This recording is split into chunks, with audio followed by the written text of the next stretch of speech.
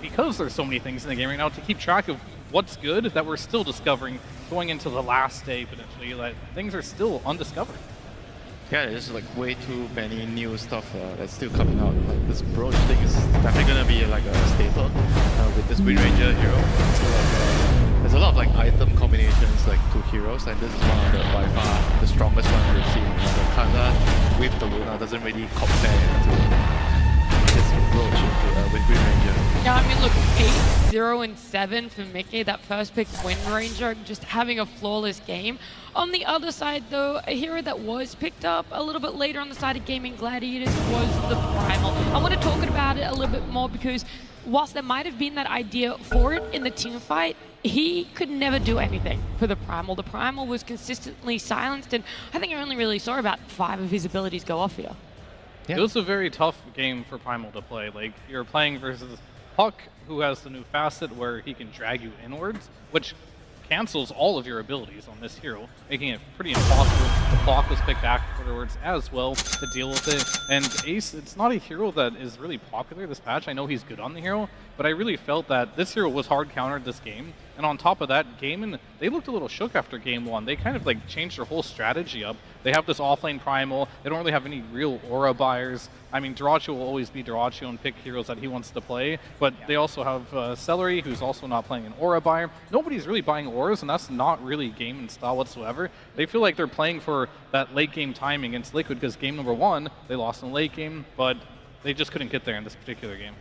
The over-adjustment, Jenkins? It was a bit of an over-adjustment. I can understand why they wanted to pivot after how game 1 went. Usually you will see a team either like ban out the one hero that they thought was a problem and then like kind of run it back and do the same strategy, or completely, you know, scrap the first thing and then do something entirely different. I didn't think Gaimin was going to go that route, just considering how dominant their, you know, they kind of did both, right? They banned the Doom and they changed their own draft. Yeah. That's where I think the over-adjustment comes in, is like maybe and in retrospect, it's obviously a lot easier to say this, and maybe they get another chance, but maybe the strat is to just ban the Doom. Okay, that countered us, that was a problem, and then run it back. Go with the Underlord again, go with the auras. They've looked so dominant doing that. It lets them play the early game. This is what they're good at. Lets them snowball, that's what they're good at. Run it back. Yeah. Well, look, we do have a 5th person that we want to bring into the conversation because he's been doing a little bit of diving around, going to give us some more information and a new perspective. It's Purge. Thanks, Nat. Yeah, I wanted to look at how the laning stage went and how that transitioned in this very pivotal game number 2. Now, the Visage strategy that Liquid has been running, they've been playing in the group stage as well, and it's consistently beating teams because Visage gets a bunch of kills in the lane with the new facet, gets a ton of extra gold, and that influx generates items that generate pressure on the map. But what they did against is they lane 2 ranged heroes.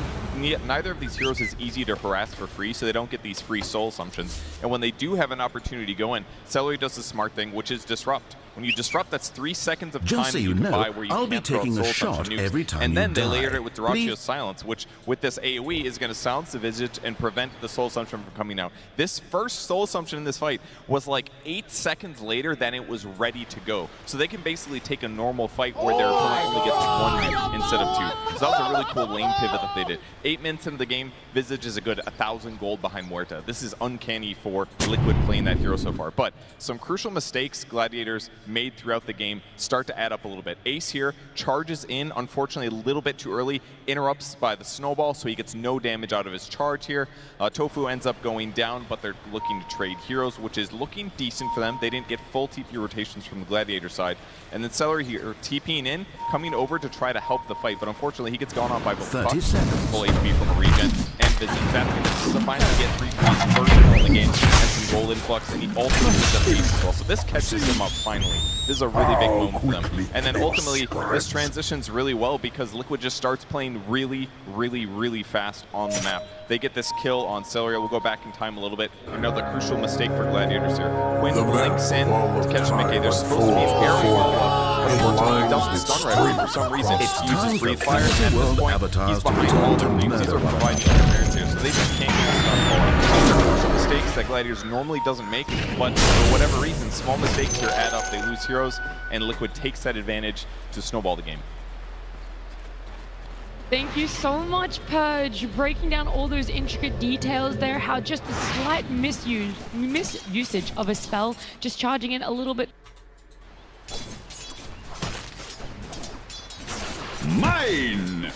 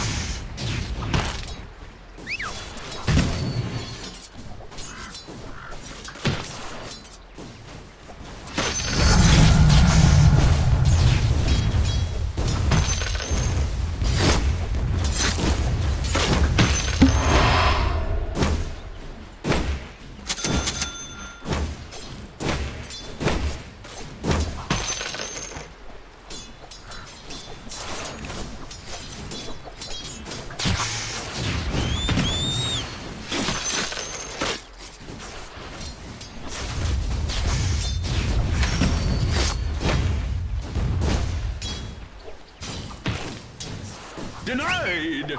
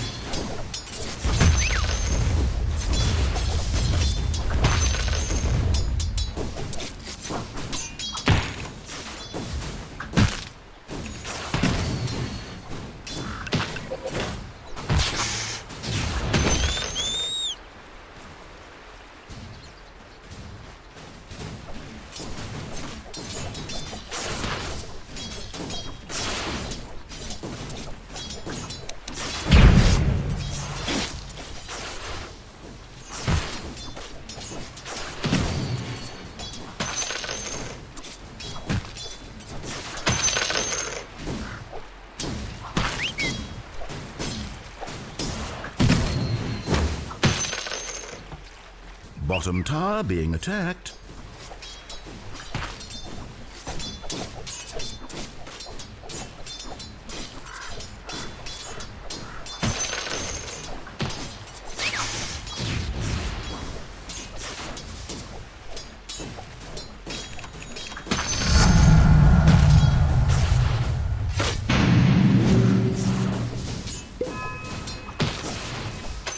The prize is mine.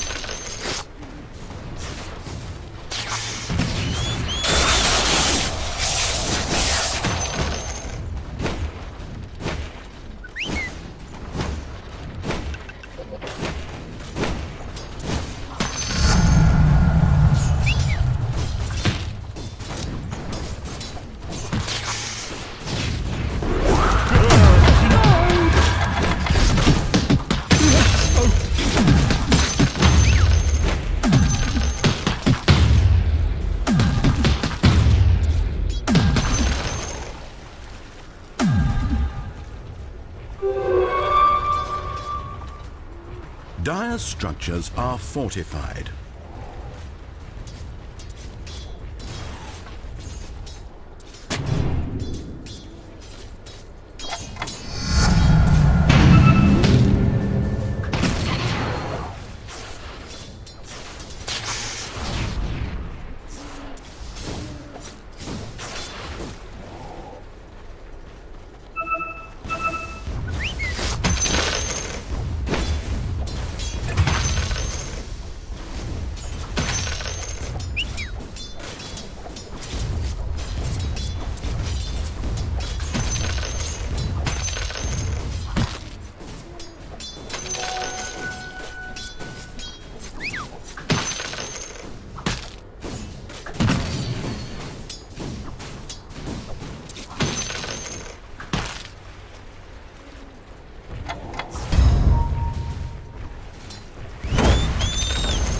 The enemy's top tower has fallen.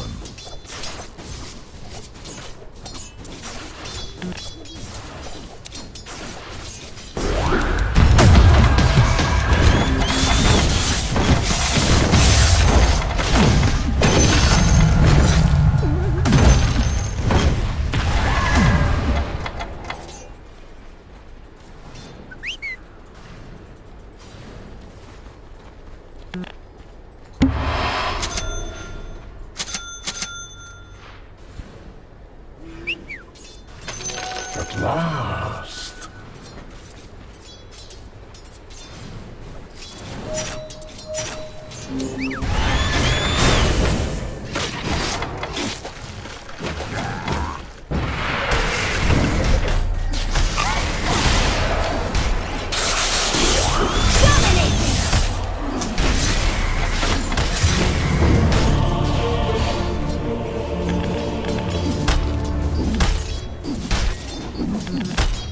Looking for me? Double kill!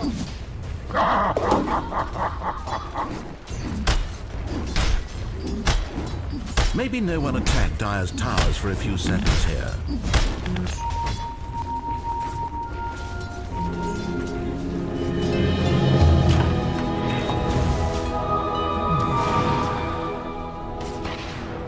Unstoppable!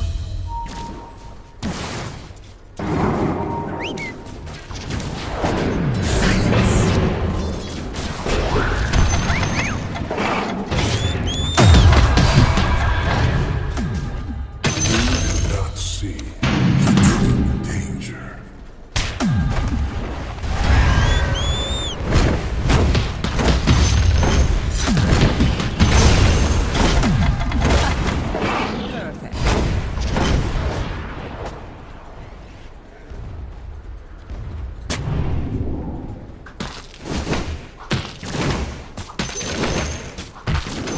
I'll take that.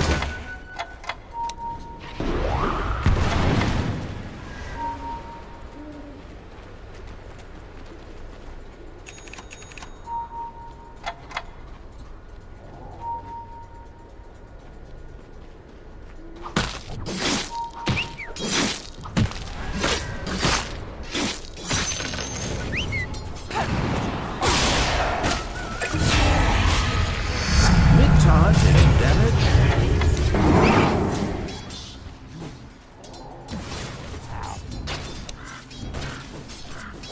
Your middle tower is under attack.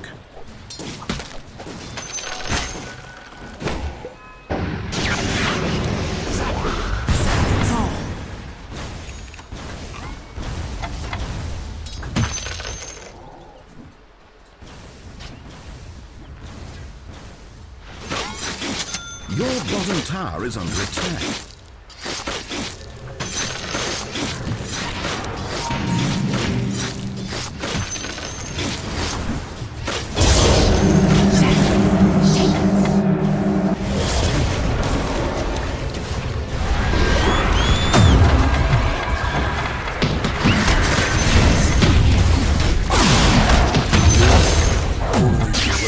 Over here now.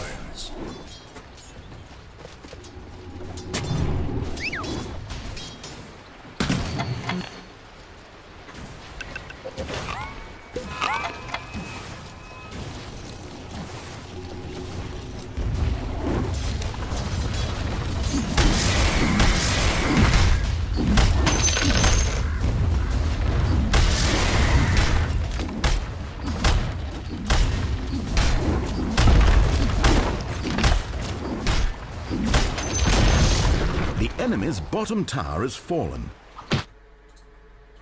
Damage.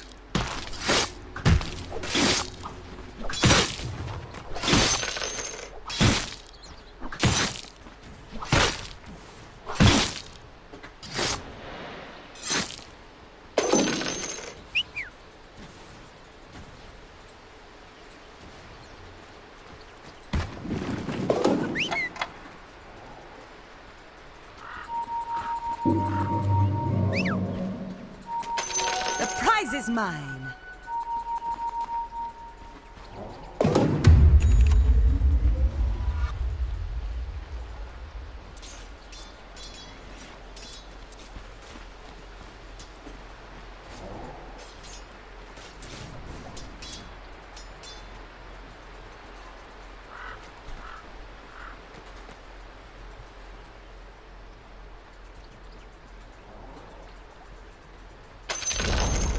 The enemy's middle tower has fallen.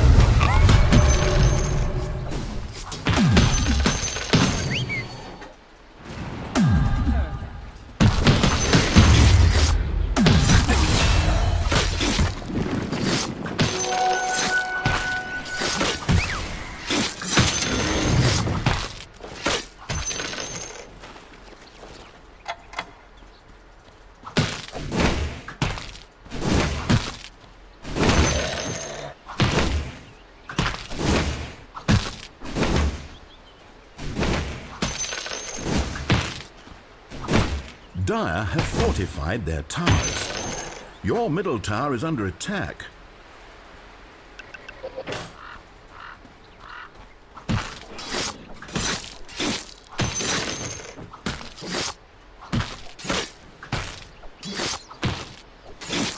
Your middle tower is under attack.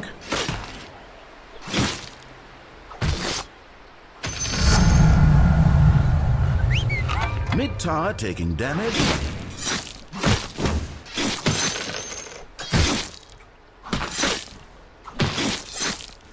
Top tower under siege. What is it? Flashlight! Shadows take us. Over here! Double kill! On the fuel. Dominate! Mega kill! Double kill!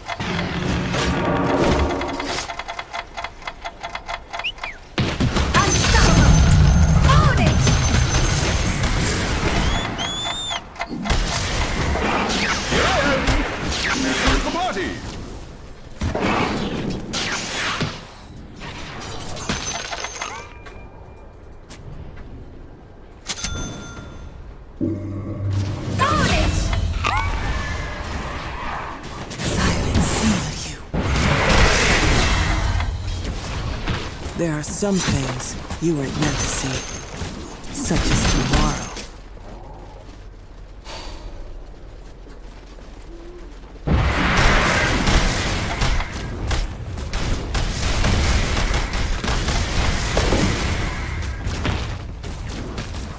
Radiant structures are fortified.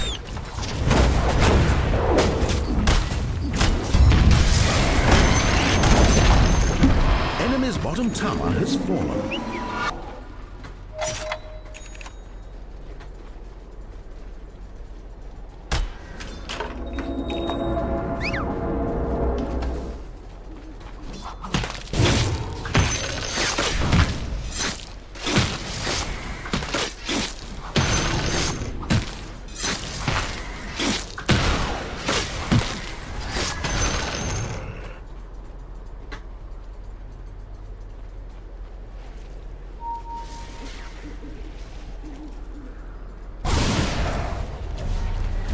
Killing spree!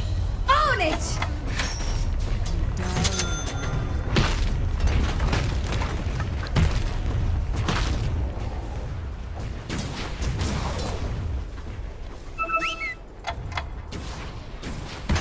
The prize is mine.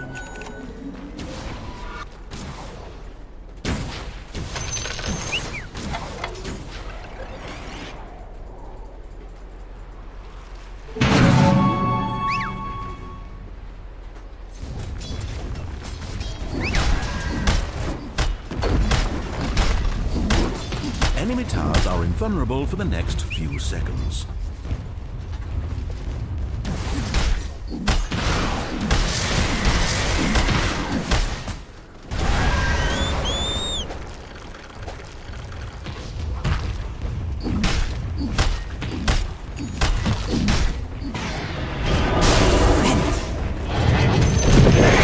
Enemy's middle tower demolished.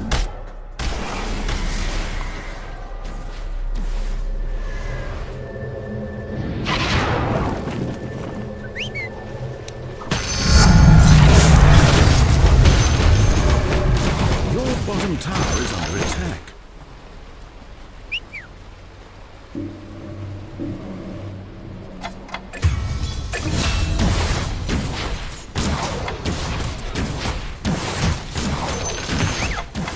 Double kill!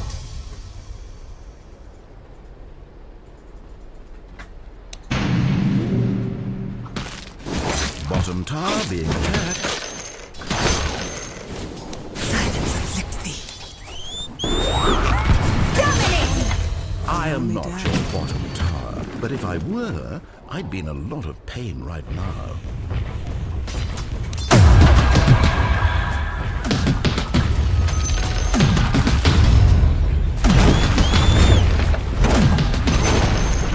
Enemy's top tower destroyed.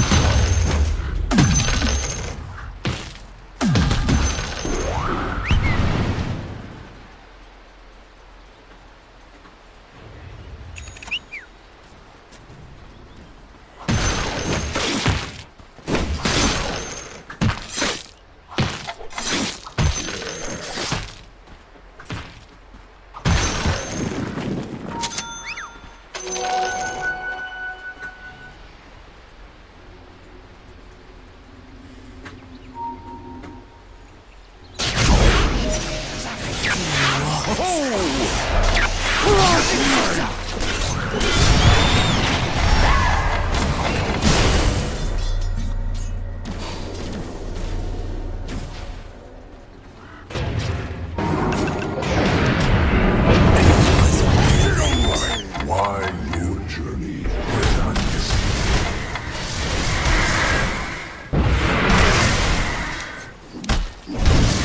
Middle tower is under attack.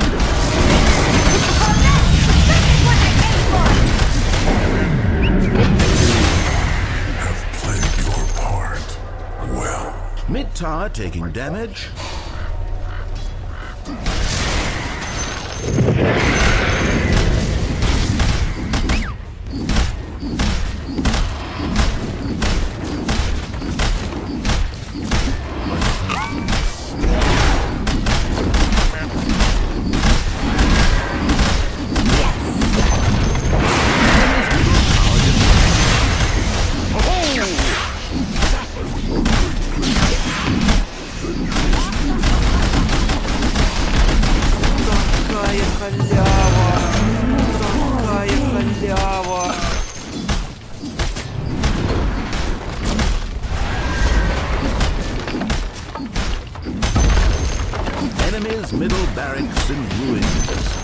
Dire structures are fortified.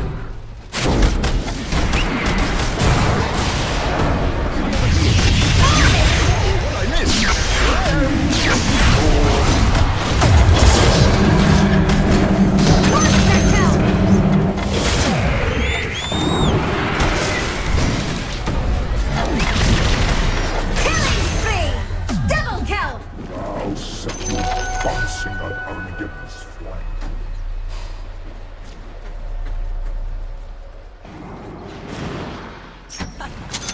Perfect.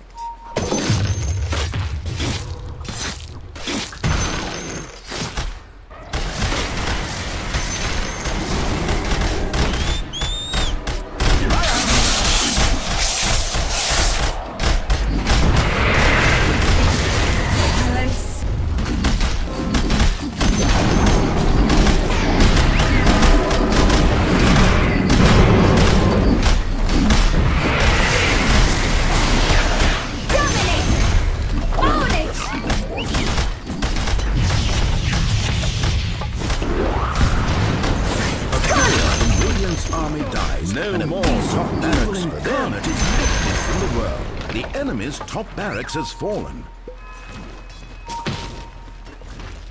Bottom tower being attacked.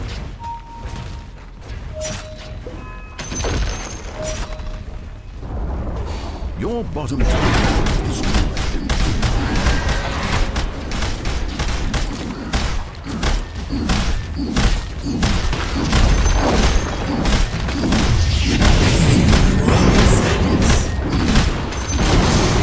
Enemy's bottom tower has fallen.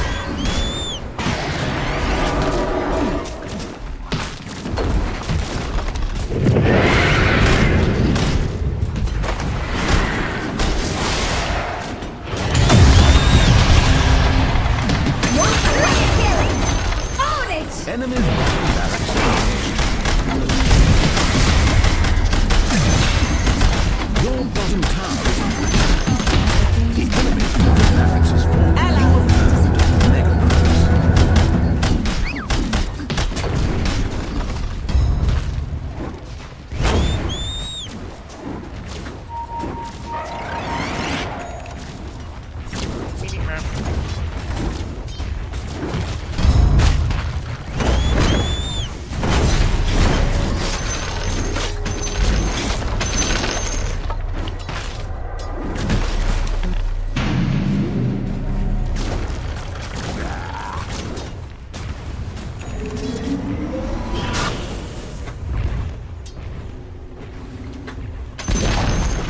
The enemy's middle tower has fallen.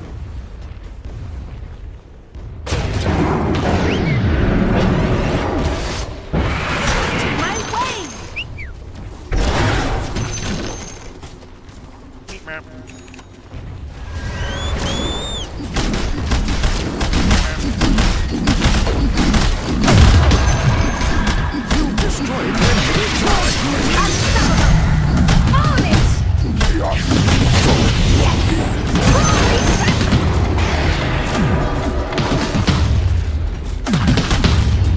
Praise the Radiant and knowledge of meta systems to manipulate the flow.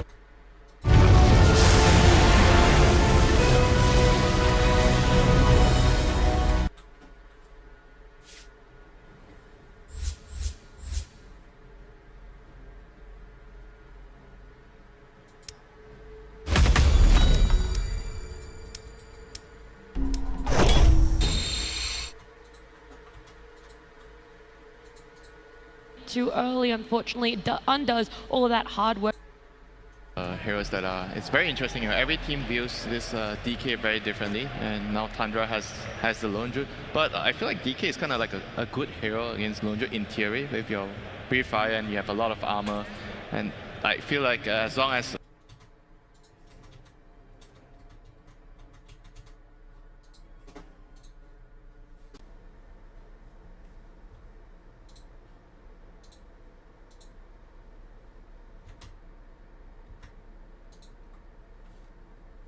you don't get crushed in the early game, this hero is going to be a very, very good matchup against a Lone Druid in the mid-late game. Hero, this Lone Druid seems like one of the most broken things in Dota. I hear people talking about it as if it's completely busted in the interviews, so I'm curious to see what Falcons picks, what they consider to be a counter to the hero. 'Cause I don't think DK is quite enough. I think it's good against it, but maybe this facet on Lone Druid is so broken that good is not good enough. What facet is he going? He's going the one that gives him 3 inventory slots, and then the stats that he gets from those items are 60% more effective. And of course, you still have 6 slots on the bear, so this lets you play like a hybrid build where the main hero is right-clicking and doing a lot of damage, and also, by the way, having 5,000 HP, but then eventually you're scaling the bear as well. And we see some really cool item swaps between the bear and the hero, where people are going for BKB. We saw Pure do that, where he would have the BKB on the bear, swap to his hero, use the BKB, then swap a stat item back into the main hero, because it doesn't put it on cooldown. I mean, is Tinker a good hero against Lone Druid? Like, in theory, because Lone Druid kind of wants to like play fast. Like, he's very aggressive early. Like, can you actually just try to use that hero and slow it down? And the barrier seems pretty useful against Lone Druid. The laser's quite good against Lone Druid. Could that hero actually be kind of a soft answer to deal with the Lone Druid in the early game? And you have a Lone Druid, use that hero and slow, like play fast. Like, he's very aggressive early. Like, can you actually just try to use that hero and slow it down? And the barrier seems pretty useful against Lone Druid. The laser's quite good against Teams really want to play Tinker, period. I feel like Soxa, given any chance, will try to scale into the game, which Tinker somewhat does, but I think he wants to be more of like that Enchantress, damage dealer. Piranha, damage type dealer.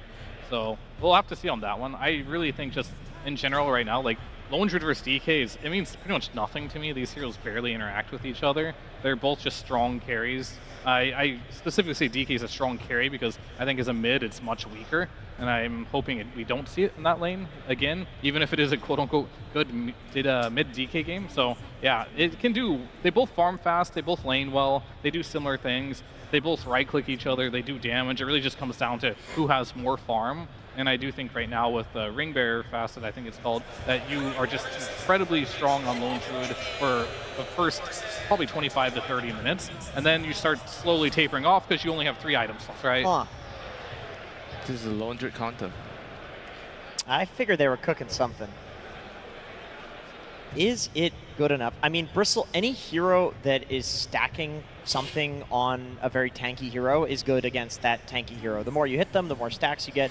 Bristle, similar thing to like the Slark or the Ursa. But they're all weak against Viper right now. Like DK and Bristol, they are extremely weak towards the break mechanic. That's a good point. And you pick both of them on the same lineup, you know, so I think it's a pretty risky move here.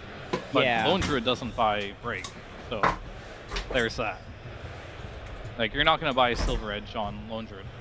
Yeah, but I mean, I guess they're really banking on the fact that Tundra doesn't want to pick Viper. Tundra doesn't want to pick Viper because Thompson doesn't want to be bored.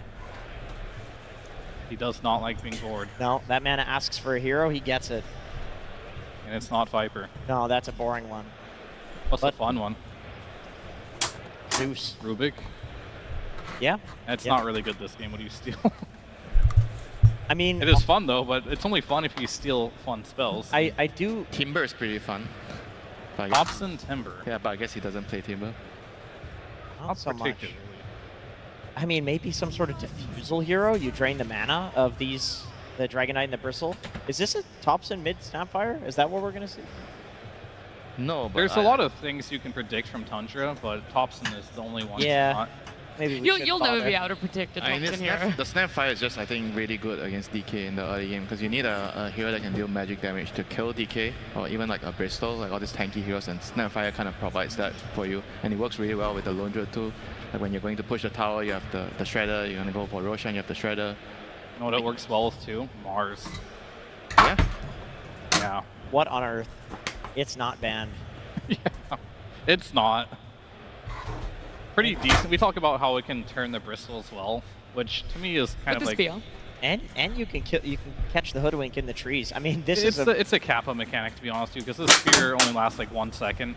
It's not really that good, but it is good with the damage that you can put into the arena with the Snapfire. Lone Druid as well can do it. That little bit amount of time you can turn them, whatever. But I think more than anything, it's Ramses. He plays Mars. It's in the pool. Just pick a Mars. Okay, well now, you know, I beg the question. They probably expected this. They have picked Mars. Every opportunity they could have gotten in the last week. It's a perfect Mars game, so what's the counter? Is Lone Bristle- Druid. Yeah, they have the Lone Druid is the concern from my end Goodness. here. Second Lone Druid. What is a Lone Druid supplement or replacement here?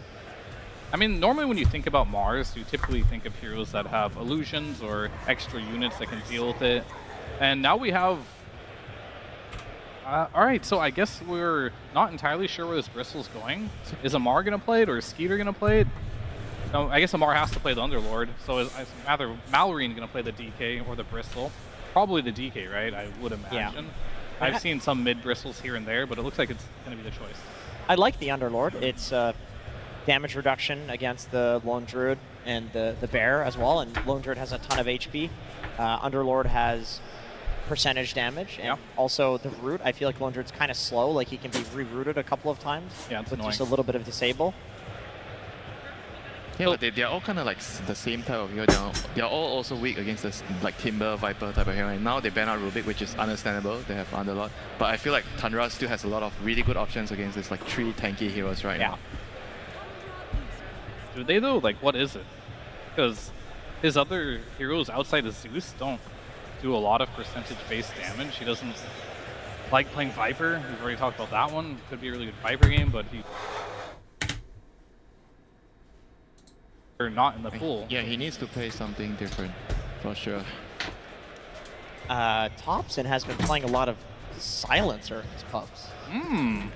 That's spicy. Silencer against very tanky heroes. I mean, he does get stacking glaives every time he hits them. I mean, these heroes like to get hit a lot. Silencer likes to hit people a lot. It's good. They have good front line for him in the Mars. I like how we're just like not even discussing Timbersaw at all versus Underlord, Bristleback, and DK. It was just no It's Thompson. Won't play it. He's not going to play it. Just honorable mention, we know it's there, but I don't think he just plays it, and I think Falcons is under the same assumption. Yeah, but if you have Just doesn't play. nothing else to ban, just why not just remove it out of the equation? And Monkey King, oh, that's the last one. That has to be a good ban here. Unless, I was going to say they're looking at the Monkey King for Falcons, and I realized you've already shown 3 cores. Yeah. One of them going towards support would be pretty weird. Although, Well, we have seen a Bristle 5 in the tournament. yeah, I was about to say, and Tundra are banning Lunar and Razor. So is there something in scrims? Because I do know these two did scrim each other in the break between playoffs and main event that we aren't privy to. Do we have to expand our minds here? I think we have to with that Luna and Razor ban. That went over my head just a little bit, but they clearly think one of those 4 heroes outside of Hoodwink is a support. Underlord, Definitely Bristleback, not Underlord. or DK. Out of those, it has to be DK or Bristleback that they're thinking about as a support. And I have no idea which one's better or worse as I feel like support. Bristleback seems like the more higher percentage one. Just because of recency of seeing Yeah. that. Yeah. And he's just Just more- one time, sample size one, Team Which also Zero. didn't work. which lost, by the way. I mean, it's more And it was useful in Falcons the that- lane, you know. If that you beat compare it. those heroes, like what's DK gonna do if he's a support in the lane? You know, I think Bristleback can Yeah. really secure your cause early game. He can stack. He can maybe But try to do. it has to be a some snaking mental. hero too. I just don't see it. I think they're gonna- Bristleback is a farming hero. You told me snaking needs to be on the hero. that Yeah, can that's farm. I was thinking the same thing. Oh, they took the monkey. All right, so they took the They monkey. do take the Monkey King. All right, Good so call. it has to be a Bristleback 5. I think Snaking's playing Bristleback. Or Underlord and you just atrophy aura. That's it. You're like, yeah, an aura plus I think that 5. has less viability than Bristleback as support. I think so as well. I'm actually kind of feeling Silencer against this lineup. Even more, now you're just like, this is it. It's a Thompson here. It's looking Surely you would- fantastic. Right click. Surely you would dumpster any of these heroes mid, right? He's going Dazzle, I'm going to guess. Dazzle is very good as well. Yeah, it's a Thompson classic. Yeah, he likes the hero. Less risky. It has a lot of heal to sustain versus the Bristle Dazzle is Underlord. a very, very good choice. Got lots of heal. You do good damage against all these heroes in the front line. You win your lane. Is that what you're throwing in as well, Winter? You just want to +1 the Dazzle? Yeah, they can't even swap their lanes. I don't know who can they actually send into the mid lane if it's a Dazzle. All their calls are actually pretty terrible against Dazzle. You kind of have to like cut the wave, don't play the lane, drag the creeps everywhere. Oh, he plays it. Oh my god! Even better, but I didn't think he would do it. The ultimate Thompson 360. I mean, this hero I told you, you can never predict a Thompson hero. Yeah, this hero was already good, like so many picks before, but I guess Falcons did the same thought process as us. Like they felt like he's not gonna play it, he doesn't play the hero, he doesn't want to play it, so they totally ignored the hero, and now he's back. Yeah. I mean, I didn't even try to predict it. I tried to predict what he wasn't going to pick, and then he picked it. That's how unpredictable he is. We should not bother trying to figure out. Let's just Yeah, not. I'm actually going to ban Thompson from the vetoing conversation Thompson next time. conversation. I Well, mean, look, now you've seen it. it's a perfect Viper. I game. mean, based on draft, Tundra's gonna have such a good game with this Viper. The Viper literally counters every single hero they have. Yeah. You feel like it's just null and void, this bristleback, even moving it to a +5. There isn't much advantage to be gained on the side of Falcons. Wait. Sorry. I know we vetoed Thompson conversation. Oh my goodness. Hold on a second. Okay. It's Thompson on a normal hero. I'm in. What's his build? Oh, so you're going to 180 again? The build is going to be something insane. He's going Gleipnir because he loves that item. It doesn't matter what he's building, Viper is the pick for this game, and he's gonna do well. Okay. Well, look, I wish we could get a little bit more insight into what Falcons are doing, but instead, we're going to head on down to the stage, and we're going to get Moon, the coach of Tundra, with Slacks. Copenhagen, hello! I am here with the one and only Moon. And, good to see you yet again, my friend. Quite an interesting draft, quite a pub-destroying draft. I believe that is a +5 Bristle. I believe that is a mid-Viper yet again. Can you tell me about this? Are you guys just looking to destroy pubs for the rest of the year, or what's up? I mean, I'm just looking to give Falcons a taste of their own medicine. Ooh, I like that. Now, I gotta ask, man, you're a very, spicy guy. You like to take some risks, all that jazz. You're gonna open up with Lone Druid. Have you no shame? What do you think about this hero? I mean, this guy's busted, especially in your hands. I mean, Pure is like Lone Druid specialist, so free win. Okay, that is what I like to hear. Now, I would trust no one else with this out of all the coaches, but I'm going to do the most forbidden thing in the world. I'm going to give you my microphone. I'm going to let you talk to these fans out here, fool you, and tell them what they can do in this series. Tell them how to cheer from you. Let's go ahead and give it to you, man. This is yours. Take your moment, bud. Now, Royal Arena, I do have to ask a couple more questions here as we're getting ready to pop into this one. Do you think these teams have what it takes to go to the full 3-game series? And Royal Arena, one more question. Do you think Darkseer should get buffed? Yeah, that's right. No, we did it. All right, well done. Ice Frog, you heard it from the people. It must be done. Lyrical doing his own savage agenda here. Listen, on I the gotta main do stage. whatever I possibly can as we get ready to go into this, the final series of the night. I can't wait. It's wild because you think about it, Thompson, the king of crazy heroes. He ends up picking the Viper last, the most normal one possible. And in the meantime, it's a great game for it. There's so many different heroes that just get wrecked by this one. Yes, there was an old discussion of if you just pick too many You heroes. heard it from the people. It must be done. Lyrical doing his own savage agenda here. Listen, on I the gotta main do stage. whatever I possibly can as we get ready to go into this, the final series of the night. I can't wait. It's wild because you think about it, Thompson, the king of crazy heroes. He ends up picking the Viper last, the most normal one possible. And in the meantime, it's a great game for it. There's so many different heroes that just get wrecked by this one. Yes, there was an old discussion of if you just pick too many heroes to be doomed, then Doom can't be good. I feel like they've done the same thing here, right? Like that all of these passives are just so important that he can only break one of us now with the way Viper's been changed. Absolutely. That's going to be, I mean, if I remember right, that wasn't a great strategy. No, I really don't like that strategy, and yet we talked about it all the time for years. Well, nonetheless, it does seem like that is what is going to end up happening as the smoke out happens. The pause is about to be undone, and we're getting into this game number 1, Tundra facing off against Falcons. We saw in that interview at the start of this as well. Falcons talked about that earlier series that they had against Tundra and how things were going, and they felt like if they were able to go deep in the tournament, that was going to be the pivotal turning point for them. We'll see if they've learned some more lessons since then. Yeah, and of course, coming in here with quite a bit of pressure, I would say, on Falcons with how they've performed throughout the year. Definitely some expectations here at this event. And then Tundra, you kind of have the opposite here, where you're coming in, you have a stand-in playing for you, even though it is the glorious Soxa, it kind of takes a little bit of the pressure off, to be like, oh, well, we'll see how we can do. And then you knock Falcons down here, but eventually you have to come and join them here in the lower bracket. See how the matchup goes this time. So you can take a look at all those various facets. I don't believe there are any that are super unexpected. The big changeup, of course, is going to be this bristleback position 5. We're talking about all those weird heroes. Going to take the Snot Rocket. What do you think they saw in this pick that made them want to go for it? Is this just like a lone druid counter, or is there something else that Snake King's working on here? It's interesting because you would hope that the idea is that you pick the bristle early and they're sort of forced to address it, right? Yeah. And then like have to do something in their draft and then to be like, now you can't play core bristle. But you kind of look at it and you're like, well, I mean, I guess they kind of can't, right? Especially with the Viper coming up. But then the Viper's still so good against the other cores that, to me, it doesn't really feel like the support bristle has like fooled anybody. Like Right. I don't think you've really messed up their draft all that bad here. No, they must just think that it's actually that good, which I'm curious to see how it works. And again, for anybody that's not been playing all that much bristleback or taking the facet for a long time, people were saying that this was like actually the bad one to take for a while. But on a support, it feels like it makes more sense. It's Pure encouraging everybody to have a little fun out there. Of course.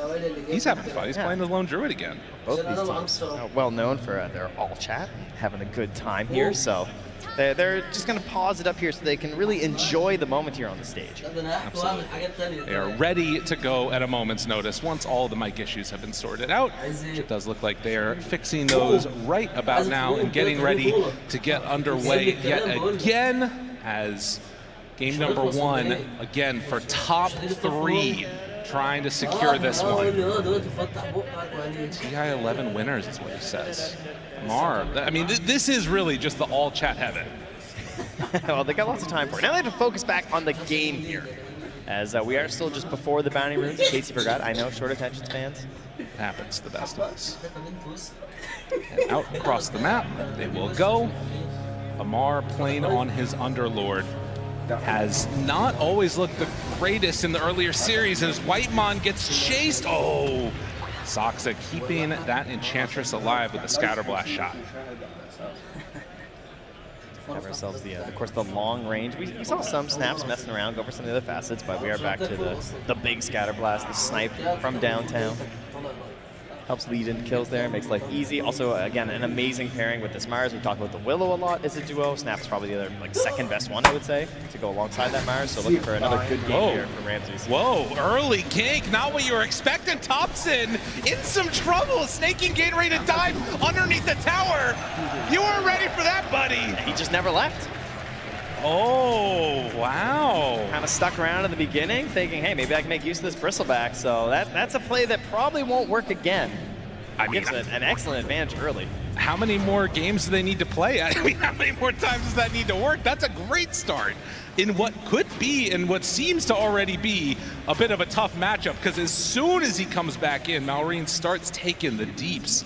6 stacks there and drops down to 80 HP. That's scary. Yeah, you heard the panel talking about Thompson could go for this Dazzle and of course ends up with the Viper, but it's all the same idea here, is that there's not really a good laning solution here for Falcons. That's why you're going to see that play from the Bristleback, but even with that kill happening, you're still going to have a very hard time doing much in this lane. We're going to see a lot of creep pulling shenanigans here for sure.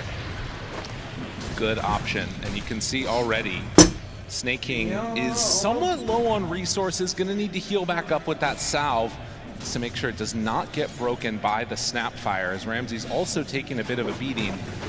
And in the meantime, Malrine just can go in for a Boundless Strike, but will get a good chunk of these creeps tonight out, most likely. That's another big head. But of course, that constant spam will cost something for him. Thompson about to get that bottle delivered out. We'll see if they decide to bring any more heroes over to help out Malrine, because honestly, the way that this is looking, if you get a couple more levels up on Thompson, he's not going to be able to approach the creep wave. No, that moment is definitely approaching quickly, so you have to hope that your side lanes are going to be going a little bit better, right? 6-0 already, and you can see that the DK not having the best of time there, but down bottom, we're seeing Pure off to a decent start, facing off against Crit and Amar in this side lane here to the side. Yeah, got some pretty good potential for global mobility here on Falcons. You're going to have the Gate, and then you have Monkey King, who pretty much is global these days with the Simeon Stride facet. Snake King, that is a lot of stacks. That's right. Finds them, kills them. And something that you don't necessarily love when you have this full bore Snapfire is getting a melee hero up in your face. That's what Bristleback is aiming to do here. And hey, you know, another advantage to Simeon Stride is he get back to the fountain faster. True. So even if your lane is a bit of a disaster, you just gotta skip and hop your way all the way back home here, like Malreen's gonna do. Yeah, I mean, for getting a first blood, you're looking at these CS numbers across the board. Tundra are kind of wrecking Look what he's doing. He's on the move. He's come down bottom. Oh my God, he says, who needs mid lane? Yep.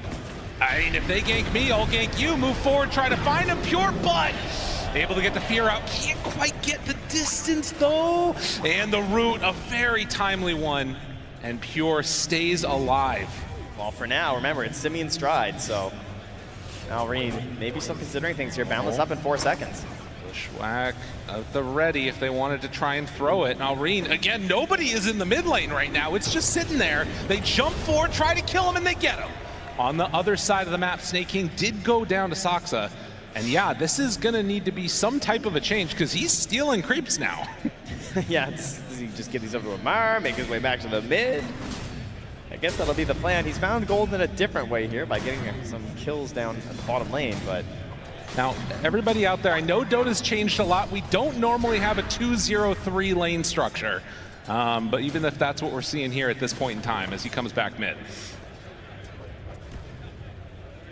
Catches enough here to be kind of okay. Jeez, Thompson is going to be 6 relatively soon here on this Viper, though. And that's when you truly will not be able to come back here. It's even going to be difficult to try and like make a gank, some sort of rotation or play.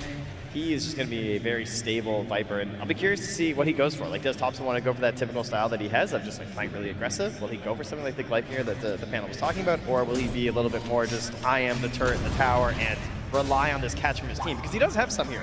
Right. I mean, it's, unfortunate cookie there. Not quite what they were looking for. But yeah, there's a lot of freedom in this game because he's not laning against anybody. It's PvE at this point for the Viper. And so the question is, how does he take this like early lead that he's built up and translate that into the rest of his team doing well? Just seeing this monkey jump all the way back. No TPs this time. And one range creep comes through. God. Glorious. It's like just a little bit of water in the desert of farm that is in this Monkey King's lane. Just a drop.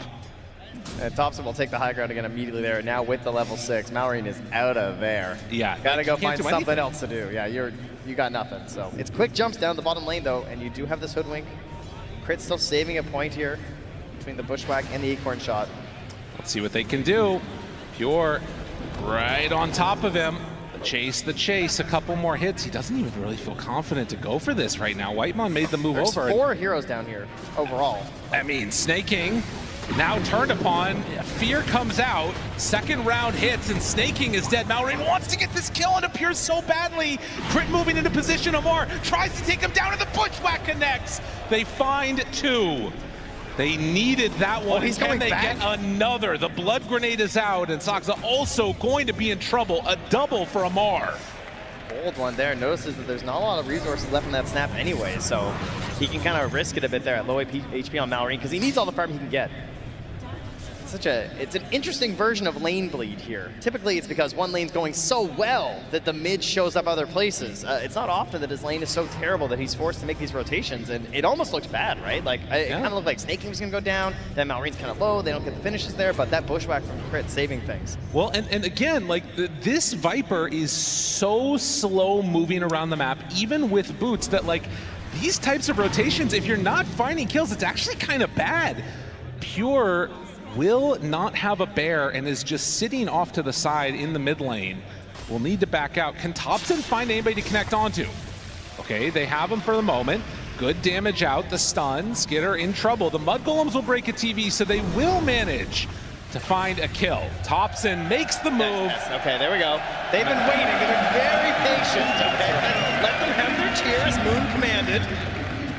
Very good. Excellent following of instructions. That's why they're so good at Lego in this country. Okay, I got it. It makes a lot of sense. As Thompson looking for another one now.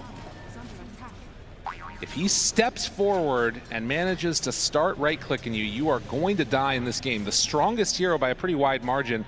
With that said, Amar, with those couple of kills and being involved in it, has actually went to the top of the net worth chart. Yeah, hoping to sort of match these plays, right? If you're going to be going around, following around this Viper, you're going to be there with the gate eventually. Still holding the point right now, if they can find a moment. And he wants to get the Atos too. I love Underlord Atos. Yeah. It's like one of my favorites. You know, actually able to start fights, help your team out a little bit here. Nothing sadder than an Aura bot Underlord who just can't help get that one little bit of the fight started. We'll see if he commits for it. Seems like it could be a pretty nice answer for them. And obviously a good way, off the back of a stun coming from DK to set up for anywhere around the map. As Pure, they're actually going to drop the gate. Crit thinking about going through that one. Amar comes through. Crit does go down. Now Pure in trouble. Pure will fall, but they get the break onto the DK. DK starting to fall as Amar wants to get out through the gate. Will manage to, but instead it's right there to the side. And Ramses was very ready. Rain tries to come in to maybe find something else, but he's just going to be cleaning up some farm. Well, they're hurting Pure. He has not had a good game. The unfortunate part of this is that the rest of Tundra is doing quite well. Wait a minute. They bring down that big Underlord here, but it's Ramses. And now he in a little bit of trouble too. Malrine will get caught by that Spear. Snake King looking for the slowdown crit. Ramses already drops the arena. The Boundless is out. Do they have enough to chase him down all the way? Cookie gets a little bit of extra distance, but Crit is there with the bushwhack and the finish. I mean, the armor is just ridiculous. And now Soxa might be in even further trouble as they're stacking up that goo, hitting away onto this Snapfire. Snake King, will he go down? No.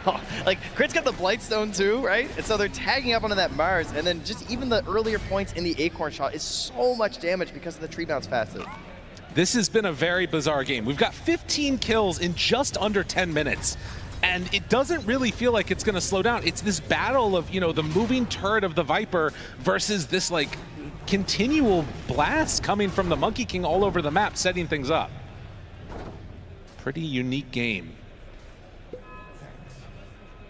But will they be able to keep it up? How are you feeling about the way that the next couple minutes work out here?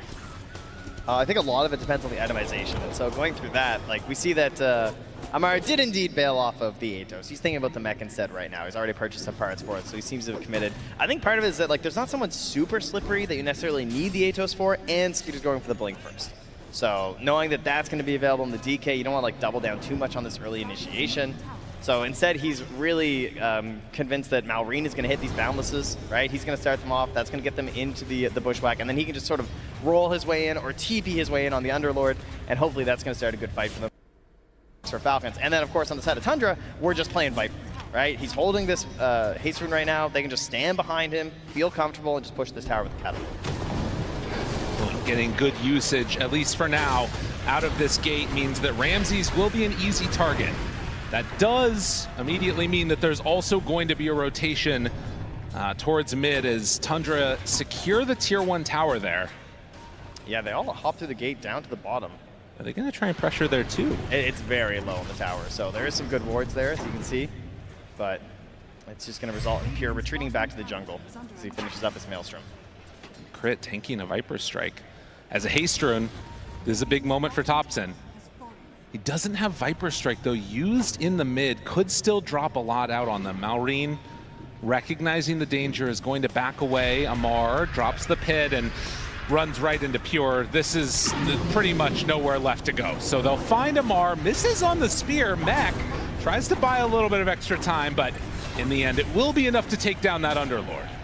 Yeah, they weren't able to chase down Snake King since they didn't have the Viper Strike, but they get a much more important kill there onto Amar. So Tundra keeping things pretty even here. 10-7, gold, very much equal at the moment.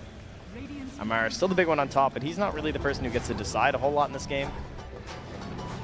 He doesn't have the full freedom to just walk and guarantee that something's going to occur for his team. He does need that little bit of help from his DK and his Monkey. And they're just finishing up these first items. A little bit of... Mostly Skeeter's finishing up his first item. He has a blink because Malrine has gone triple Wraithband. Yeah. He wants to be involved and active, and he knows that he can't wait for these bigger items. Well, and, I mean, it's because of this. Look at how Tundra is playing. And they're actually even going to drop the arena right onto Snake King. This Bristleback will get caught, pushed up to the high ground, but Falcons, are they coming to try and contest it? Skinner jumps forward. They have the control onto Thompson, down low, dead. Now looking for more. They had the pit and the kisses coming out. Wukong's command used, but no extra ability to control. The spear is there. And it looks like the trade is going to be the Bristle for the Viper and maybe finding more. Skitter there, crit with the follow-up. Jump for a great boundless strike. And Pure's Bear is just running off to get killed. That's another hero if they can get it. Oh, and they bring it. Oh! Only the roots. The recall. Yeah. The resummon there. Make sure he keeps it nice and healthy. Very nicely done. I mean, that's kind of the punishment for arenaing just on the Bristle. Yeah, they were hoping that it just would immediately give them a numbers advantage, but because they brought in the Underlord who has this mech, like there's no early auras here on the Radiant side they're going to help out, right? So they just kind of bet on the fact that auras would be stronger for them on the side of Falcons, and they'd still have enough damage left in the tank after Snaking died to just go straight for the aggressive, and they were correct. That's a little bit of a help, though. The Pavis finished up here for Whitemon. Yeah, anything to try and power these guys up a little bit more. Gleipnir, they're working on it for Pure at the moment. Malrine up in the trees will run right into Whitemon. Now this was the 14-minute wisdom that they were aiming for. Cookie, chase, Malrine running away. They dropped the key onto the low ground. Dude, these fights are really bizarre the way that they've been starting and stopping. Yeah, and he's still down bottom right now with Ramsey's coming in close. No blink just yet. Hunting, wanting to find this Underlord who does stick around a bit too long, and the pit is dropped. He's still going to back away, maybe trying to bait them in. I think that his distance is too far for them to catch up. Now Snaking's in behind with Malrine as well. Wait, what's going on now? They're thinking about, I think they were just convinced he was going to get caught. He drops a ward there as well. So Ramses, they don't see him. Oh, there they do now. And they got him. Ramses in a bit too far and will get killed off. So they bait out the movement and managed to kill Ramses. What an insane wraparound play from Falcons. That was pretty wild. That was so unexpected. Ramsey's just totally busted there. I mean, he didn't even get the gold for his Blink Dagger, so that's going to be the death cost. He's going to have to come back. He doesn't have that immediate, let's just like, oh, let's just go smoke out with my new Blink. Right. He's got to go hit the jungle again. And in the meantime, Falcons building up these stacks. So a triple of Ancients, double on the hard camp, and a stun is used onto Thompson. Not many places to go, and if you're found, well, you're going to be killed. Malrine takes him down again. Who needs a laning stage, honestly? And he's slowly catching back up now, 1,000 gold behind. It's just this single target focus they have there, right? Big physical damage onto this Viper. Force Staff will do a lot to help him, but that's a pricey recipe that he's still quite a ways away from. Right. Well, and again, you know, you look at these heroes, there's good net worth on Pure, good net worth on Thompson, but it does sort of have this feeling where they're getting outmaneuvered around the map. Double wards placed down by Whitemon as Crit and Malrine head through that direction. This Mars Blink Dagger feels like it's going to be something that maybe can turn the tides a bit more into their favor. Yeah, been waiting a while, and then additional control coming out from the Gleipnir done on Pure. Well played, hits the full bore, and Malrine just caught. Off to the side, Soxa making the move that they needed. Support's getting together for it. And another round, Snaking, hit, full bore, punch, done. A double kill for the Snapfire. The stand-in coming in clutch. We heard the panel talk about how like it's not that good with the spear versus the bristleback because like it turns you, but it's only for a second. But with the support bristle, it's kind of good because it's not like he's stacking up a ton of survivability on this bristle quite yet, right? So it only really takes like one good shot from the front to take away half his HP from Ramses there, just obliterating Snaking with the help of Soxa. Well, both teams just throwing haymakers back and forth at each other, but now with an Atos done, maybe this could be a smoke-up opportunity for Falcons. They're getting together in the mid lane. Crit's seeing what happened to his mid laner. You know, he's level 10, Malrine's level 9. Saying, it's all right, buddy. I'll get my Gleipnir. You know, I'll start with the Atos. I'll start setting this up. I might need to scale a little bit here on this Hoodwink.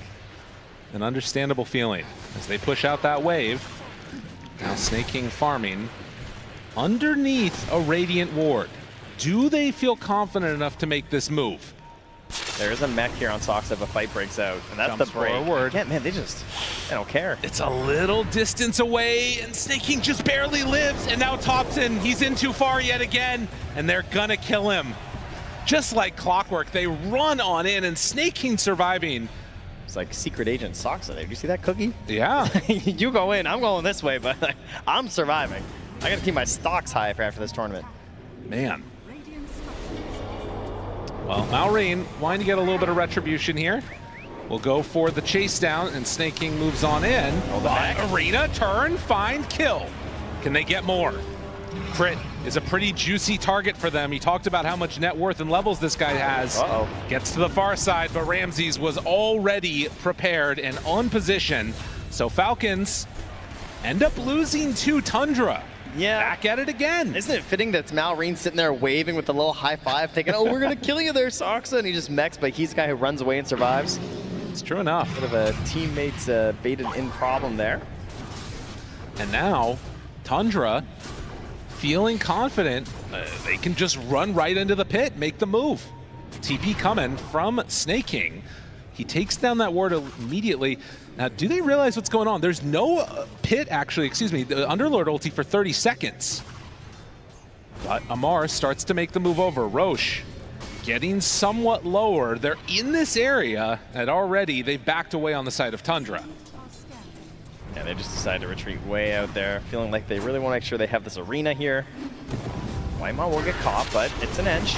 Boundless, a lot of heals come through. It's an edge. Now in trouble is Skinner. He gets punished. Whitemon gives him the tip, and can they find more? Snake King, he's rooted. They can't quite get the connection of the bear and the cookie together, but Falcons not getting what they needed in that one. Again, an absolute slobber knocker of a match so far, 20 minutes in. It's just been back and forth, Trent. Yeah, I like that positioning from Tundra too. Just recognizing like, hey, we don't want to fight like quite yet. Let's back away, see what they do. They overextend a little bit. You get the punish because both teams kind of playing the same in this, you know, who gets jumped essence, right? Trying to blow up this edge with the overprotective wisps can be very hard. Trying to blow up the bristleback could cause you some problems as well, thanks to the goo shooting out all over your allies. And this time it's Falcons. It feels like getting the jump in this one is not necessarily the easiest thing to do, especially because, you know, if you go for the jump on the bristle and you miss out on the kill, then you get this big TP coming in from the Underlord. But on the other side, right, Ramses is just baiting out Whitemon, waiting to jump in with the arena. So 20 minutes comes up, it's daytime. Tormentor rises and quickly falls. Soxa will get the Shard. And then immediately back to farming. Pure. He has been just hitting creeps all game. Every time I look at him, he is just farming up a storm right now. Well, and it's interesting too, because you don't normally see lone druids with this many deaths. He really got a lot of pressure on him early, but has definitely recovered and is feeling good at this point in time. Yeah, living a lot in this ancient camp here, but as you can see there, still a little bit behind some of these other heroes. I guess he's more so neck and neck with Amar, as well as Skeeter there. We're also quite farmed right now.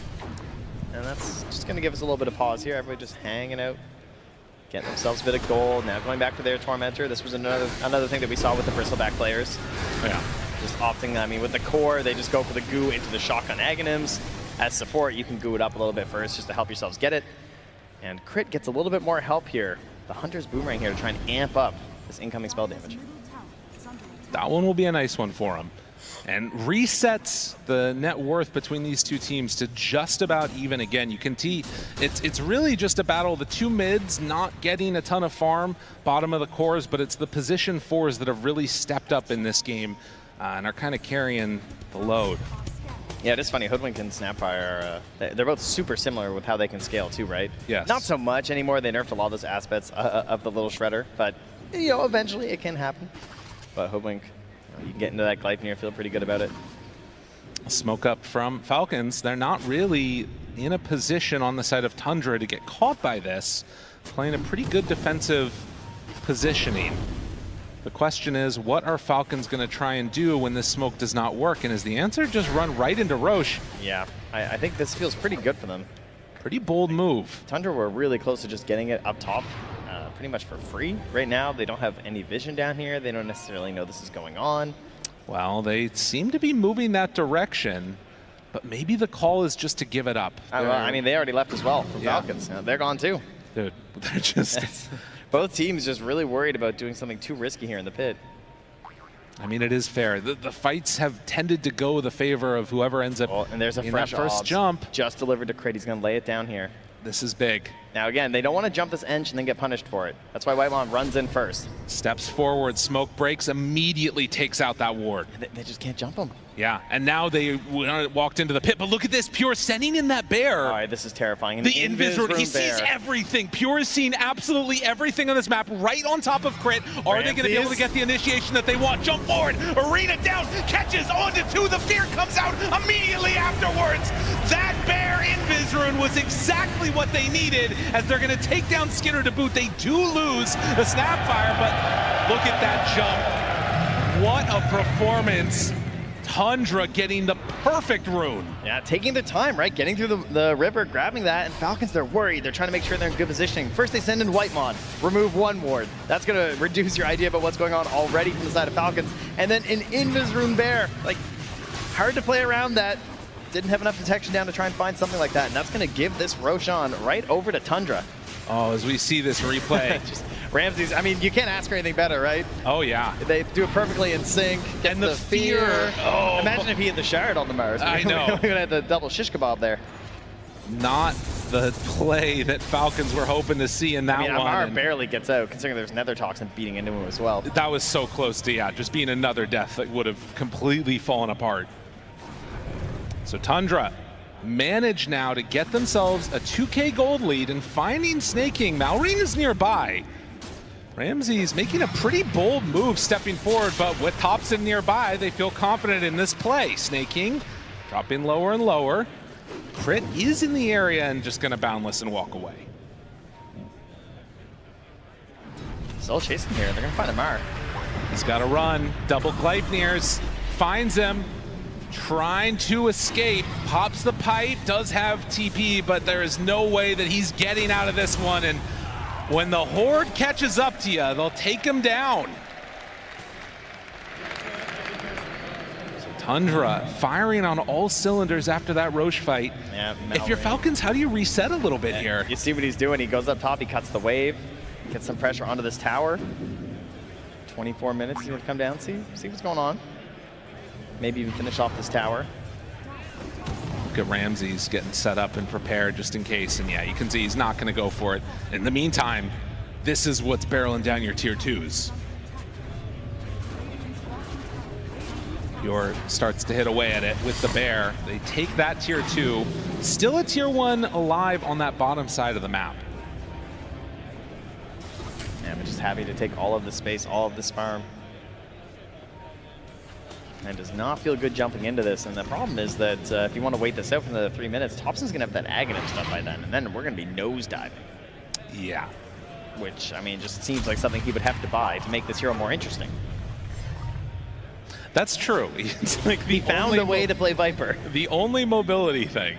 It's kind of a bizarre one, but of course the upgraded corrosive skin as well can be kind of nice for them. As we're going to get a quick pause here. Ready to voice line as per usual. Thank you. Thank you very much. Glad that ensuring that Cinder gets his voice line out there. Available now, in-game. Nailed it. 16-16 with the 4K gold lead, Aegis in hand for the Viper, and Tundra. Not that much that they're afraid of at this point, but there is still a couple things. Like if they can get a good initiation off, you know, Skitter finding somebody, who is like the ideal target that they open up on? I mean, that's a good question. It depends. Like, if you feel like you can actually get Ramses before it's BKB, that would be nice, because he is definitely the main thing that controls these fights. There's also the aspect of just like the minus armor onto someone like Thompson, but because of the Aegis, you know, obviously he's going to be positioned up front. You don't really want to kill him first, so in a dream world, it's probably Ramses. Okay. That would be great. But, you know, obviously he knows this. That's why he is a BKB. That's why he has 2,600 HP. He is a hard hero to jump. Well, and a smoke up. Now cooking forward. A little bit of an interesting one there. Just getting some extra move, the heal, and eyes potentially towards this Dragon Knight. Found. Sign seal delivered and broken TP away. Not gonna happen. Oh, that was his 9-second BKB and use the as crowd. Well. They wait to make sure it's his Thompson. Okay, yeah. You know, we can cheer. Yeah, okay, now they're good. looking for more. Snaking. TP's out. We'll be able to make that one work. Yeah, no more control left there. They're hitting quite a bit with this Aegis here. Pressure all over the map, reducing the farm area of Team Falcons. Couple of kills, couple of towers. Gotta say, this is going pretty well. Feeling good about themselves and what they've been able to do so far. And with a catapult in hand, see where they decide to go with this. It looks like they're ready to maybe go up high ground. Nobody's been able to deal with the catapult yet. Yeah, and there they go. Immediately in, Arena down, feared, a lot used just to find the kill onto Snaking, and in fact, Ramses, you can see, takes a lot of damage. Pure, the bear ends up going down. Now the resummon. The rest of the team still far away. They can Underlord ulti in if they want, but this is dropping so quickly. Yeah, they're still holding mech here on Soxa. He has Greaves coming in here too, so this is not an easy team to push into. They just got to give up these racks. Immediately takes it down. You can see how quickly it happens. They come in, Tundra, take the full set of racks, and we'll see if they decide to stick around for more. Still a minute left on this Aegis. I mean, it's exactly when you wanted to go high ground, right? Because you have the Aegis on one of your heroes, and then you have Pure at level 18 on the Bear. So he's got the Gleipnir, he's got the Disperser, and he's got the last points there into the Bear Necessity. So you get an 80% stat bonus on these items. That's a lot. And he's also got a Pupil's Gift, so perfect. I mean, he does a ton of damage. Yeah, it's pretty nasty. So again, another situation where we've seen the early push-oriented lineup. I don't think we had thought that it was going to happen in this fashion, but Tundra now hold a pretty significant lead here in this game. Yeah, and they're holding that middle of the map. They're going to get themselves another rune. Going in for it. And it's what won them the last big fight. What more can they do? Nosedive at the ready. But maybe just going to try and secure the rest of those bottom towers there. Could be an easy pathway for them, as it is going to be reclaimed. And yeah, for Falcons, going to need to find ways to pick people off. And again, you do have like good avenues to do this. If Tundra ever end up splitting up at all, Malrine finds somebody, Underlord ulti in, it should be a relatively easy kill. Yeah, they also have pretty good ways to just split push there. As you can see, the hero damage has been largely carried by Crit there, 13.7k. Have to do something there on that Hoodwink.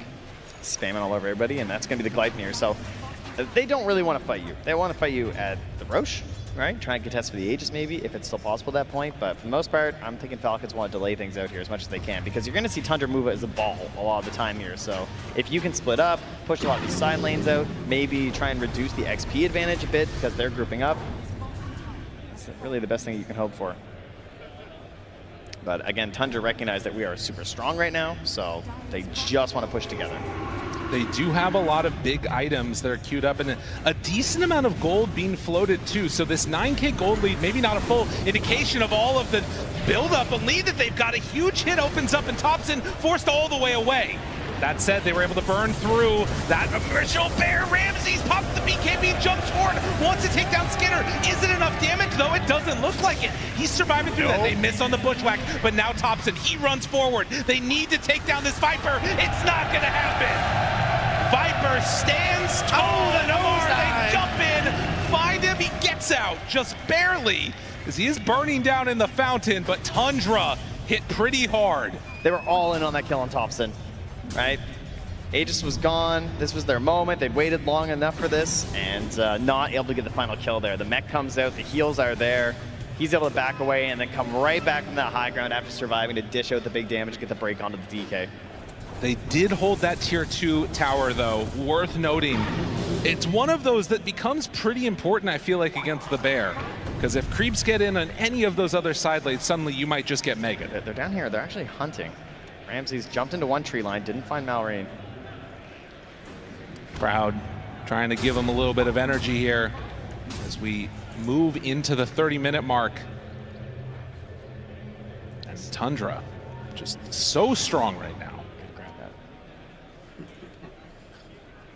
Very happy, I'm sure, to see that it's still there. Monkey King didn't sneak it away, but both teams, same idea here.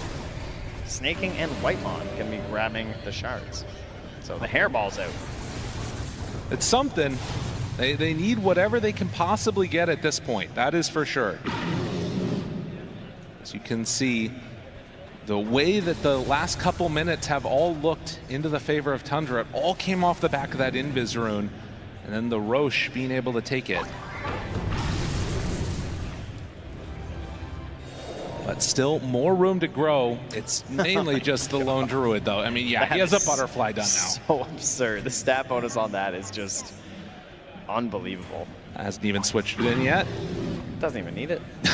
Doesn't even want it. I mean, he's got to run, you know? He doesn't want to reduce his movement speed. That's true. Maybe he just brings it in later. Yeah, he's got to get to the fight first. Yeah, how many stats he's going to be getting, it's going to be really hard to deal with.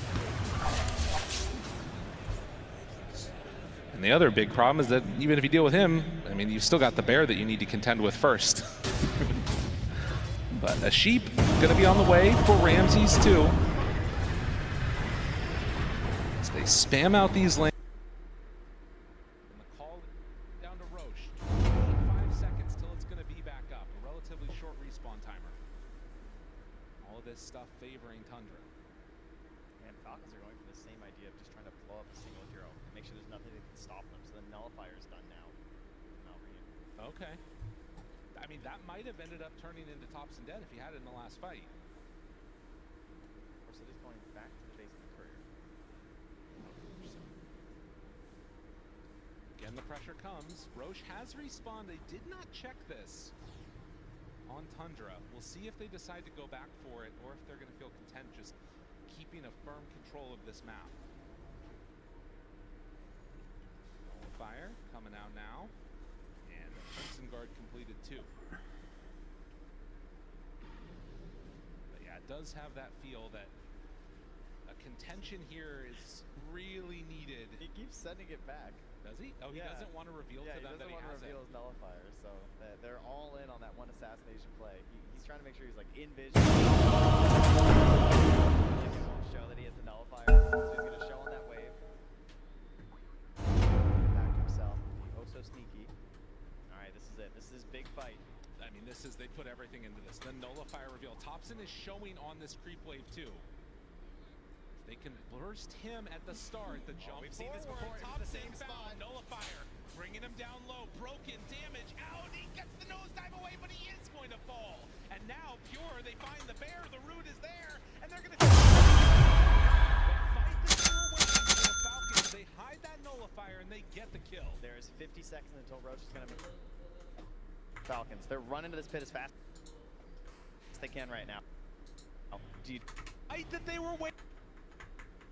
Before 35 minutes, because they're going to smoke up inside of Tundra, and they're coming in right now. This is a big fight if they can do it, and there's no way that they can get here with the Viper, so this is a fight with 4. Amar is standing the ground. Look at the positioning, wrapping around on top. They've already used the pit. They got to be careful. Crit, he breaks the smoke. Now they back away. Whiteman off to the side. They find him with the Gleipnir. Ramses, Arena down. That's not what they needed, but still enough damage. They're taking him down. This is 4v5, and they're winning. There's an extra hero. It's the bear. The bear does not care as they jump in from Skinner. BKB out from Ramses. Falcons trying to do what they can, but it's not enough. Even without the TI winner, they do it. Malreen's just going to TP out. He knows there's no hope. Roche going to run up top, but they will follow on Tundra. Trying to take that one down. Looking to secure this game number 1. Tundra in a great spot. 2 fights around that bottom Roche pit. I gotta say, again and again, it just feels like the same story of just Whitemon is just going in and giggling at them. Oh, just sproinking along, right? And just it feels like there's nothing he can do. And even though Ramses jumps into the arena, it doesn't necessarily catch anyone, but it splits the fight. Malreen gets stuck on the bottom side. Crit also gets kind of stuck down here, and that's why Amara's just abandoned here. Speared north, so it doesn't matter if he's in the arena or not. It's just so much damage out from Pure if they get it. And you can see how strong this Snot rocket Fasten is. Pure's just like standing there doing nothing. The problem is they keep running right into the bear, so it doesn't matter if he's slowed, they still have the damage. 15,000 gold lead now and ready to walk towards high ground. Tundra on a warpath here in the lower bracket. See if anything. Think much will. They're going to keep this pressure mounted. Keep running in.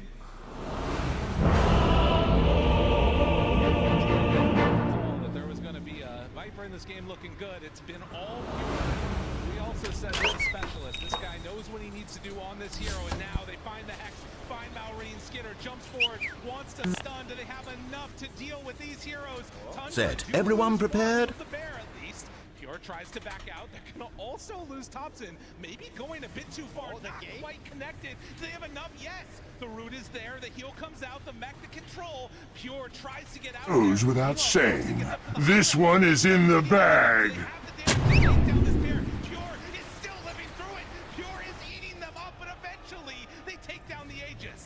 But it's Whitemon now with the damage too. Brings down Skeeter in the back. And now turning, hitting, punching, trying to kill, and yes, that's already another dead.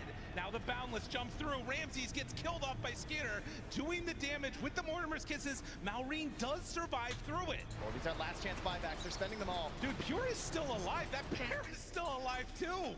Even if they killed them once, they couldn't do 20 it seconds until Digital Sports. But Tundra just show how hard it is to kill these heroes. In the end, it's going to be kind of even, right? A couple buybacks on both sides here, but pretty expensive and scary ones, especially Skeeter there on that DK. But look at that XP, 4,854 there. As a ton of damage starts to come out. This is classic Ench, right? Like,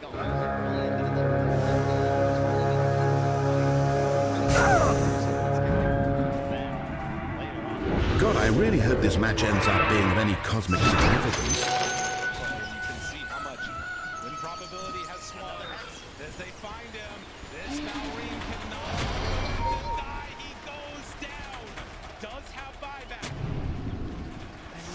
Close to coming back. What a great time to jump from Ramses.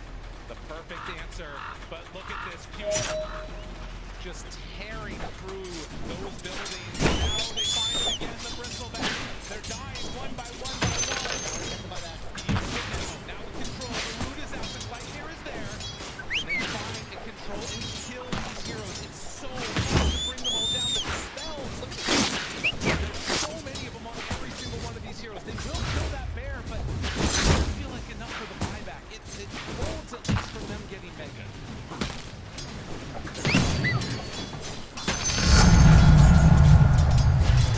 No buyback in the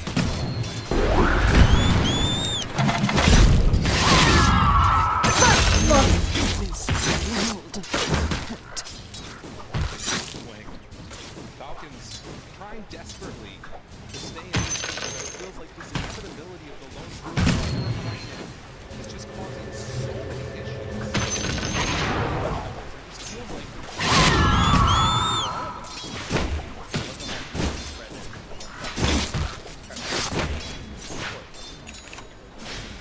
he's not there for the game. well, we did see the Monkey King before he had to buy that up.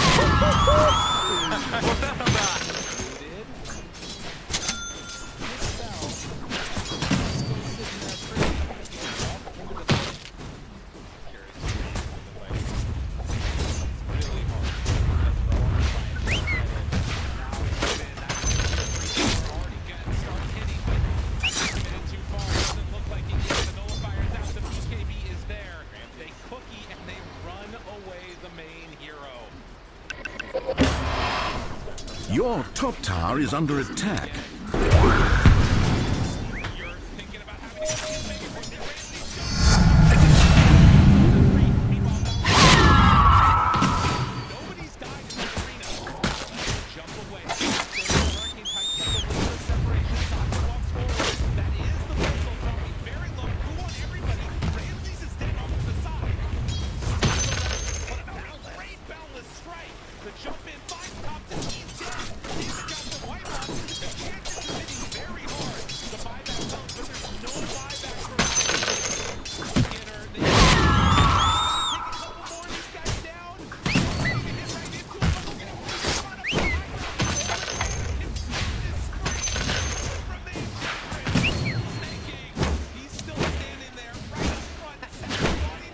Radiant structures are fortified. Top tower under siege.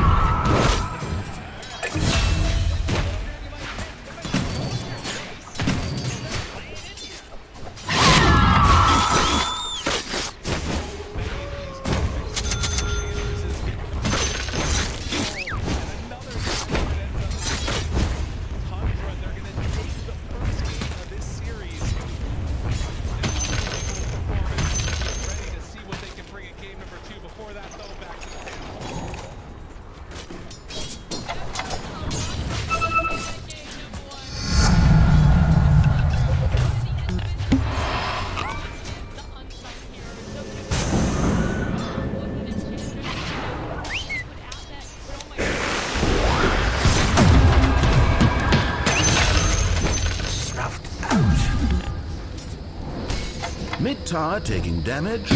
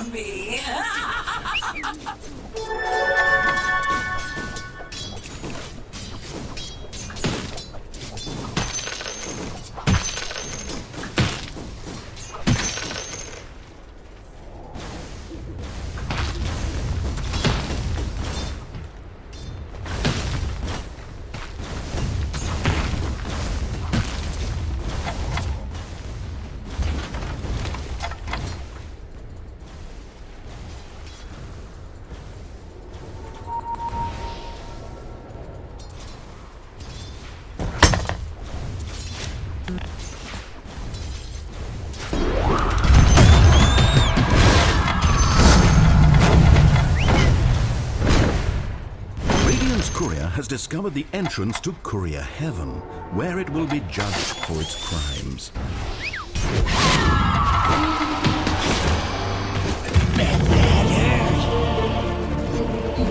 What's that?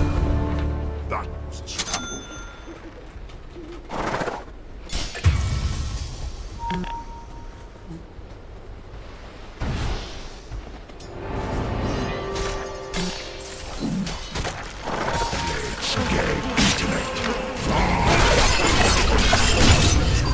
Yes! Bleed for me!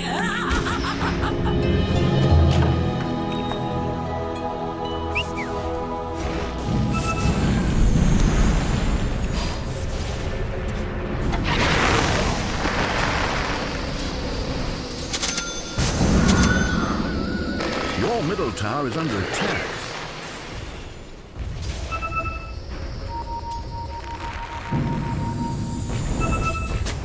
Congratulations! Your middle tower is being attacked.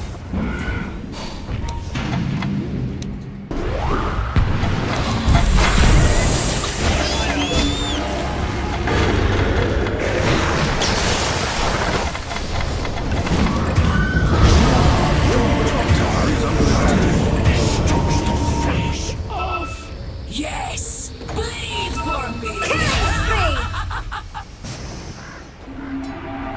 Your top tower is under attack.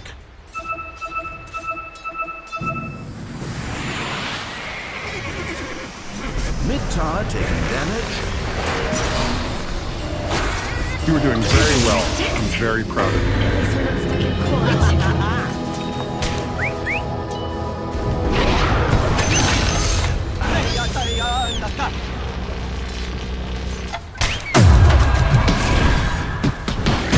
Your middle tower is under attack.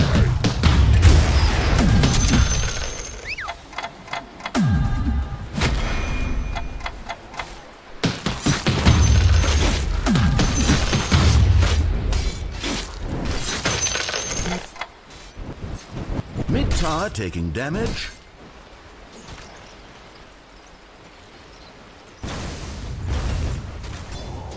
Enemy towers are now in your middle tower has been eliminated.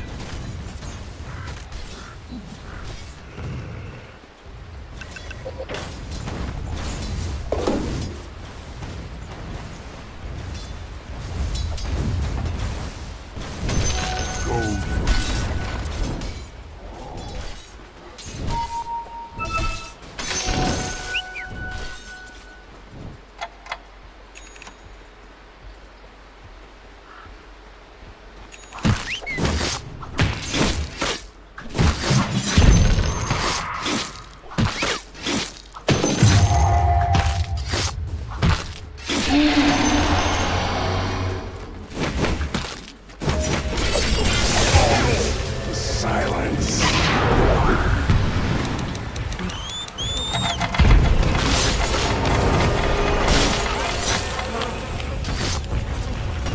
Bottom tower being attacked. Yes! Bleed for me! Your bottom tower is under attack. Your bottom tower is in ruins.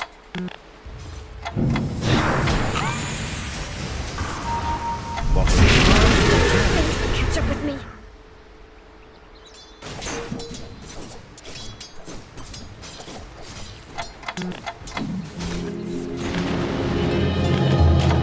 top tower under siege. Your top tower is fallen.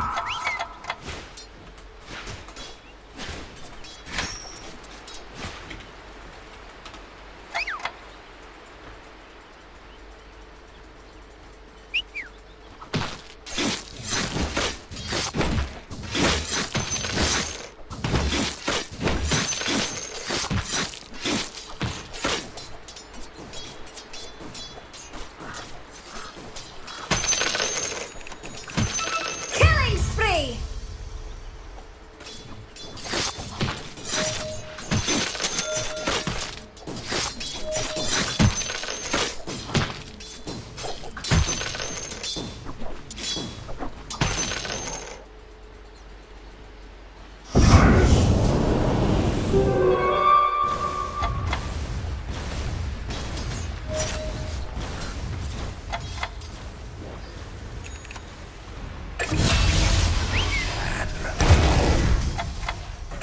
You pay for this.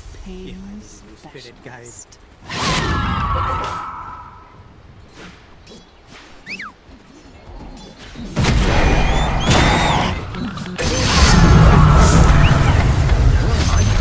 Top tower is being attacked.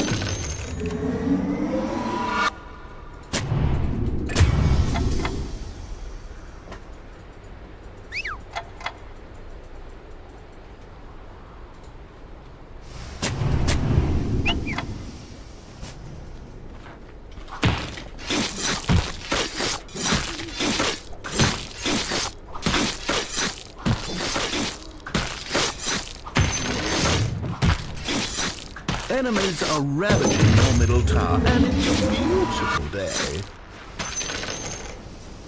Mid tower taking damage.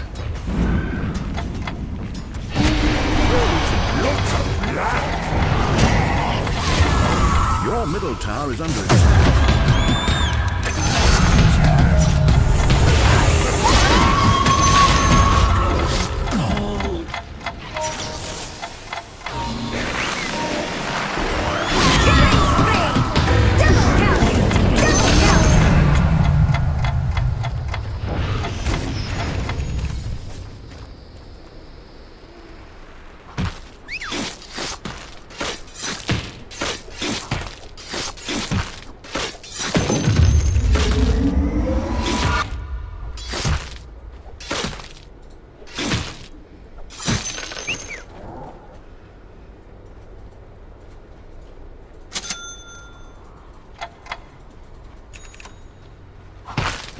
Wonderful. Your middle tower is being torn to pieces.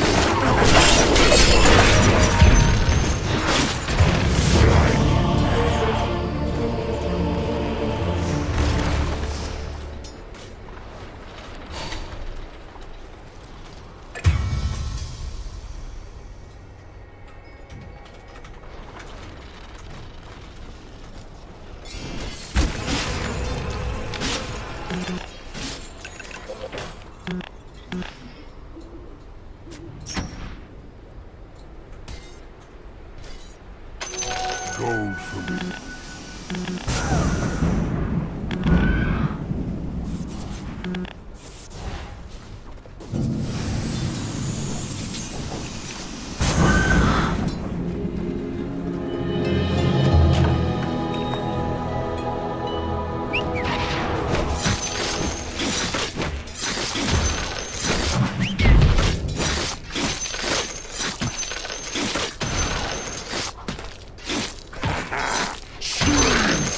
Killing spree!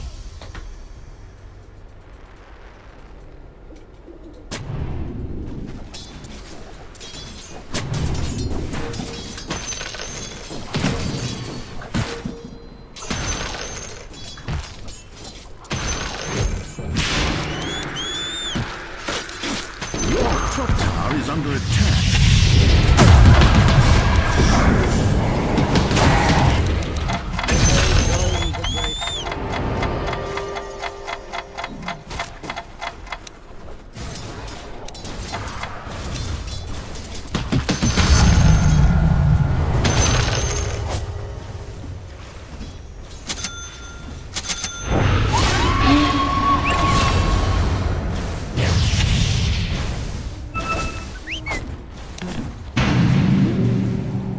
Radiant structures are fortified.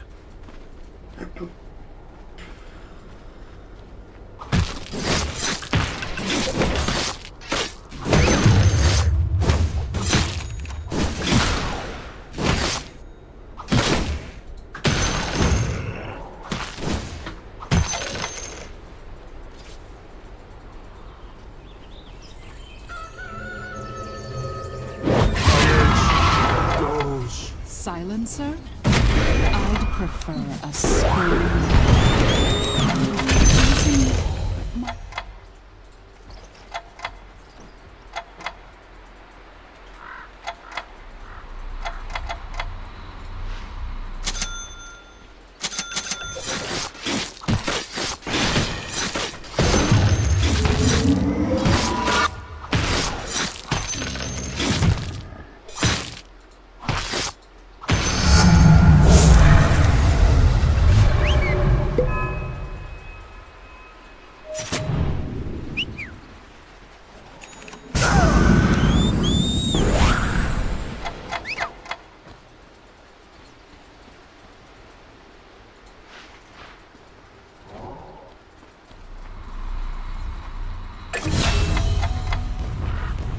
You do know your bottom tower is being attacked, right?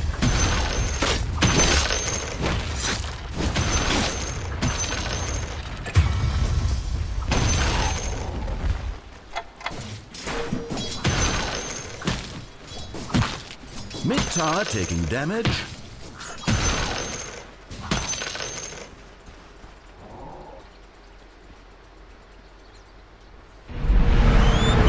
Mid tower taking damage.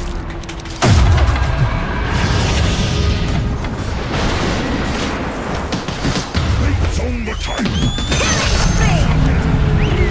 was the light. You did very well. I'm very proud of you.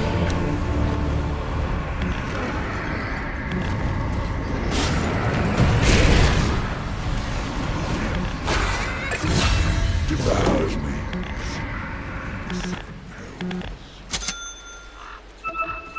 You're not going anywhere. Your bottom tower is under attack.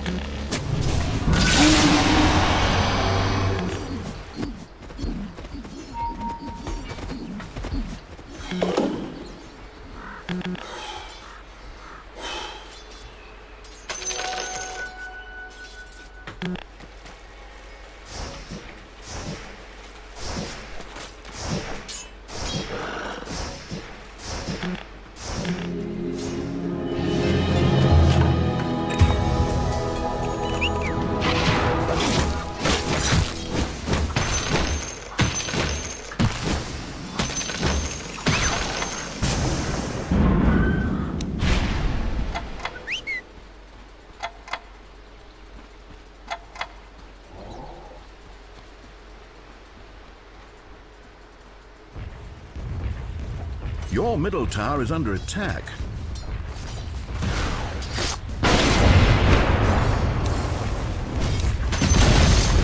Your middle tower has been denied.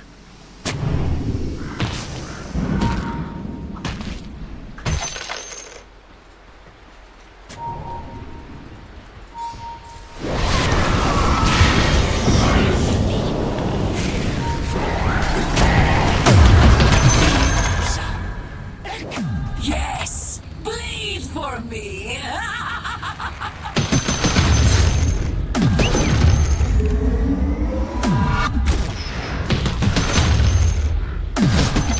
Your middle tower is under attack.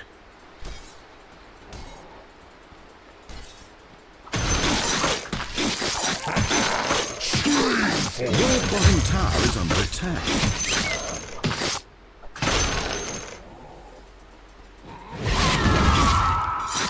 Suppose we defend that bottom tower, hmm? Yes? Yes?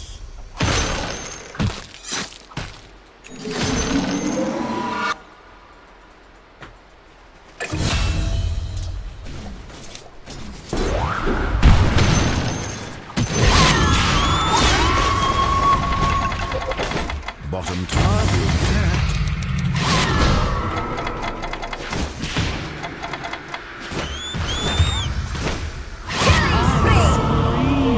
Bloody Yay, stop!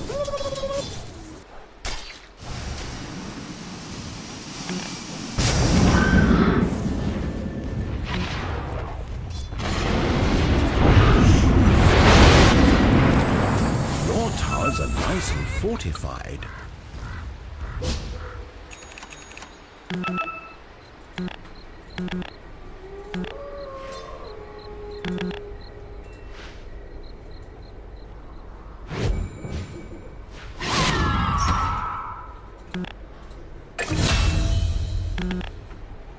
High five.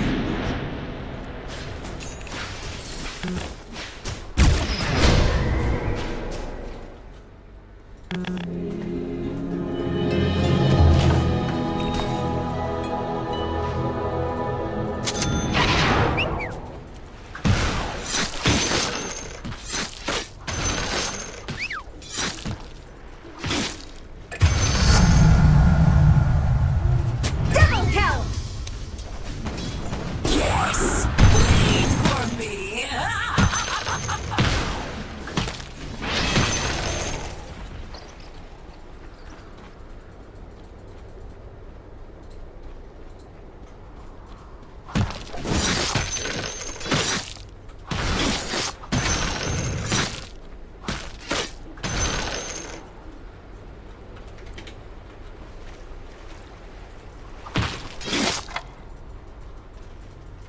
Your bottom tower is learning to accept its own inevitable death.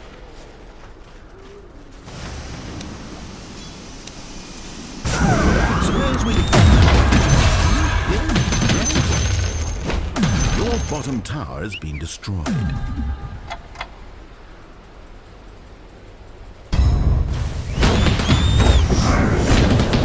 Raiders have fortified their towers.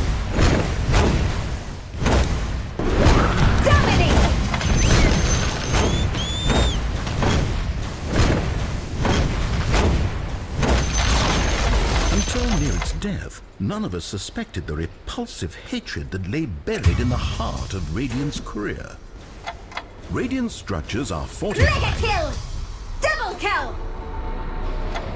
You are doing very well. I'm very proud of you. Bottom tower being attacked.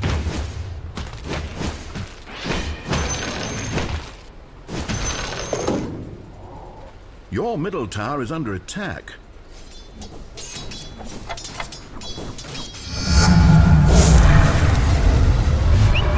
Your bottom tower is under attack.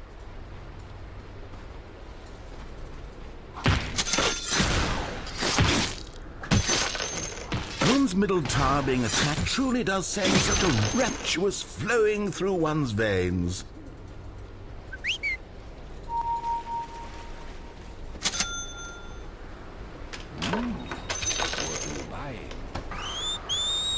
A scourge upon the earth is no more. Radiant's courier has been killed.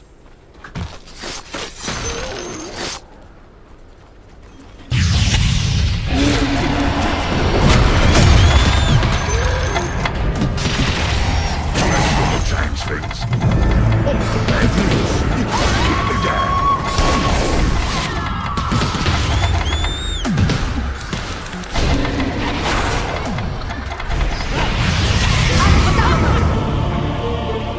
You are doing very well. I'm very proud of you.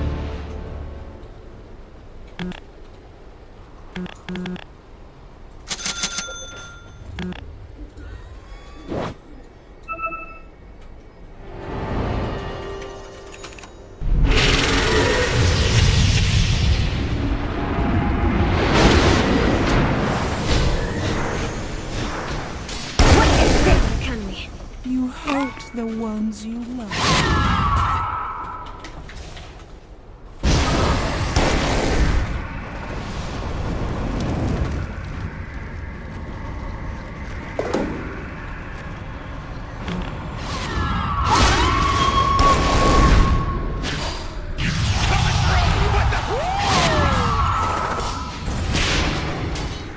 Monster kill!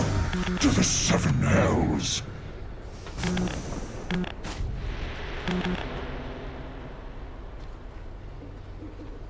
Dire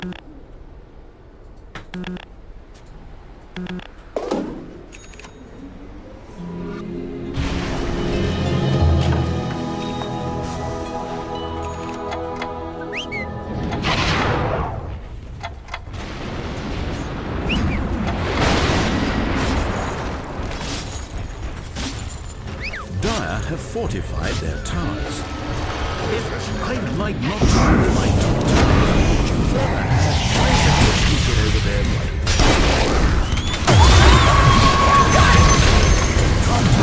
Top tower under siege. You were doing very well. I'm very proud of you.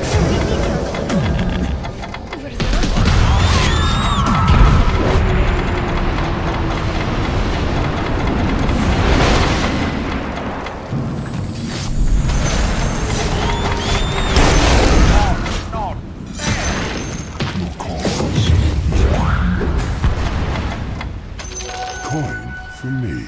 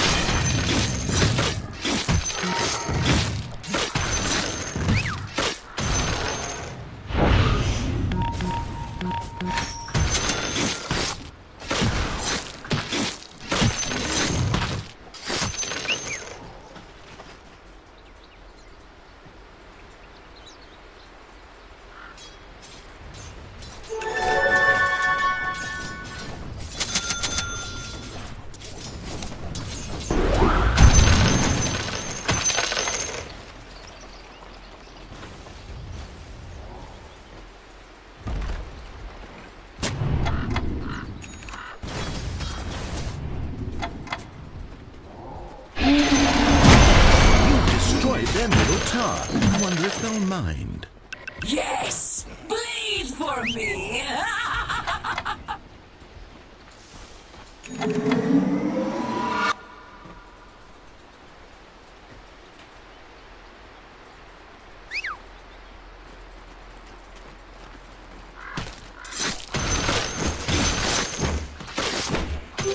Where the hell did I go? I meant to do that.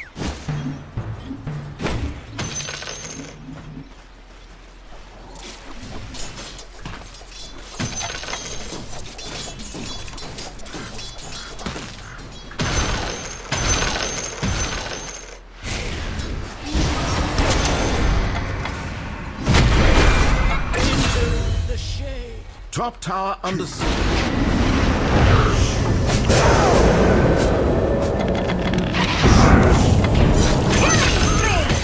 My quest.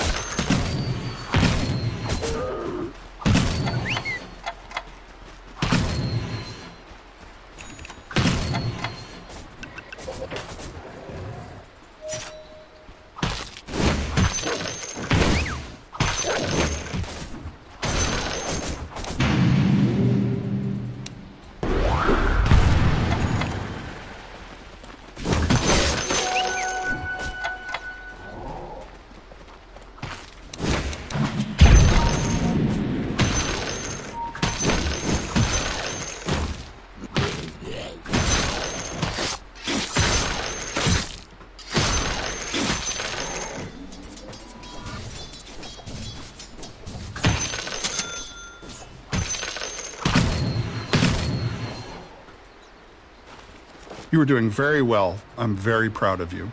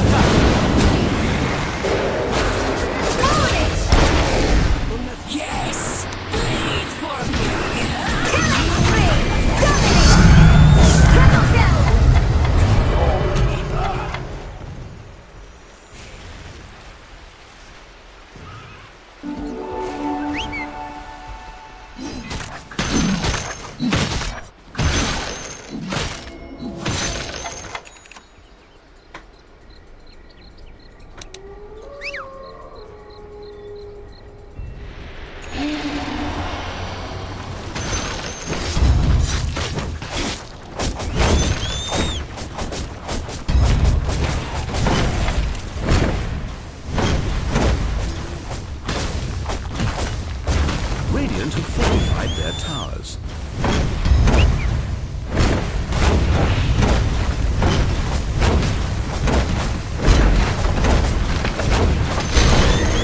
Enemy's middle tower demolished.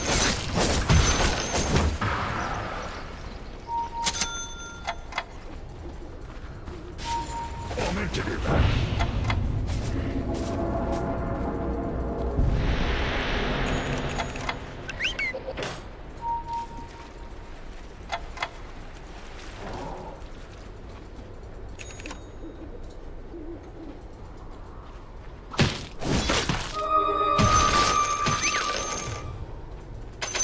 Almighty Mother.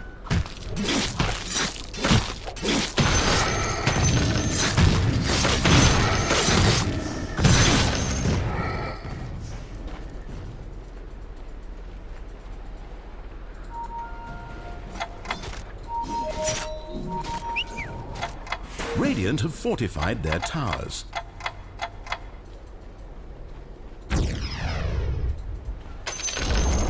The enemy's bottom tower is fallen.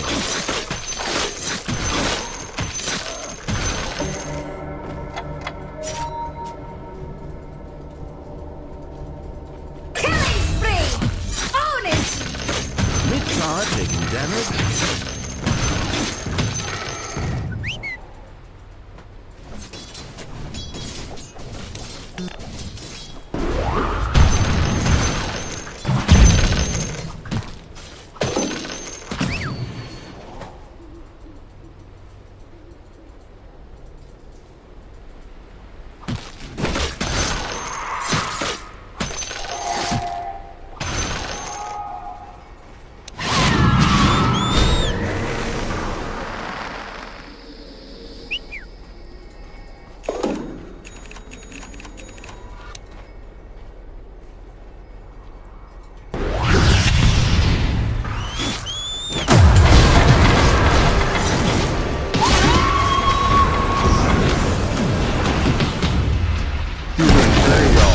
Very proud of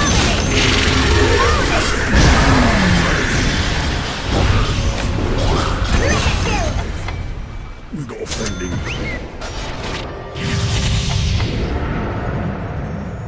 Yes! Bleed for me!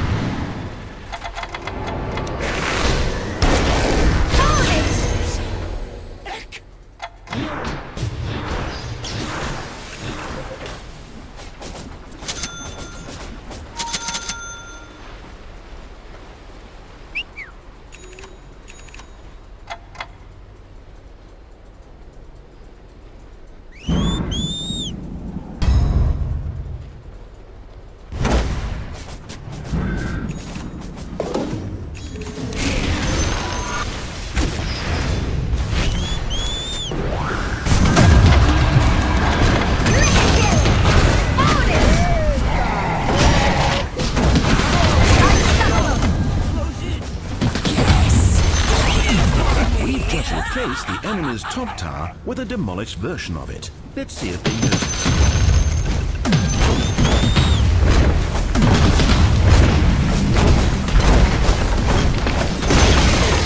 The enemy's top tower is fallen.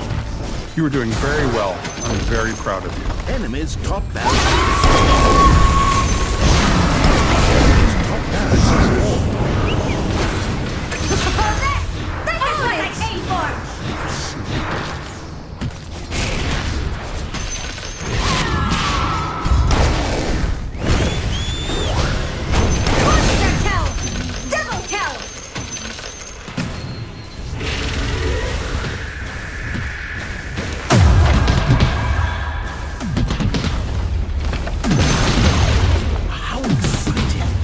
Middle tower is destroyed. The enemy's middle barracks is fallen. The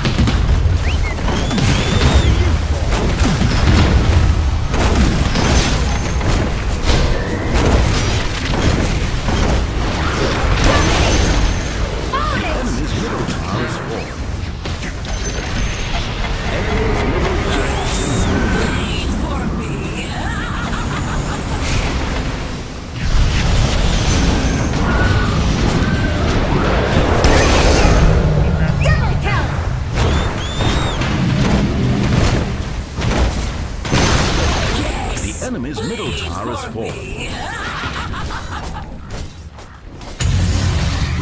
structures are fortified.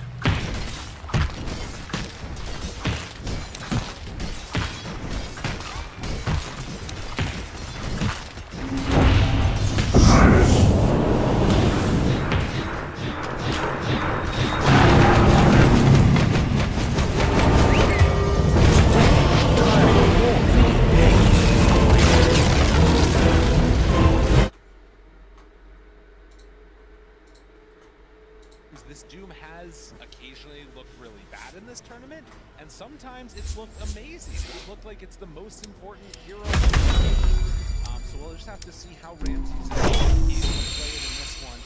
But of course, the other big switch hero hits, becoming the most farmed hero in the game, and then just ending it. That's what Tundra are going to try and do in this one. Yeah, I think it was a good pick for a lot of reasons there too. Like, not only just the timing it's going to hit, but this ability to give a little bit of space to the sniper in these fights. Yeah, you look at it, you have the clock on the edge of the support duo, and the edge we've seen Whitemon sort of get in and scout, but it's at some point like you kind of get ignored a little bit in the fights, and you're not this like meaty body in the middle. And the Alk and the Doom and the clock are going to be this nice little trio that can really give the space here. See if your sniper can just peep away. Right, in that ghillie suit, keeping some distance. So it's taking a lot of damage there. Needs to back away before the sticky napalm stacks up too much on him, but not going to be brought down in that first blood. Yeah, it's going to be a unique match, I think, in a lot of ways, too, because, like we talked about, Falcons not used to being down in the series, needing to face off here against Tundra. Of course, the last ones that brought him down below earlier in this tournament. And I think also the Clinks. Yeah. It's a hero that you had talked about at the beginning of the tournament as well, thinking that we might end up seeing it eventually, but as the panel said, not necessarily the greatest hero in the world, but could be good here. It's one of these heroes when the top range carriers get targeted with the bans, right? We started seeing the gyros start to come out a little bit. I mean, even Luna, believe it or not, at one point seemed to be one of those heroes. We're like, wow, Wind Ranger and Lena's banned. I guess we have to play Luna. That quickly went the way of just being a top tier hero almost immediately. But Clink's is sort of next in line here, and some players like it more than others. Ooh, a little bit and there you go. And it comes out just in time. Skitter drawing that first blood. Yeah, likes enough right now, that's for sure. Doom. It's an interesting hero though. It's one that we can often see players kind of get a little bit crazy on. You know, you might see these Clinks players off on their own a lot in the map. Surely not, right? Ramses forced all the way back. I mean, he is off the lane entirely. Clinks has a super free game, but Snake King did end up using a lot of his mana pool there for that. As, again, a little bit of all chat getting thrown around. Not sure exactly what that's about in the It's Malrain. There doesn't have to be a reason. You know, he's just... I think sometimes he just kind of rolls his tattoo on the keyboard there. The Stuff Hello just Kitty? pops up, yeah. He just places it on the keyboard and gets another one on his face, that's all. Nice way to do it. As he gets the refill there of the bottle, you can see Doom still very low. Has a 13 stick charge, though. Wow, when you're really digging deep. I mean, he's got it. He's ready for it. Yeah, obviously versus the bat lane always feels good. But he's going to have a hard game. He's having a hard lane, and then you have to, you know, we heard the panel mention, there are some problems. We already saw this earlier, right? We had the Workhorse versus the Doom that was saving some team fights before. We're going to have that shot to disrupt, so you have the single target initiation, but they're going to have single target save. Even before the Workhorse, just stampede against Doom. It's very hard to actually lock someone down in a fight. That means you're going to need this synergy between Saksa and Ramses, which is what they've built a lot of this TI run on, is the synergy between these two. So we're going to need Hookshot, we're going to need some Cogs, and we're going to need a Doom on top to really make sure they get these kills. Right, and of course... And, oh, he left the stick, it came into play! Just out of there in time, but Ramsey's still in trouble. That tree is not going to keep you alive, so they take down the Doom, and now also going to even bully back the Clockwork. This lane feels mighty rough for that Doom.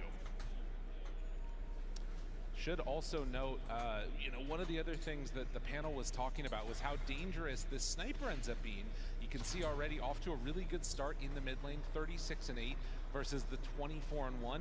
At the very least, if they can catch him out later on, you were talking about this, the Shadow Demon actually is kind of an interesting answer for him too. You were talking about this. Okay. Why are you trying to give me credit? I don't know. This was your idea. Well, the take aim, you just dispel it, and then he doesn't get the 20 armor anymore. It's pretty cool. That's a great idea, Lyrical. That makes a lot of sense. Sometimes he's a lot of armor, he's hard to kill, but Crit's gonna look to get rid of that. And pushing him out of the cogs there, Snaking trying to run away. They do get the Hurricane to try and keep some distance as they're diving underneath, but Thompson here to try and help out. They'll take down the Bat Rider. Now Skitter in trouble. This is looking familiar. I saw a game like this once where the mid rotated down, even though it wasn't going that well for some of the allies down there. And Top's obviously not having a bad time like Malrine was, but he's quickly trying to like give a little bit of assistance to that bottom lane since Ramsey's having a bad time. Right, and while that was happening, we saw off screen some stacks starting to be built, something that they can return back to if they need to for Malrine on this Timbersaw. But in the moment, you can see Soxa again catching now onto Snake King. Whitemon is here. They did not leave. Coming back into the lane. Skinner steps forward, wants to be a bodyguard, and now starts to go for the punches. So the mid rotates down towards bottom, but not quite able to get in range. Now they do. So they take down the clock, but the other two able to escape. Yeah, but get the twisted chakram there to make sure you can actually find them in that tree line. Don't get bogged down by the trees. And we're getting close to the 7-minute mark now too. So Doom already heading off to the side to go and pick up that Wisdom Rune. You can see another round of stacks being made by this Shadow Demon. Malrine comes through, runs into the Alpha Wolves, and then goes back through the Twin Gate to the bottom lane. Very interesting. And they're actually leaving that Wisdom Rune. Yeah, so they're now going to get that one on Soxa for the quick level 6 on clock. Oh, it's going to work out. He actually waited long enough. They're going to catch Ramses. If he gets caught right now, this is devastating. It was a lot of time for Malrine to spend, but they weren't quite sure where he was, right? Like, he gets spotted up top. He's like, would he really Twin Gate back down and just, like, come right into my lane again? The answer is yes, it turns out. But I don't blame Ramses for thinking that maybe that's not what's going to happen. So bullying Ramses in both the drafting phase and now in-game itself as well, trying to keep that Doom under control, which seems to be a pretty good answer. He's having a hard time. There's no doubt about that. His mid laner's double his level, so you know, there is a cost to be paid here. Thompson having a great time. But if Malrine can grab these stacks, that crit is again going to be building up for him here. Obviously shouting one of the best heroes at this. Thank you, Obs. Makes the move in again. Not sure if that one's going to get on the Ancients, as it does look like they weren't quite able to do it, but the bigger kill is right towards mid. Thompson starts to fall. Gets the kill onto Snake King, but they do manage to bring down the little dwarf man. Yeah. Skinner making that rotation to help out, and now looking for the clock, gets the slow briefly, still looking for a chase down, and yeah, there's a stack and a chance for some more damage. They're moving in, Clockwork in trouble, done. Double kill for Malrine. Falcons, they are not done with him yet, and now they eat the Whitemon creep, looking for more. Hitting down the Enchantress, starting to find that finish, do get a mana burn, but Snake King moves in too. Malrine deciding to back away. Ramsey's still moving in for more, and now the sniper's shown up. They got to get away on Snake King. He backs out, tries to get up to the high ground, and Tundra will not be able to get any kills off the Thompson rotation. Yeah, no, he's stuck down here, so Soxa happy with Red it. is At on least mark. he will grab level 5 in the mid lane, working towards that 6. More stacks. Got another one there. And now Malrine brought down low. They force the stampede. Snake King still brazenly running forward. But a little bit of an awkward exchange here, because again, there's nobody in the mid lane at this point for Tundra. The Shadow Demon just soaking up the XP there. And here comes Pure through the Twin Gate as well. They're bringing everybody. Through though. Yeah. Oh, Skinner, nice move. Yeah, good choice. So they bring numbers, and this is all for a tier 1 tower that's definitely going to fall. But are you happy committing all these resources for this? Sox is still hunting, of course. Wants to set up here up top. Doesn't have level 6 though, so not super easy to create a turnaround play. Still, you can see the power of this Tundra lineup when they do get all together. Falcons respecting it, not having the Stampede up and online. Deep wards placed into that dire jungle too, up on the top side of the map. This one is close to getting dewarded, but does look like, at least for now, if they make that move up, they'll be able to take it down. 1 point reaction armor here. I've seen some Timbersaws die to this versus Ench, right? That's not going to happen here, right? Oh, is he going in too far? No, he just gets the kill. Thompson walks forward and just punches Crit to death. Up top, maybe an opportunity. They find him. Amar turning, punching. The Doom is dropped, and now in trouble Malrine. and going to fall. Although Malrine, they're stepping forward, wanting to do what he can. Ramses will get that kill with Thompson in tow. So the first usage of the Doom does secure a kill on the opposing offlaner. Thompson running around here, but he's helping out, right? He's securing some final kills onto people. He's not getting super poor, and that is space for Pure. Yes. As it is definitely a very stacky game here, so concoct onto himself here just for the AoE damage. You can tell all your friends you're doing it on purpose now because the pro players do it. It's okay. Absolutely. And again, an unbothered Alk at this point in the game is a really scary proposition. Only level 8, but a lot of CS, and now Whitemon starts to die. They're gonna pop that Stampede, hook shot in to try and interrupt this battle, but they've already got him. Thompson in trouble, no chance for a take game. He is going to die. And just like that, they lose 3 on Tundra for the 1. Yeah, and at the same time, Amar was actually jumping as well on Ramsey's mid. Drove him back a little bit there too, whittled him down. So lots of good pressure across the map here from Falcons. 11 to 8 on the stacks. Crit carrying the heavy load there. Oh yeah. As now, Skeeter trying to get aggressive here on the early Clinks moves. Finds him. Ramses over to the side. Didn't like it. Yeah, I mean, wise decision, I think. There are people moving in. Does have the full Deso done now. But you've got Midas and Radiance completed at 12 minutes. I think if you're Falcons, you need to try and sort of get some pressure on, because if they're free to just farm and there's no towers being taken, they're going to accelerate so quickly. Yeah, I'd be curious to see how Ramses plays this with the Midas too. Just try and get a blink and just kind of throw his body in and just accept that, you know, if I can start the fights off with my clockwork, it doesn't matter because my Alpha and my Sniper are so farmed. Or does he want to try and ensure that he's actually going to scale and catch back up to them? Right. That's a fair point.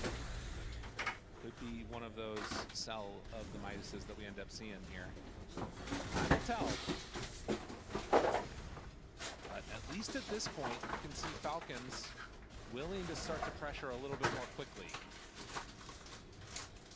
That is a Diffusal Blade Sniper. I mean, we all remember the Gyrocopter Diffusal Blade. And yep. If you think about the heroes that are in this game, losing all that mana is going to be a real problem. It really is. You know, Clinks is kind of one out. It's not one you think of, but there's a reason you buy Arcane Boots, right? Like, you're spamming quite a bit. It's pretty low in terms of a mana pool for him. Obviously, Desperate for it, and Centaur is just... No, 483, that's like nothing. They've got really good spells on Falcons, but if no mana, you can't use it. That's how the game works. Not enough for it to do my power. Shout out to everybody that remembers that one. As a smoke up comes now, Timber and the Shadow Demon. You find somebody at this point with this SD ulti, it should be a kill. Oh, that's the one they want, the offward spot. That's a really good one to get right on top of Thompson, in some trouble, and already gonna be found, going to drop. Watch them while they do it. Just take him down here. Whitemon going for a solo sneak here, and yeah, he's good. This is gonna go to him. They'll be getting both Wisdom Runes here on Tundra. A nice pickup after losing your mid. Yeah, that is some nice little benefit. Whitemon and Chain 2. We saw how strong he was earlier. Falcons wanting to break the curse of the 2-0s so far. See if they can force this to a game 3. Well, they pop the dust. Hear the charge up, jump forward, find him. Blade Mail already out. Maybe a little bit too afraid to go on to Amar. Twisted Chakram, Whitemon starting to fall, and Malreem takes it. If you can kill an Enchantress like that, that is a problem for Tundra. Yeah, I mean, Sox is thinking about it, right? He's here smoked up, he has the hook shot. They want to go. And the Blink Dagger just bought for the Centaur. If they're not careful, now problem is Skitter. Jump right onto him, hook shot hits onto the Ancients, but it's still not going to matter, more than enough. Crit, they want to come in and steal these. This is a really big get if they can get it. Tundra, though, if you stick around too long, maybe you end up dying to all of this here. They have this ward covering them. It's really hard to get in as Falcons. Moving in, Crit, they manage to come on forward, and does take away a few of those Ancients, but still, Tundra, a great play as they take down that Clinks and steal the stacks. Yeah, great use of that ward. It's probably going to get dewarded, but you gained a lot off of it, right? So, in fact, Pure maybe even thinking about trying to grab somebody nearby if they come and go for it. Always an aggressive player. That would be a pretty bold move if he ends up going for it. Still just standing there. Yeah. They're waiting because they know that somebody will come and try and take it away, but you can see Falcons respecting that type of a play too. They're not going straight for the keyboard. Well, Mara has his Blink Dagger now on the center War Runner. Malreen's coming to join up. Force Staff as well on crit, and they have a smoke, so probably clear this wave up. Yeah. Use the death pack, grab the catapult. Oh, the hook shot. They have the Force Staff save. They want to take him down, but the disruption's already been used. Now Chakram's out. Pure jumps in, wants the stun, tries to find it, gets the kill. Now Amar in, but taking so much damage. Still Pure super low. They're going to use the lasso onto the Doom. So Pure, he actually manages to survive through it.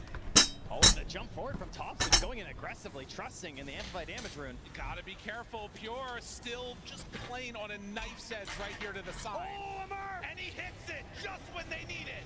Amar with the stun, now looking for more. Can he manage to get out of there? They don't quite have enough damage. Ramses is low, Malreen completely out of mana.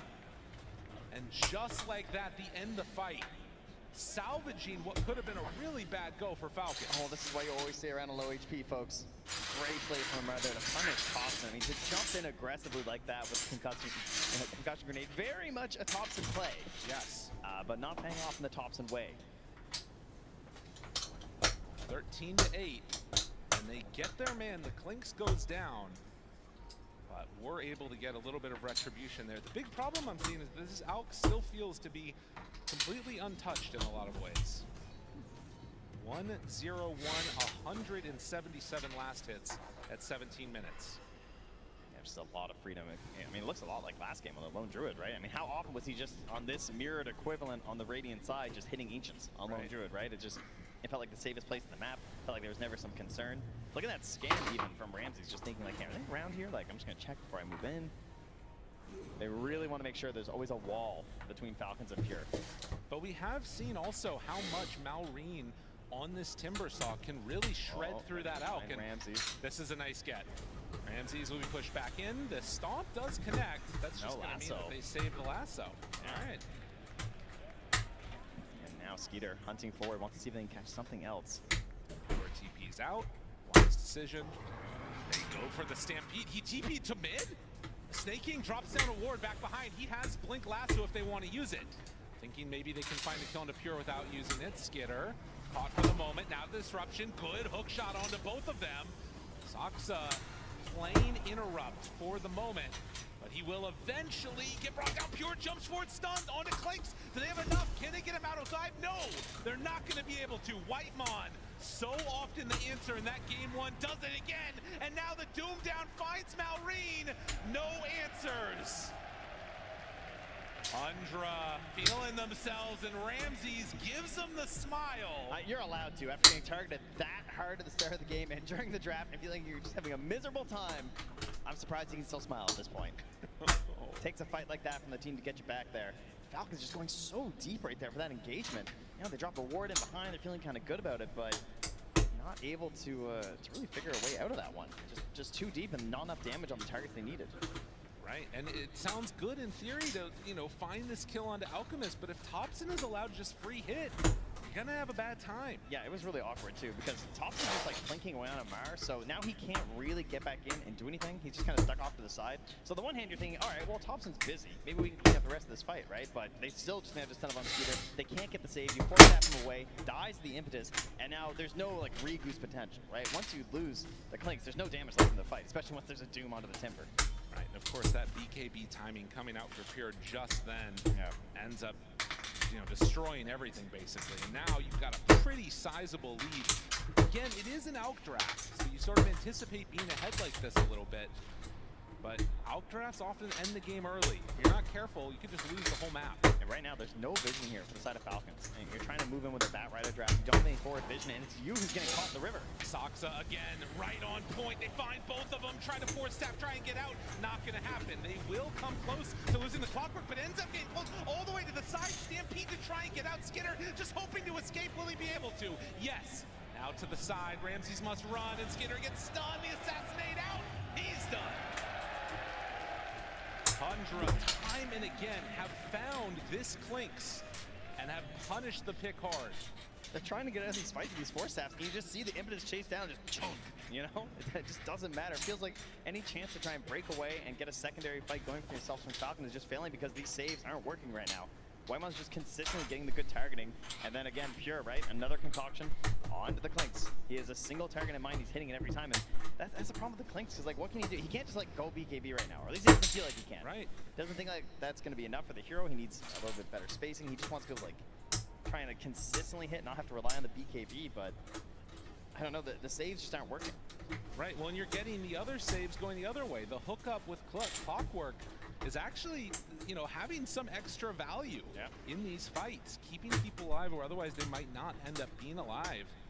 And now a 5K gold lead. Skidder again gonna hunt. Can they find the right target? Sox is playing out of his mind. This guy is having a heck of a performance here at TI.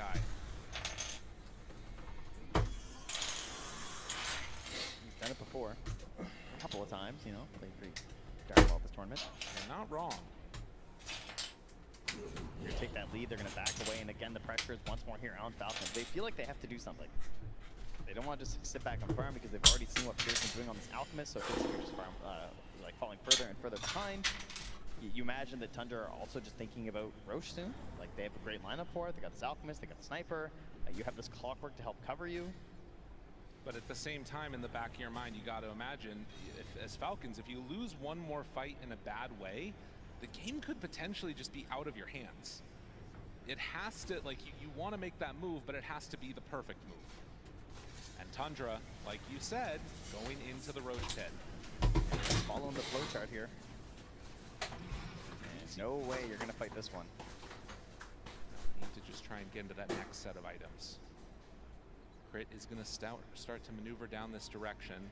They already have one deep ward in between the tier 1 and tier 2 on the bottom half of the map, as Roche is finishing up here. That is now 20 armor, by the way, if you get hit by the hook shot as an ally. Yeah. Which is kind of ridiculous for 4 seconds. Well, and it completely answers Clinks, right? I mean, this hero is just all physical damage. Good facet choices and solid play so far has put Tundra in the lead. If they can close this game out, if they can take this Aegis and keep that pressure on, get to play at this last day at TI, keeping their hopes and dreams alive. And on the other side for Falcons, they need to force this game 3. They want to be able to close out. Coming into this tournament as one of the favorites. Snaking is found for a moment. Will back away, Amar. Also blinking out, but ooh, just barely able to get some separation there. Snaking from the Clockwork. It would appear Soxa is human. Yes. It takes a while to figure it out. Does manage to miss a hook shot. And Crit just trying to poison the wave from away. Escape afterwards. No hook shot here on the chase. Soxa just being intimidated with nothing but a jetpack. Pure going for the Lincoln Sphere. So opting for like the very defensive build here on this Alchemist, Amar. I think he can just afford it because he just needs the control. Yeah. Like this Clinks is just, you know, you get on top, he gets stunned. You've got enough allies to help get that damage. So to ensure that you just don't get lassoed. If he were to get lassoed and die before Chemical Rage, then I could see a good fight actually happening from Falcons. He just wants to ensure that doesn't happen. And he's saying that like, I'm in no rush to end this game. I just want to make sure that they're not going to be able to like even things back up. The one that's left behind while the rest of the team goes forward, and they find this Timbersaw was not anticipating that he would be alone down bottom. And getting this Doom kill, like, on the one hand, you can think for Falcons, okay, Doom is down, like now our Timber can have a good fight, because they're going to have a hard time controlling him without that, but then you're fighting into the Aegis. Yeah. So it's just a good way to try and get a punish here and still keep rolling all over this map right here from Tundra. They're eyeing up the AC next, as he will grab that Coal Creek wave and start heading together, and has turned into split push central for the side of Falcons. Yeah, trying to get gold everywhere on the map right now. You can see you got Crit and Skeeter way up top. You got Snaking inside the Radiant jungle. Amar's farming Radiant Ancients. Can they get out of here? Oh! Skinner found, pushed 2 times outside of the base. It's going to end up costing him his life, but can Skinner get out afterwards? I don't think so. They TP back multiple and get the Clinks. Happy trade there for Soxa. Draws them back, so maybe they're not taking your objectives, I guess, at the very least for Falcons, but obviously they're still very happy about that on Tundra. because it is a lot of hope just pegged on this Clinks. Right. So many issues at this point that they need to contend with. And, you know, we talked about it. Is Ramsey's going to keep scaling? The answer is definitely yes. He's almost passing up the Clinks now in terms of net worth. Might need to look for help from some of these other heroes in this game. Of course, the Batrider, great at being able to isolate that single target, but obviously don't want to do that against Sniper with Aegis at this point. Does have the eye of the Vizier as well, which is pretty helpful. Oh yeah. A little bit of a longer range initiation. Mar trying to get towards the Crimson Guard himself. A flare from Soxa. That sees everything. Spots them farming inside the Dire Ancients. Mar running towards their base, hoping to keep them alive. Finds a courier. And then the TP back. That's Pure. Hits the mid tower. Ramses hits the top tower. I mean, it just goes to show how confident they are in their play right now. And Soxa is waiting right off to the side. I mean, this is a free kill if they want it, if they want to bring numbers back. But at least for now, it doesn't look like that's what they're interested in. Going over, Pure suns himself underneath the tower. Wait a minute, this could be an opportunity for them. Already dead on one. Malrine needs to back away from the Sniper. And trying to hunt, trying to find. Crit gets him. They drop down the ulti immediately onto this Sniper, dropping lower and lower and dead. Can they do it a second time now? Clockwork is shown back up. They got to back out on Crit. Crit is in trouble. Stampede run forward. The blade mail, it's out. Hobson hitting himself, doing a lot of deeps. They run in with Malrine, trying to do what damage they can, but there it is. Already onto him through the BKB. They will find and kill Malrine. Tundra taking control there of the outpost, allowing him to get back on Ramses, drop the Doom once more, and keep the push alive. Next tier 2 to fall here. And we're approaching 28 minutes. And they are near the Wisdom Rune if they would like. They're also on your high ground because there's still 30 seconds without Timbersaw. This is dangerous. Tundra keep the party moving, and buyback status not available for that Timbersaw because of gold. Tundra, I don't know if they're going to be stopped off of there, but they jump in immediately. No Doom available, but still get the counterplay. I mean, they just have nothing right now. For Steph, gets away. That hook shot nearly hitting from Soxa. That would have been a death, for sure. But Tundra, they will be stopped in their tracks, it looks like. They're going to get back for the Wisdom Rune, though. Snaking not able to go over there and steal it. So it's going to be double again here for Tundra at 28 minutes. Further widening the gap. Now, there's no Aegis. There's no Doom for over a minute right now. If you are Falcons, you've got to be thinking about getting out here, but you know, they look out, they got one good ward up here, but it's expiring soon, and they're on the move. They got to make a play. Stampede in 12. It's the only option. They run towards it, and actually, Pure is getting over that direction too. It's going to show as well to take the tower, maybe kind of bait them in here. Could be an opportunity. There goes that ward, though. They've lost their forward vision. Snaking's got one obs. Can they find? I don't know if they're going to be able to get it. I mean, it looks like Tundra is prepared. They're circling completely. Yeah, they're so ready. They know exactly what's going on. All right, Soxa, go get him, buddy. He's holding the gem. Oh, which means he might find Skeeter. And a full AC done now for the Alchemist. As if they're running enough problems already with the hookup. More armor. More attack speed. Snaking still smoked, about to wear out though. Does have 2 more in his inventory. Do they want to play around this vision here? Drop it down and then look for a fight? It doesn't look like it. I mean, you've got to be super careful with your wards and make sure you're getting something out of the map. The other thing is that they know that Roche is going to respawn on daytime side, so they're trying to get stuff set up over here too. Jump in, find him, Doom, caught, down to half HP, dead. That's the place. That is what you want. You look to farm up to get to this point where if you can isolate a single target, they just get blown up immediately. And he's dead for 70. That was a dieback. They know that too. Yep. Had his little vengeful play there onto Malrine, but find him afterwards. I mean, I feel like as Falcons, you got to do something here. There needs to be a play made while Doom is dead. Whether that's just trying to, you know, secure vision around the map or whatever else, but you're not going to get a better opportunity with Doom dead for another 50 seconds. Yeah, it feels like just farming would feel great, right? Because they know they're not going to group up on the side of Tundra and go for anything right now. Feels like Doom is pretty pivotal for how they want to play these engagements, because one less body in the front means the fight is just harder and harder for Thompson. So it just feels like an unnecessary risk to try and push something here. And if you can just farm as many camps as possible right now to get these next items, that's a win in itself. I mean, you just got the Shiva's Guard finish up on Malrine. That's very helpful, not just for obviously the benefits of the item, but in terms of like damage and slows us up with the vision, right? Trying to find these annoying heroes. And they're going to end up getting some pressure on this tier 2 mid. Roche time is a little bit less than a minute.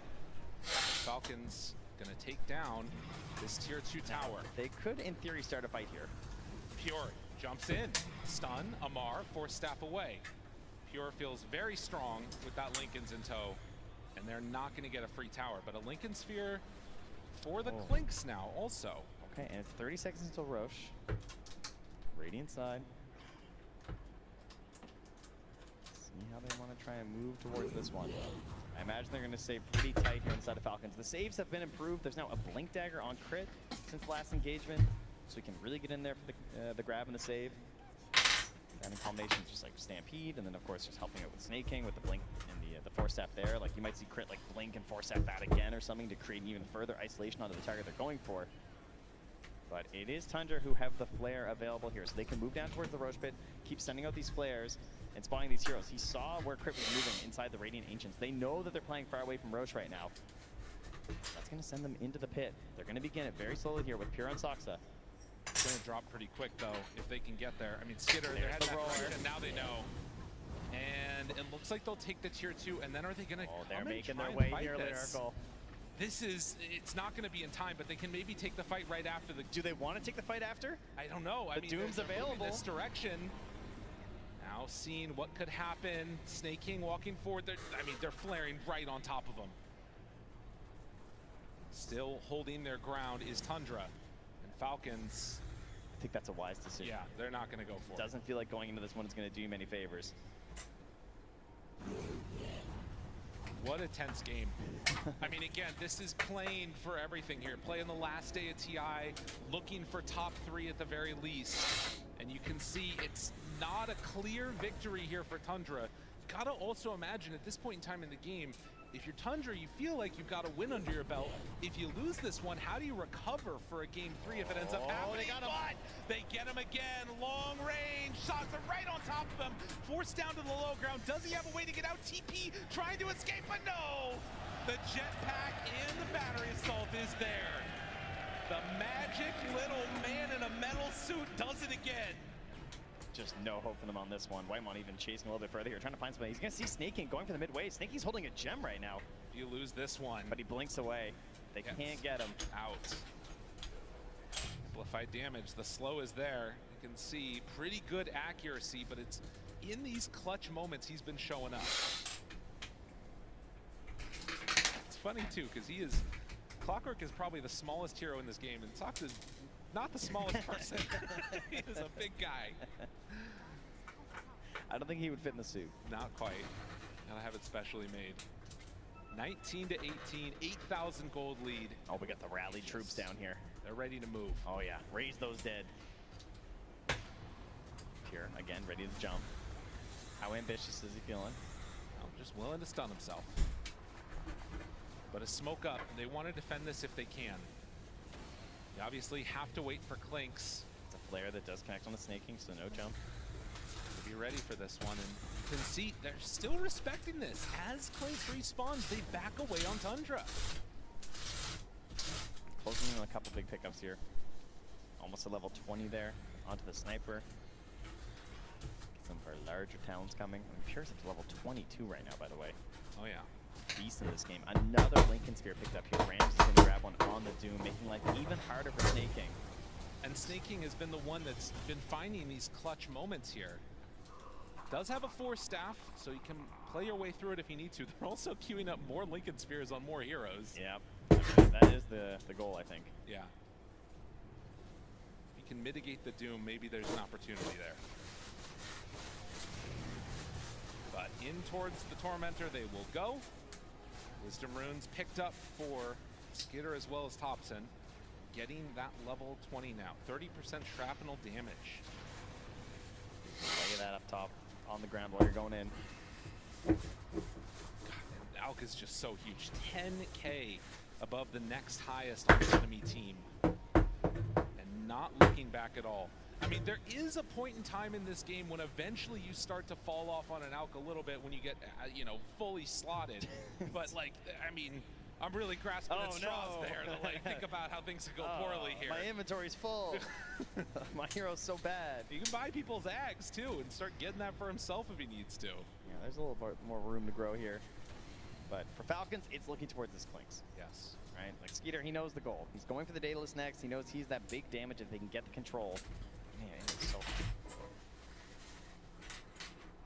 hard to lock them down.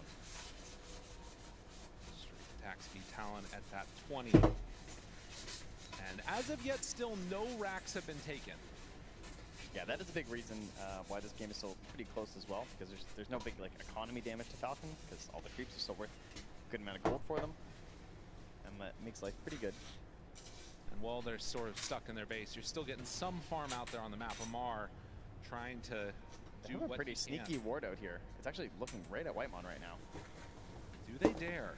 They drop down. I mean, Skeeter's right there. The banner.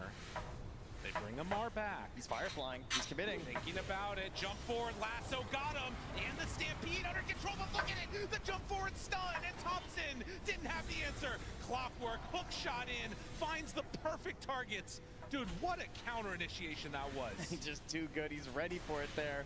Now Pure's high ground hitting your buildings. Oh, and it could all come crumbling down so quickly. 15 seconds on the Aegis though.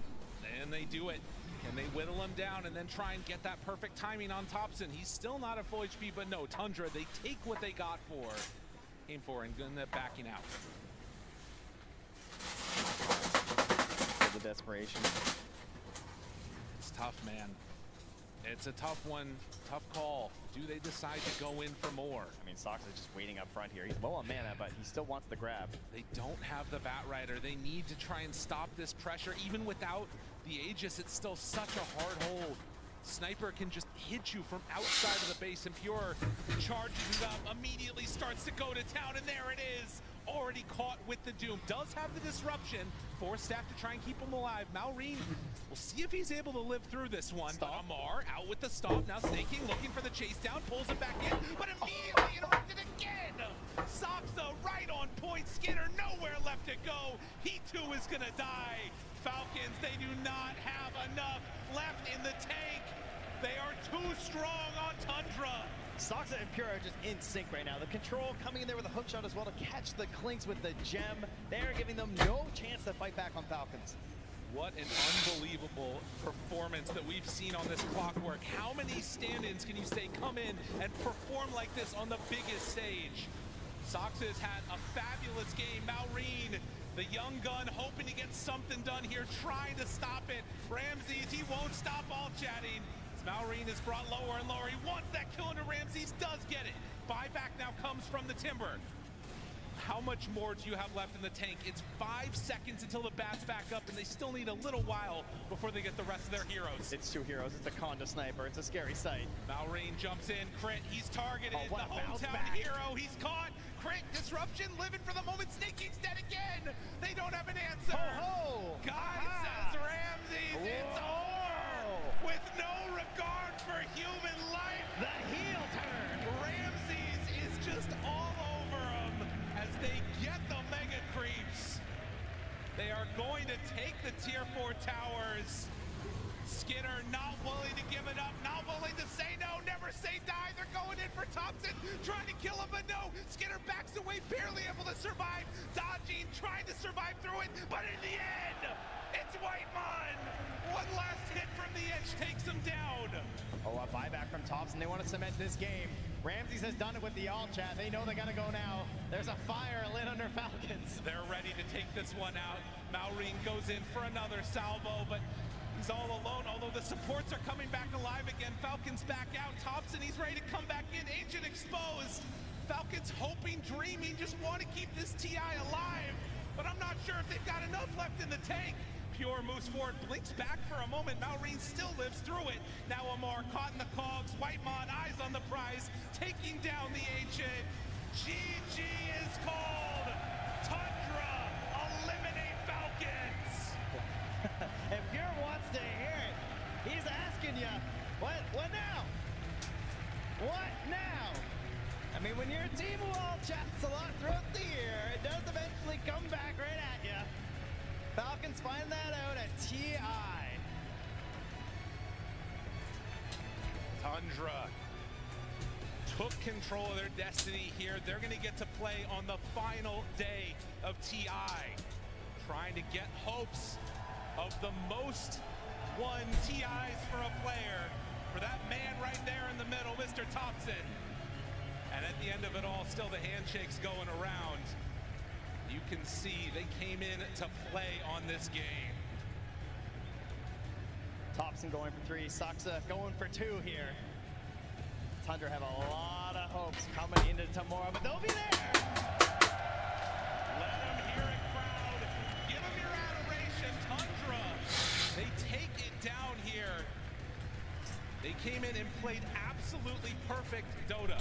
They took them down earlier in the tournament, and they did it again on that big stage. Off the back of a first pick sniper, for goodness sake. Yeah, I mean, and this support duo as well. You've got to watch for them tomorrow. Whitemon and Sox are playing so unbelievably well. They just gave these games to Pure where it was free. The Lone Druid, the Alki, was just so unbothered throughout so much of it. The Clockwork, the Enchantress, we can't see that again. Oh no. Unbelievable performances. We're going to get to hear from the winners down on the stage.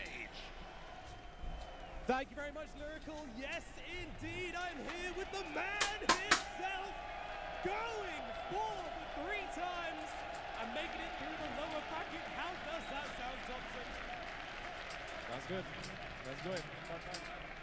Third time, very good. I mean, Falcons have looked absolutely unstoppable in this lower bracket, but you took them down. How? What is the key to beating this team? I think we kind of drafted them in this. Like the first game, we ended up playing second pick, and they kind of ruined the draft, I would say, for themselves. And then the second game, it's first pick for us, so it's like kind of easy for us to draft. And yeah, easy games. Easy games. I mean, the crowd is going crazy. You're still cool as a cucumber. It's honestly so impressive. I do want to ask about the draft, though, because in game number 1, we got the Thompson Viper. You know, not that's really a Thompson hero I would expect. Is that something you wanted to play, or, you know, did you kind of take it on the chin on that one? I mean, sometimes you kind of have to pick. I play the toxic heroes, like especially against Falcons. They end up playing these tanky heroes, and like so Viper was like a perfect pick, so I have to play it. It certainly was, and it paid off massively. And of course, now we move on.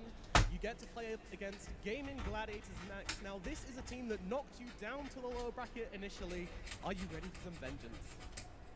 We'll see. We have to go through the drafts and see what we come up with, but we're confident. You're confident. It certainly sounds like it. The crowd are absolutely loving this right now. Any plans you can share with us? You know, anything you've got in mind for taking down Damon and making it to those grand finals? I don't really want to say anything, but I mean, obviously we want to slow the games down a little bit. You know, don't let them play their chill, lone good lineups. You know? Absolutely, you know what you're doing. All right, one final question from me then. Are you going to make it, Thompson? Are you going to get 3 times international champion? Maybe. Slight chance, maybe. Slight chance, maybe. All right, crowd, give it up for Thompson and Tundra, who are making it through to the final day at the International. And we'll give it back to the panel. A fan favorite right there in Thompson. Tundra able to make it into the top 3 for themselves. And let's have a look at this game number 2. Unfortunately, we weren't gifted with that game 3 here on our second day. Not a single series going that way, but this game number 2, it was just as chaotic. It felt like whilst the drafts should have been more clear-cut here, the execution just wasn't. Yeah, I mean, the lineup themselves, like, it was better this time for Falcons. It wasn't as crazy, but it was still very scrappy right now. I think we go back to, like, the hero pool that Tundra is running right now. What can you do with the sniper? The sniper seems to win its lane no matter what you pick. It doesn't feel like it has a counter right now, but that's not the only hero Tundra plays that is uncounterable. So there's quite the enigma here on how to deal with this team right now, because they just have too many good heroes. Hey, on Falcons side, you can kind of only be a little bit disappointed if you're a Falcons fan. You know, when they pick up these Klings and they didn't really, I felt like they didn't really utilize this hero to its fullest potential. I mean, it's not the best hero in the meta, but it definitely has a lot of room for improvement. The way they played around the hero, there were a lot of like pick-offs on the Klings that were kind of felt like it shouldn't be happening with their lineup. They can't really afford those type of depths on the Klings when you're playing against an Alchemist. You know, he's going to snowball out of control every that you have in the game. I also think that that Soxa is not going to struggle to find a team next season. That's all I wanted to say. I think this guy looks absolutely amazing. It would be incredible if a stand-in could win a TI. And it actually looks like it's in the cards, which is even insane to say. Yeah, it's possible they get knocked down to the lower bracket. It feels like it doesn't change anything for themselves. Unfortunately, though, the Falcons, they're not able to finish it out here for themselves. It has been a fantastic lower bracket run. In fact, it was all the way back from round number 2 of playoffs that they fell down to this lower bracket. And along that journey, they've been able to knock out 4 other teams. Unfortunately, on the penultimate day of TI, it does result in the elimination for themselves here. But everything else that they were doing, I guess there were just some weird picks in game number 1 and game number 2, and that's bittersweet. It's great we got to see a lot of different action winter, but unfortunately, like you were saying, for the side of the Falcons fans, it just wasn't really there. Yeah, I mean, you can't win everything. You know, overall they had a really, really good year. Coming to 2024, they won a lot of tournaments, and I mean, this is one of those that you can only say that it's unlucky that some of their heroes that they were really good throughout the year got nerfed and the meta shifted, and they kind of couldn't really adapt. They still did a really good job considering everything, but you can't win everything. I did like the strategy Jenkins they had. I mean, we talked about it on panel. Aoi also talked about it there. They thought Ramses was the key playmaker in the team. That's what they drafted around. And I guess outside of the sniper pick, they were able to do exactly what they wanted to do. Yeah, I think that Fear, you said it during the first.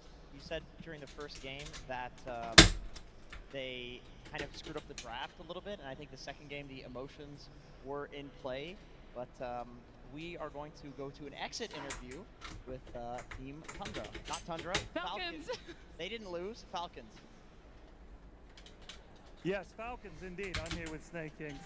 Snake, first of all, I know you're very disappointed with the result here, but the crowd are still giving you guys a cheer. So I spoke to a lot of your players a few days ago, and they all said that one of the things that really mattered about this TI was making sure that Crit got to the main stage. You managed that. I know you're disappointed, but just try and put into words for me how you guys are feeling right now.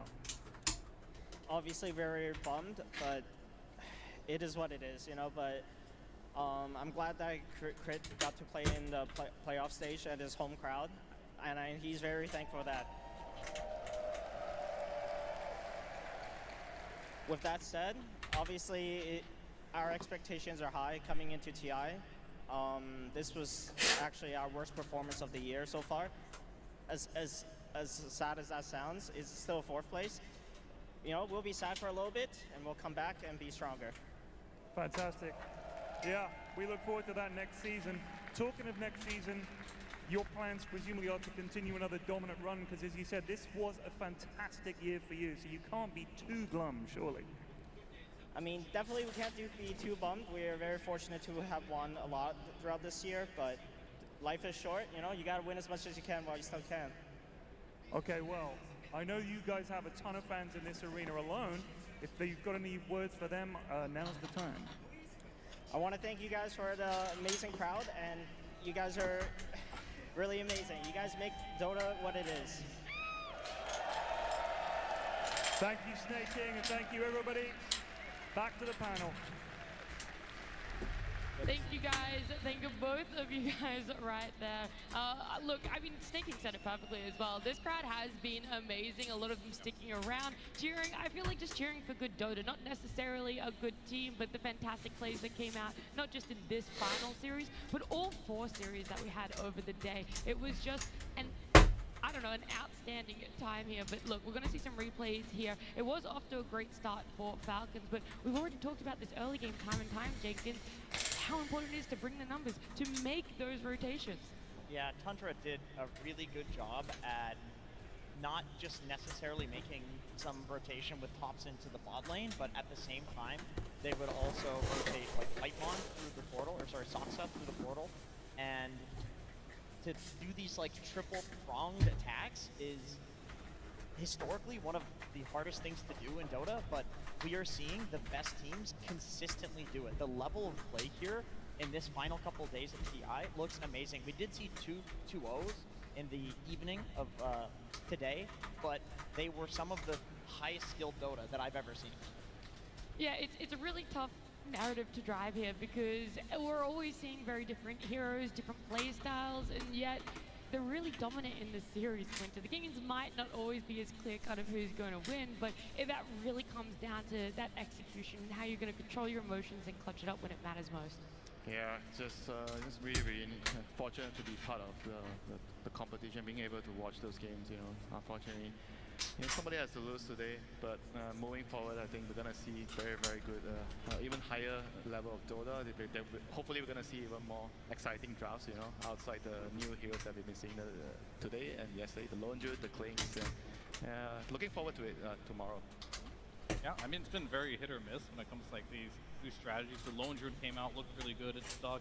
Unfortunately, the Clinks came out, didn't look so good, not gonna stick so much.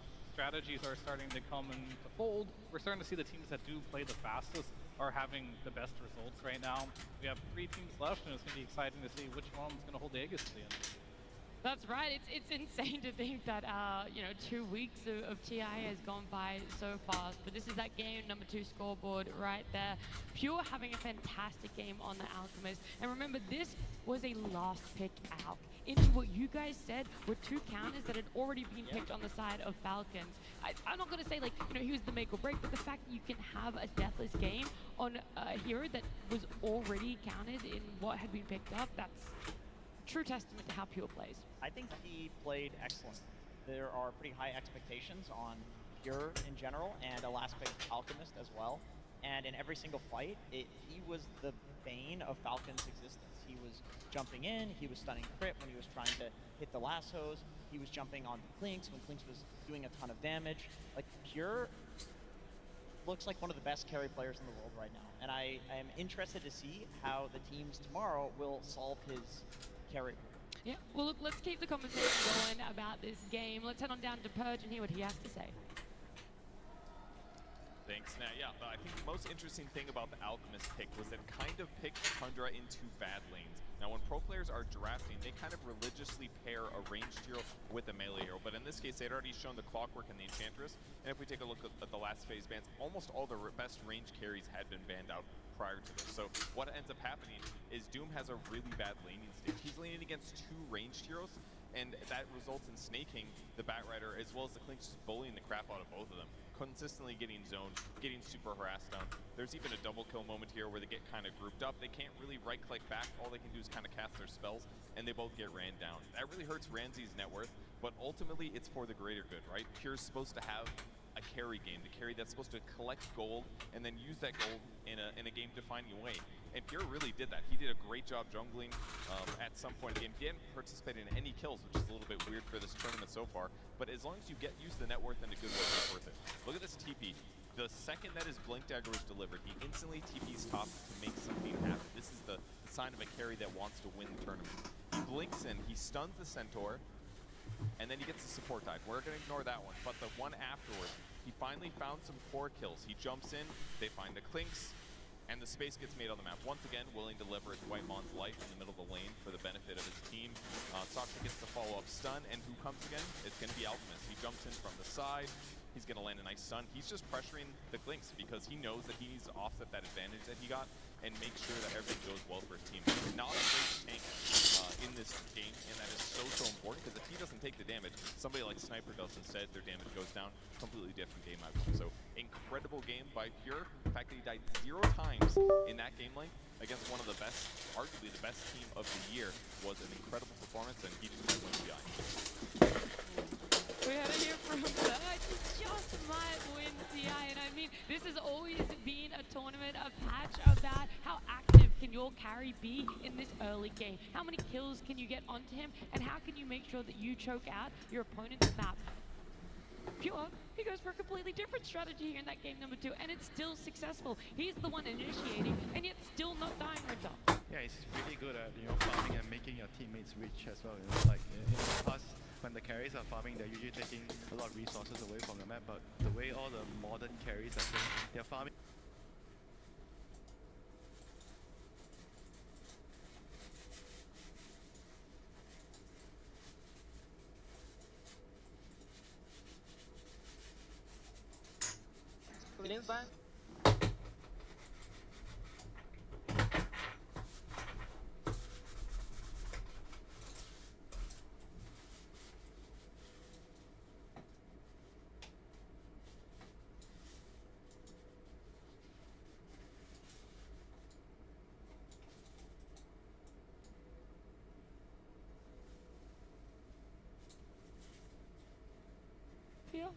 Yeah, they had a little bit of both there. They're having fun. Obviously, they probably felt like the game was weird at that point.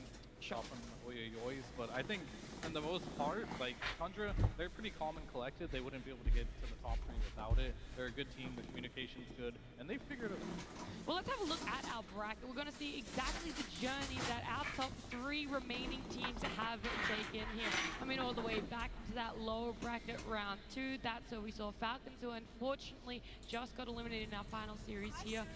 But with Tundra having lost that upper bracket yesterday to Gaming Gladiators, they were able to knock out Extreme Gaming earlier today. Falcons just then, and now they got to look at themselves a rematch against Gaming Gladiators, who fell to Team Liquid just before. And I guess on the flip side of that is a big congrats to Team Liquid for making it to the grand finals. And as Boxy said, the first time ever winning from the upper bracket. Yeah, it's first time in the upper bracket, and hopefully, you know, first time as well for them, you know, to win TI here. It's going to be a really big accomplishment for their players, and you know, it's also good to get the second place curse off the bat. Yeah, that would be nice for them, but this stack on Liquid, they've had a lot of trials and tribulations, Jenkins, around making TIs altogether, their results at TI, and now they're grand finalists. They just have to wait between Gaming Gladiators and Tundra as to who their opponent's going to be. Yeah, and I think that this Liquid often looks the best when they can make a pivot, and then that pivot looks good. Like, this team will pivot no matter what, right? If they lose a game, they're going to completely change the strategy in game 2, or they'll say, like, okay, this hero that we thought was good is now bad, or we'll do the same thing. And then they pivot, and then this time around, they're actually winning when they do said pivots. Because clearly it worked against Gaming Gladiators. If I'm Tundra, I am opening up those replays, and I'm not closing them until the match tomorrow, because Liquid completely decimated the game. Nobody expected it, especially in the way that they did, because they were able to slow down the game. And that is exactly what Thompson said that they wanted to do. We want to slow down the game. That's their study material. Well, look, there's a lot of hours between now and when you're saying they have to close those. Is expecting them to close those. Looking out on the stage just slightly before that, so hopefully they. Let's all remember that Radiant's top tower deserves just as much. You are killing it out there. Double killing it. You need a term for what you're doing. First blood. One more to throw in. Rampage! First blood! Wubba lubba dub dub!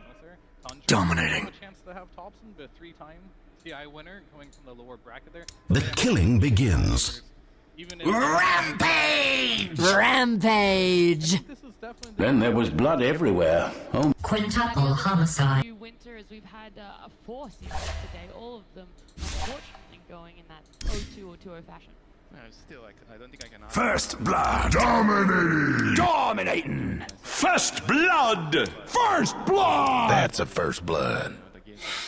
Prophecy is true. I think they call that an Quintuple homicide. Then there was blood everywhere. Oh my. Guaranteed to get some more of that tomorrow, and I think a lot of that boils down to this facets patch that came out. There's just so much in Dota that people are still discovering. There's so many permutations of things that you can do in this game, and we have arguably the 3 best teams in the world at figuring out new and interesting tech. So at the very least, if there's a 0 on the other side of the wins in every single series tomorrow, we are going to get some amazing. All right, you guys have made me excited for tomorrow. And for the second and last time, we're going to say goodnight to you guys. We'll see you bright and early here in Copenhagen, Denmark, for our grand finals on the last day of TI 13.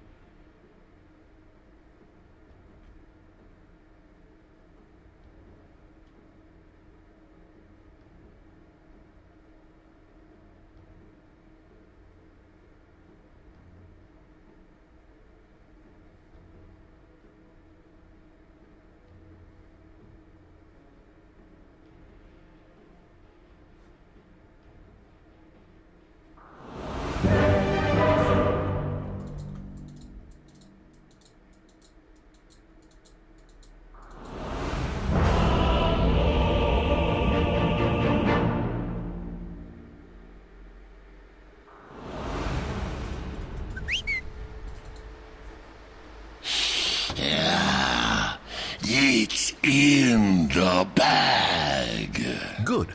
We're nearly at the part where everything dies over and over.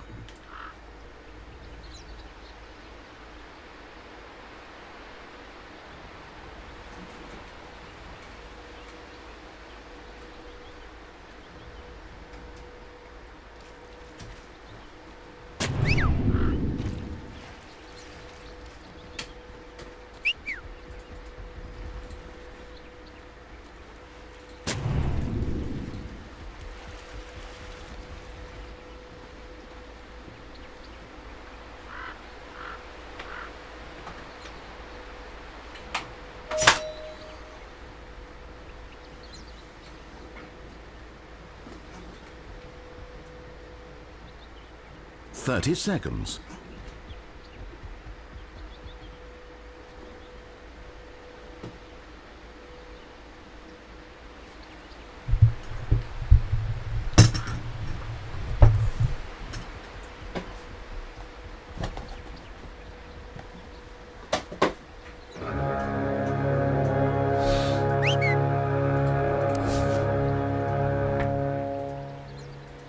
It's time for Fantasy World avatars to pretend to murder one another.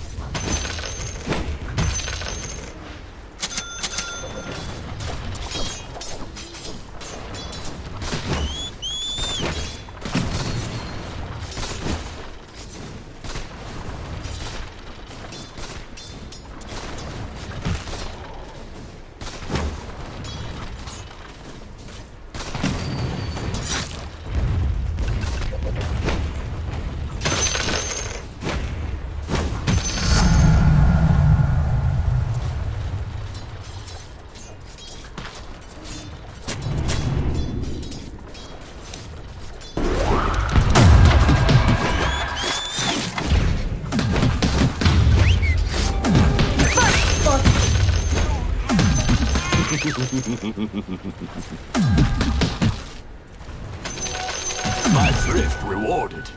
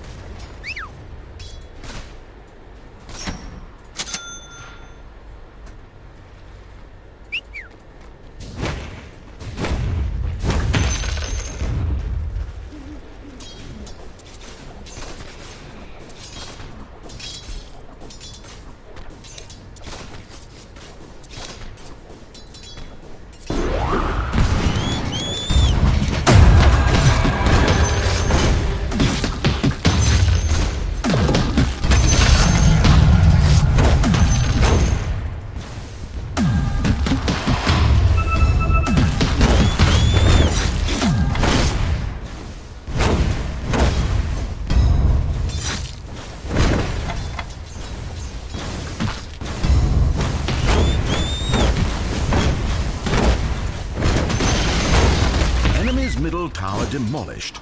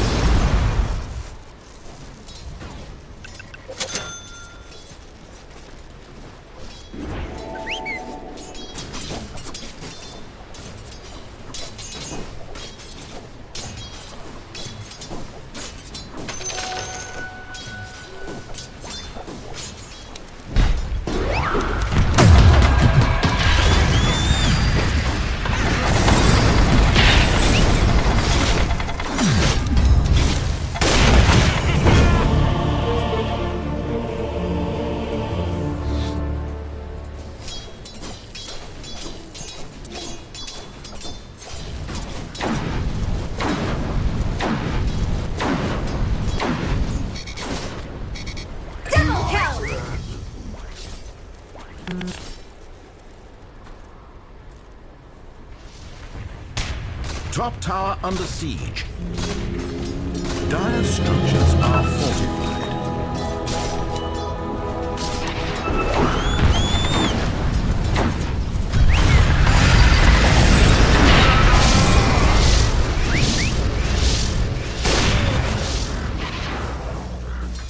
Radiant structures are fortified.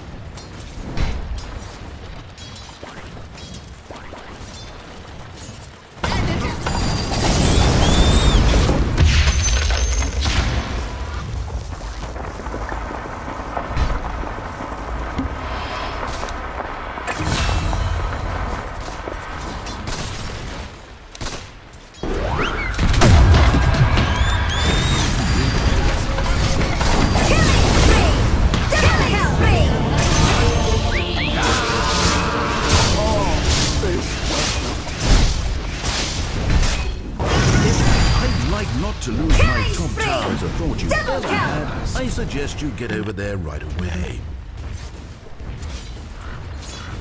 No one go defend top tower. It needs to learn to defend itself.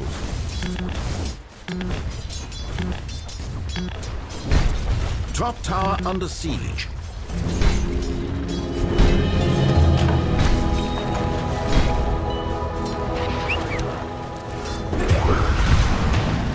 Your top tower is under attack.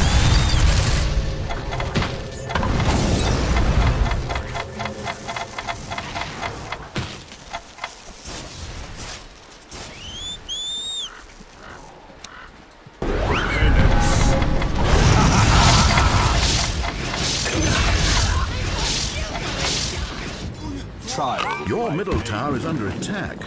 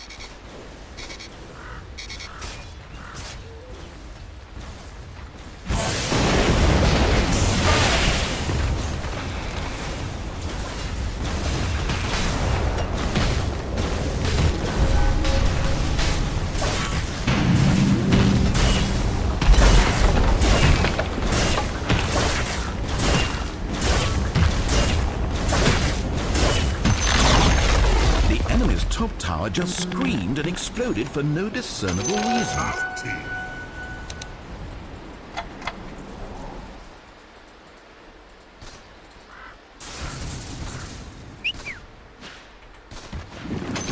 My thrift rewarded.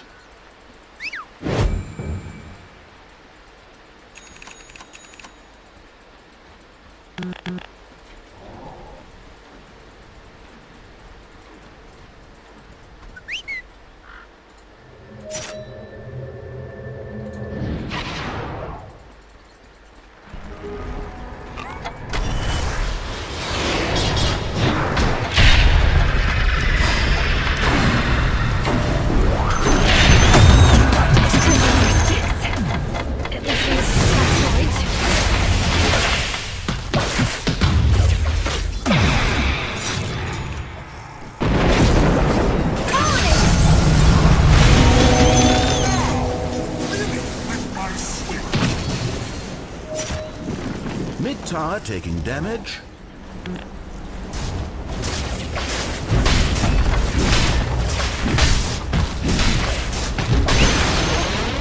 Friendly's bottom tower has fallen.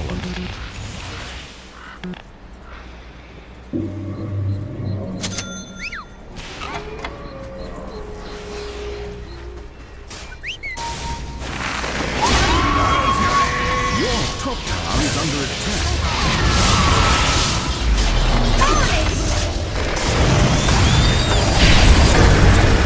Top tower under siege.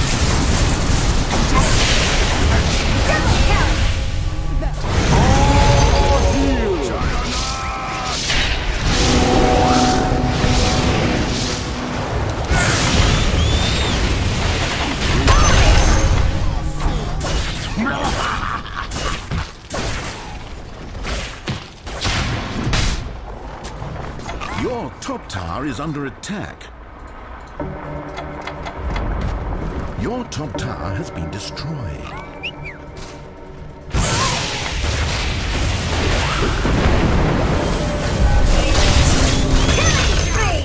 Own it!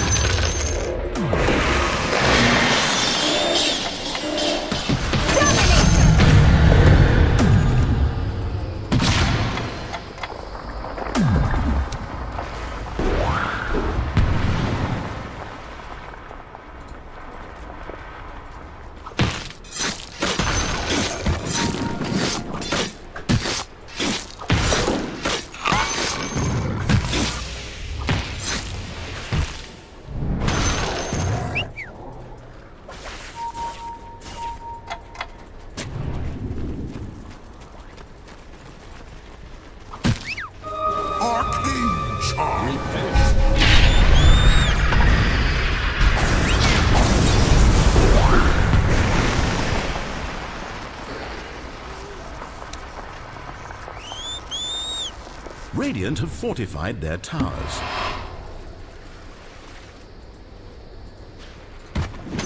Bounty!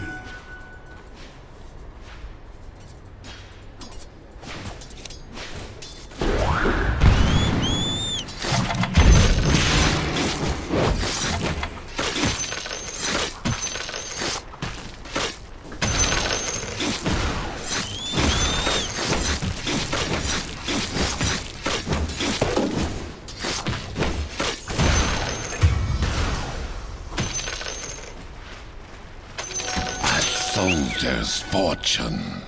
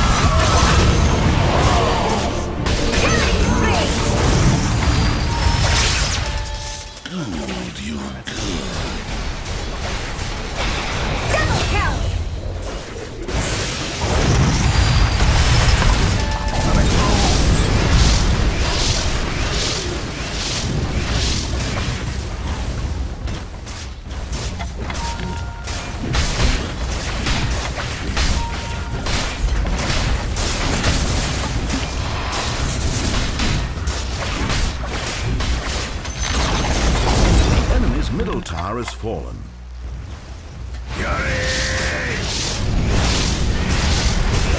Radiant structures are fortified.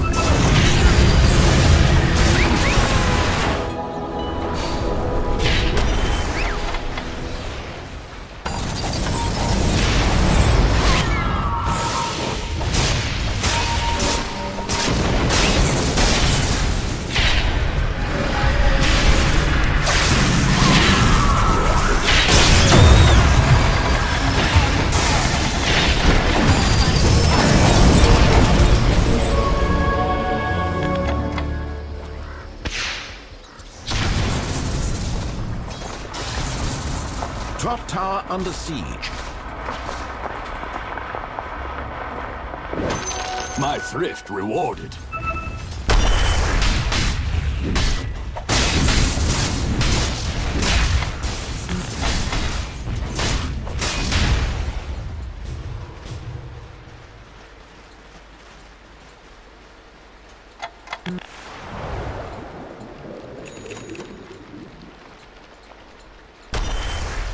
Dire have fortified their towers.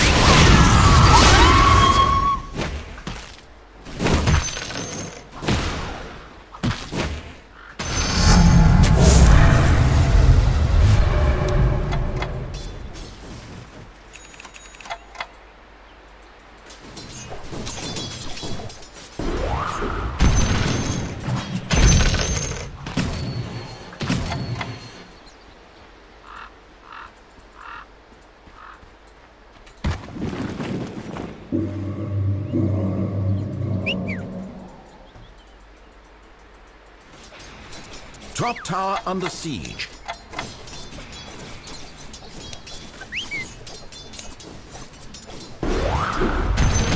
Your top tower is under attack. Radiant's courier has been murdered. Your top tower has fallen.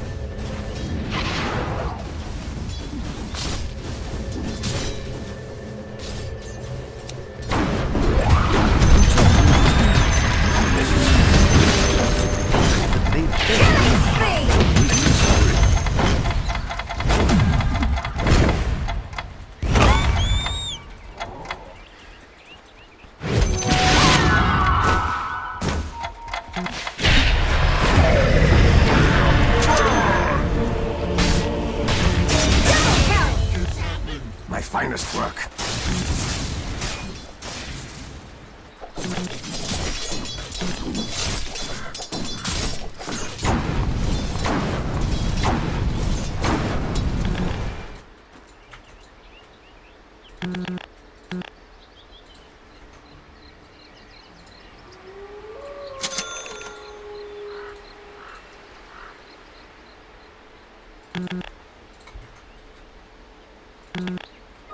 An article of faith.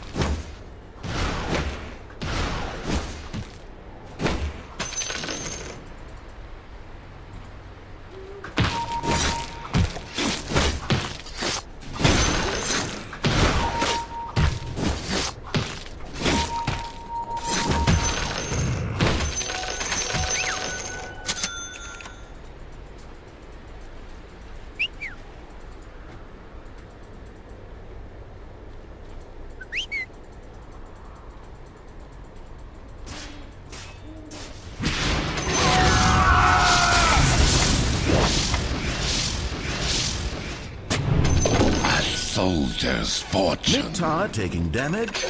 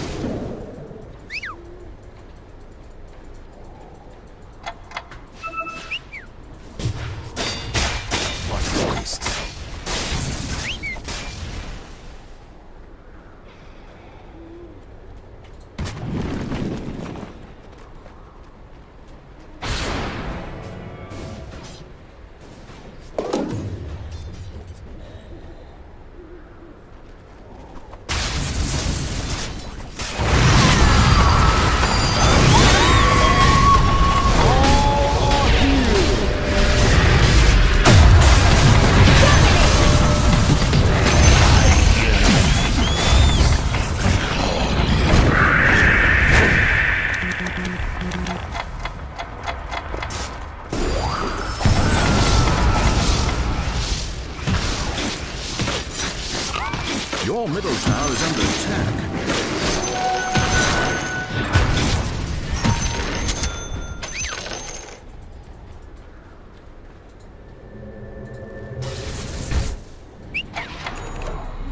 Radiant structures are fortified.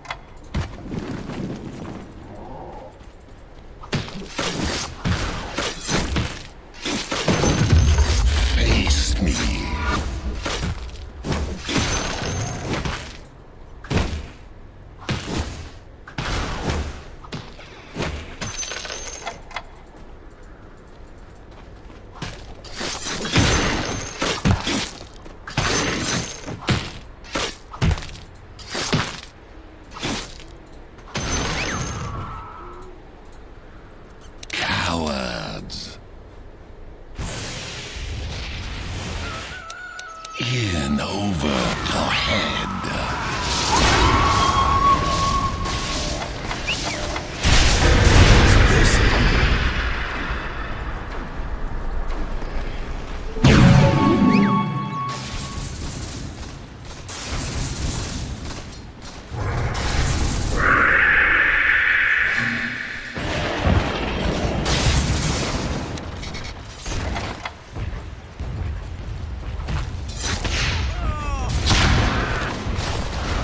Structures are fortified.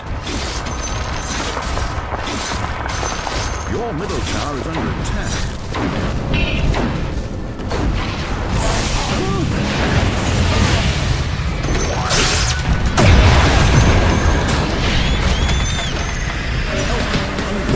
Your middle tower.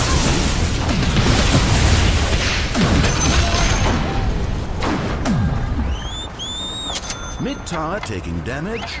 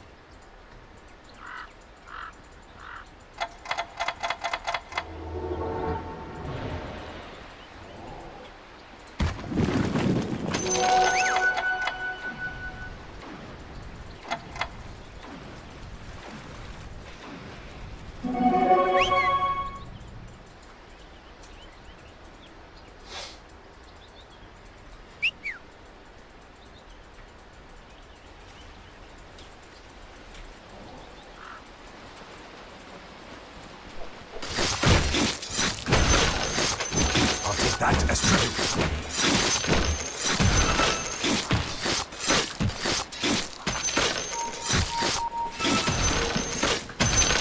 Mid tower taking damage. Middle tower has been destroyed.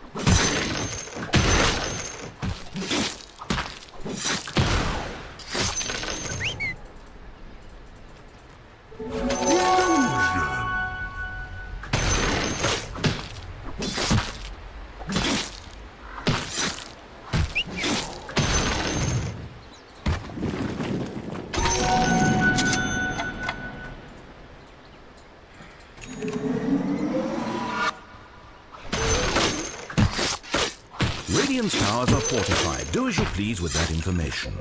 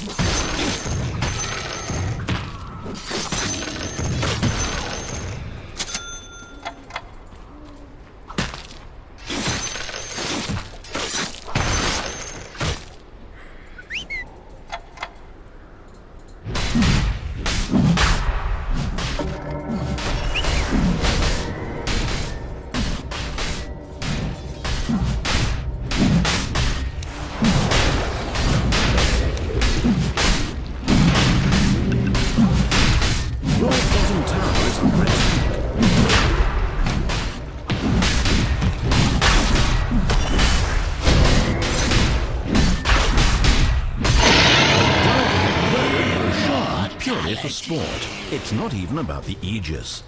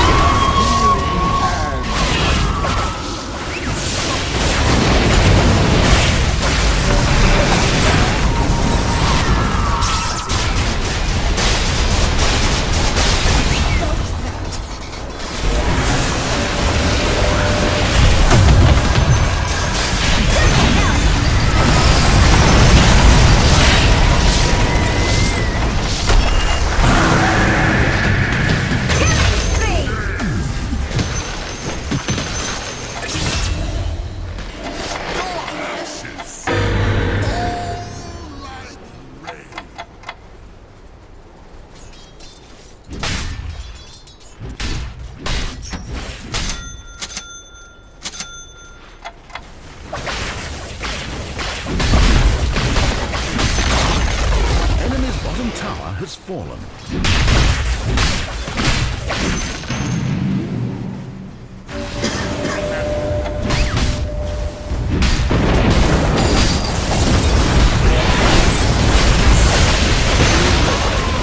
Enemy's bottom tower is fallen. Enemy's bottom barracks demolished. The enemy's bottom barracks has fallen. Radiant have fortified their towers.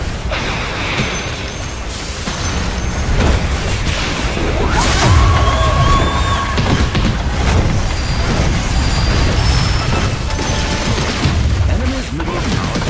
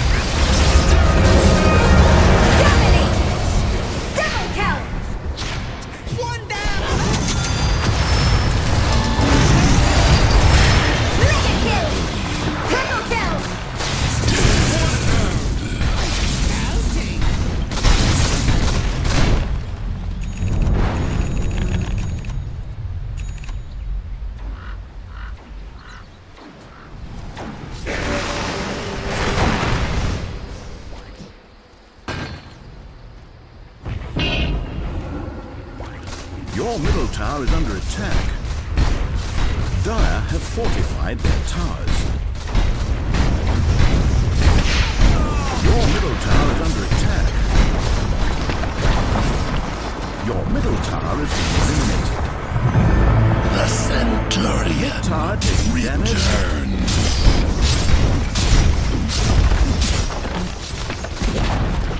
That middle tower is... What if your middle tower is under attack? Every time Radiant's corridor, your middle barracks segment.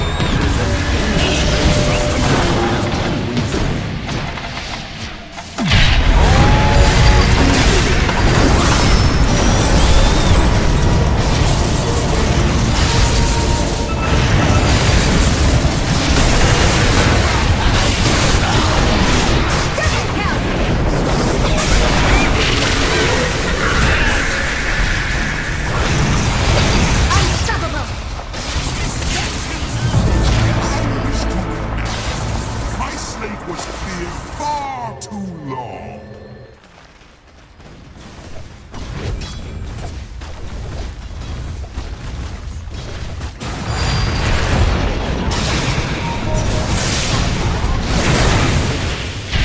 Dire structures. You got peeped. Mid tower taking damage.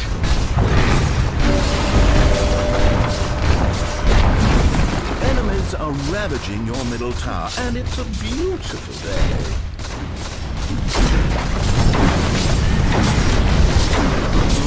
Your ancient is in trouble. You were doing very well. I'm very proud of you. One of us has become too intimidated by the sheer power. They could no longer win. It's a shame.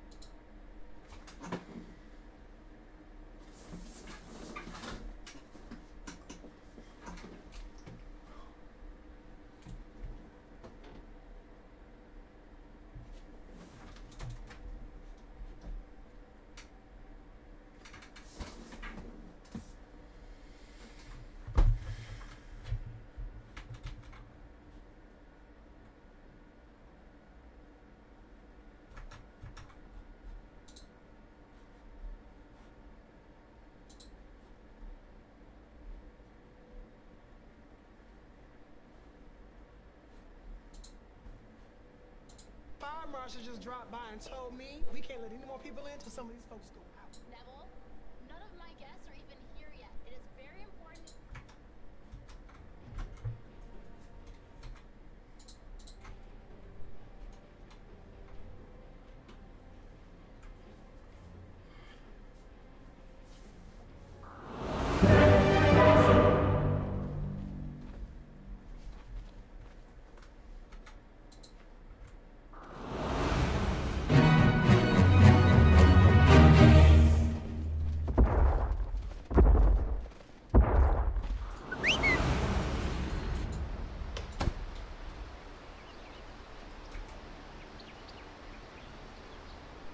Prepare yourselves, we're nearly ready.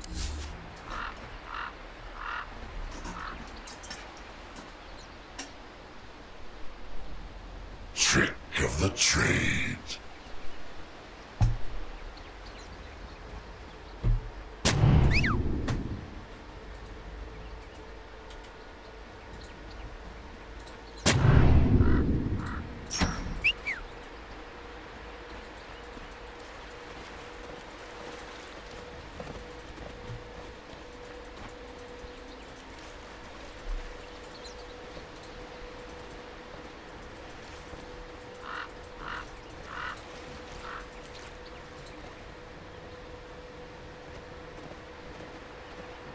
"30 seconds to battle.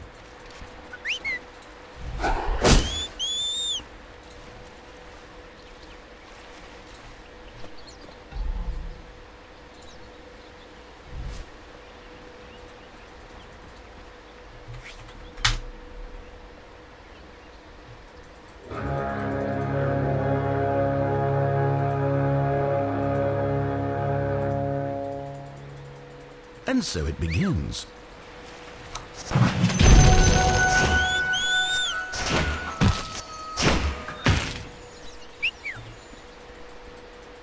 The match has begun. Go forth and prove that video games are art.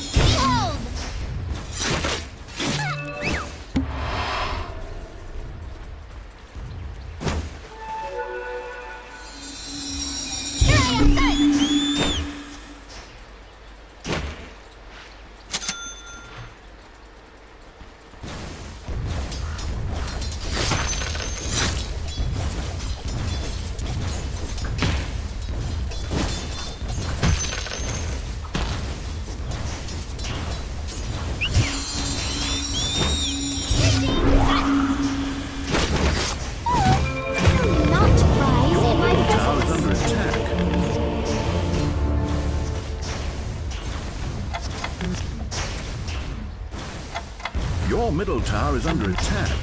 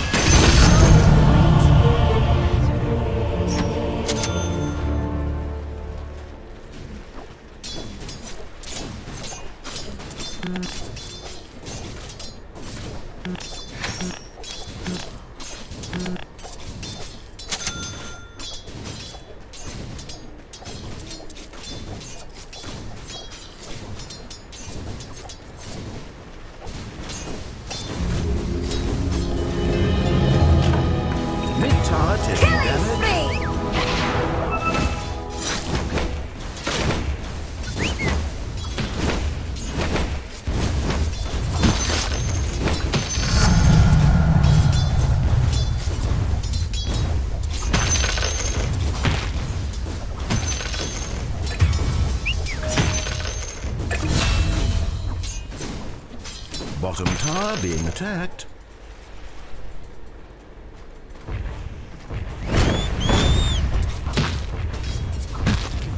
Your bottom tower is under attack.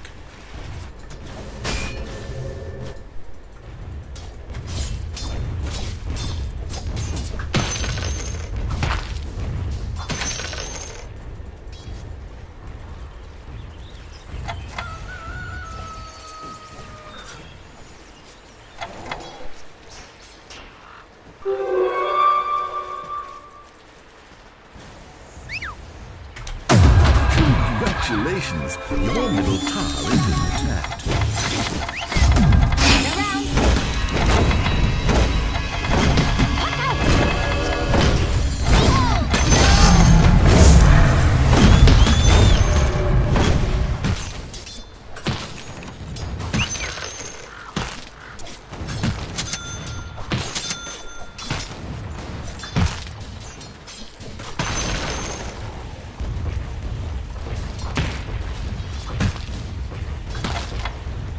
Dominated!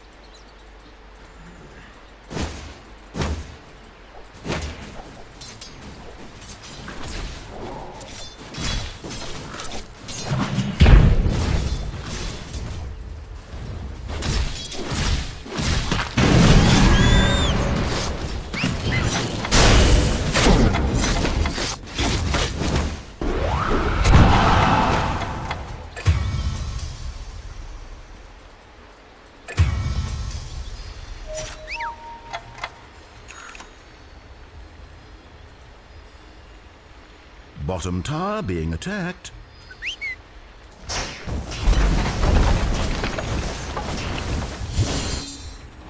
Your bottom tower is under attack.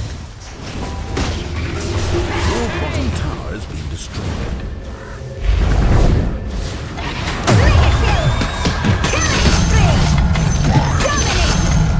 Double kill!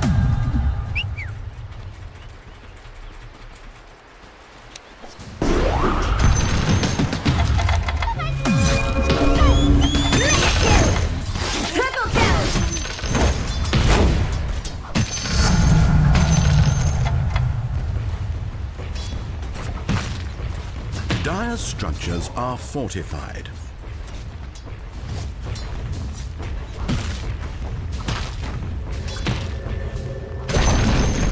Enemy's middle tower demolished.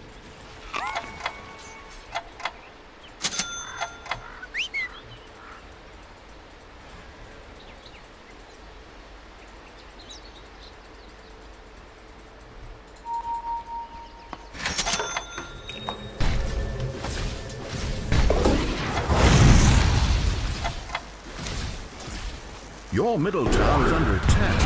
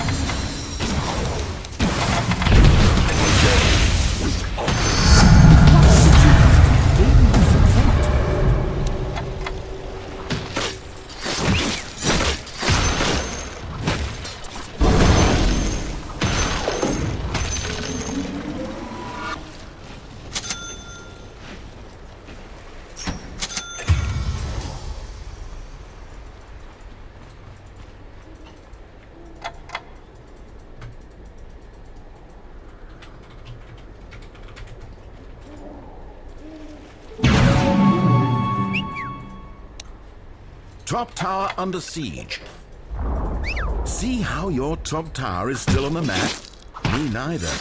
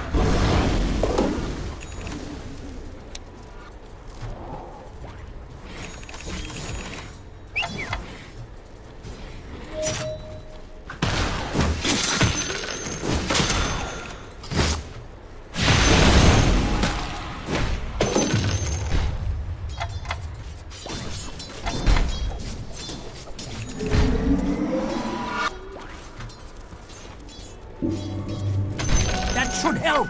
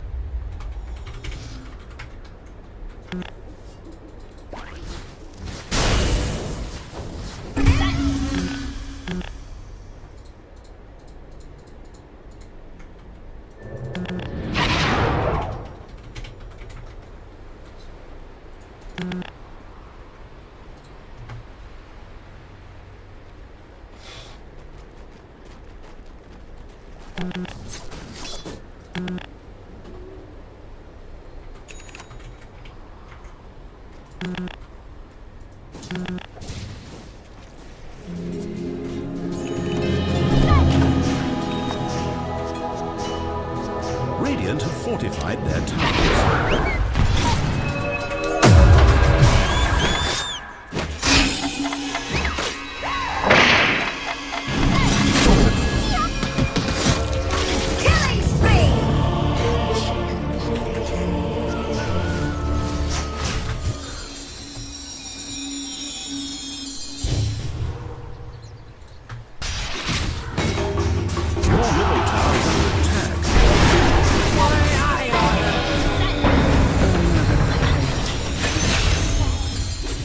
The simple truth is, you are unprepared. Dominating! Look out!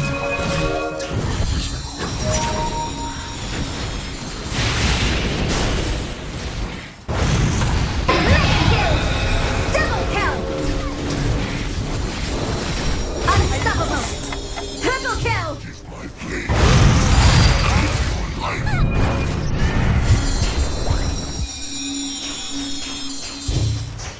Oh, they're gonna hate me for this.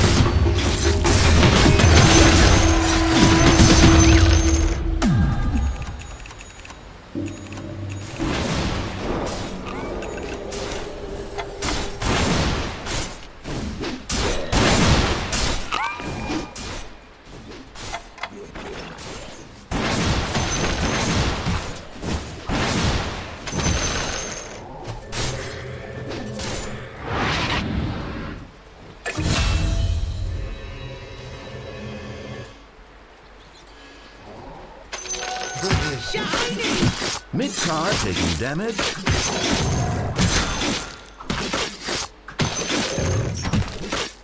Mid tower taking damage.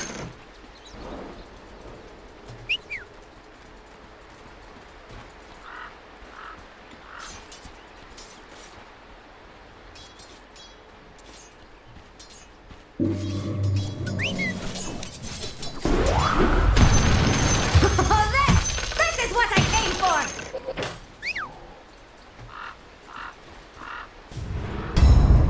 Oh dear, well that's one less middle tower for you.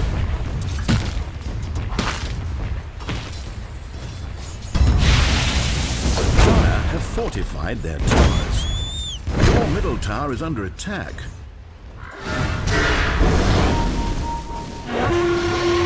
Mid tower taking damage.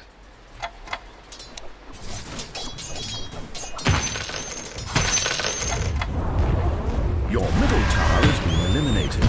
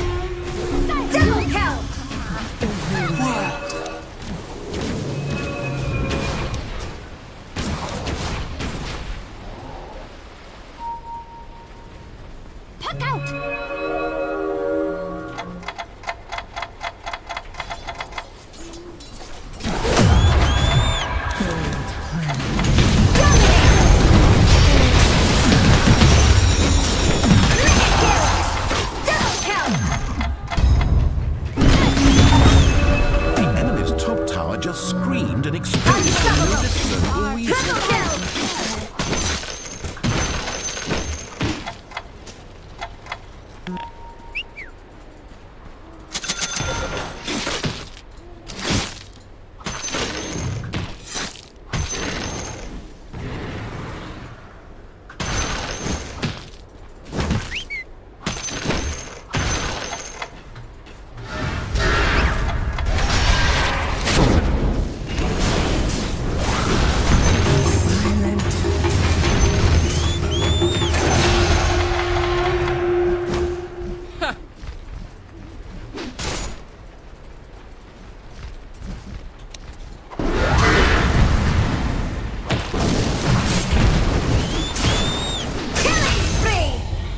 I wasn't sure if I had to kill you twice.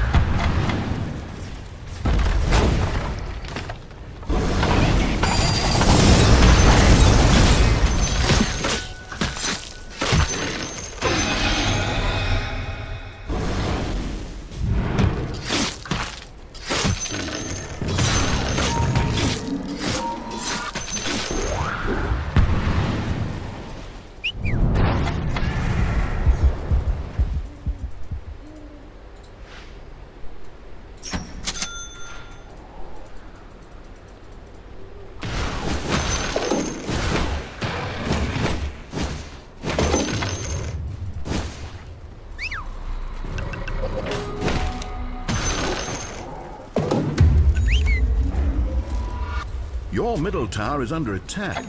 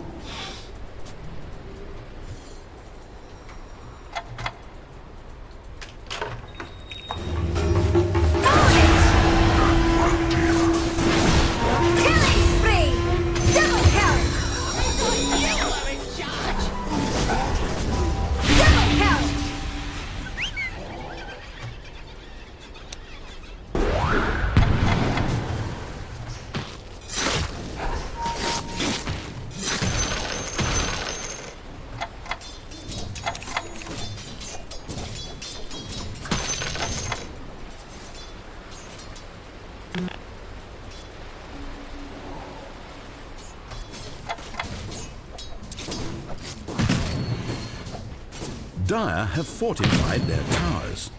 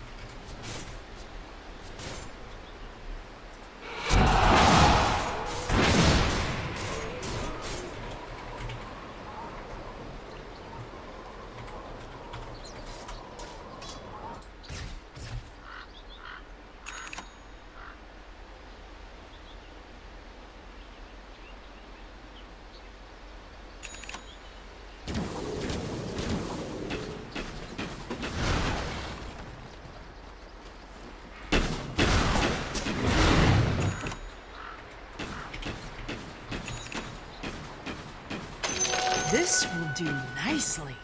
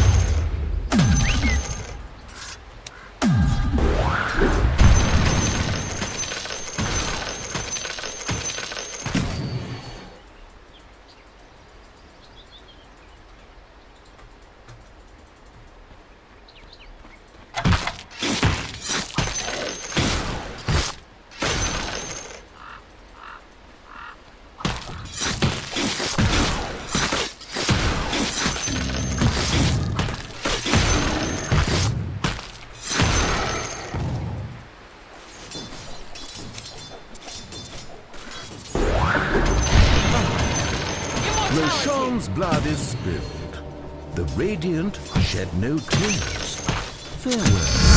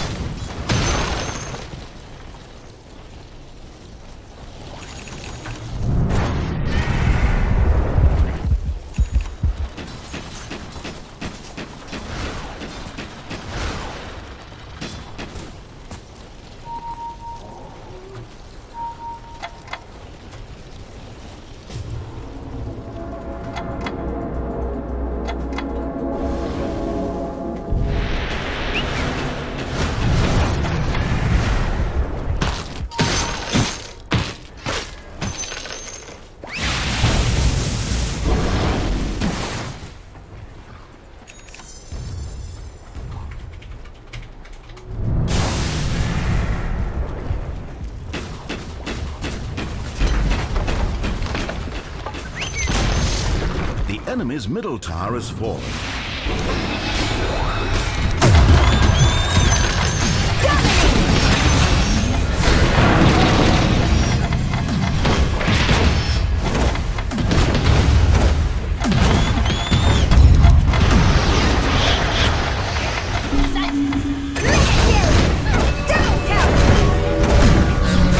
Dire structures are fortified.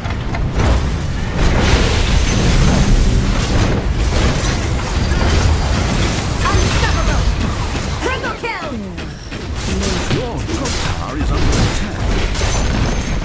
Enemy's middle tower demolished.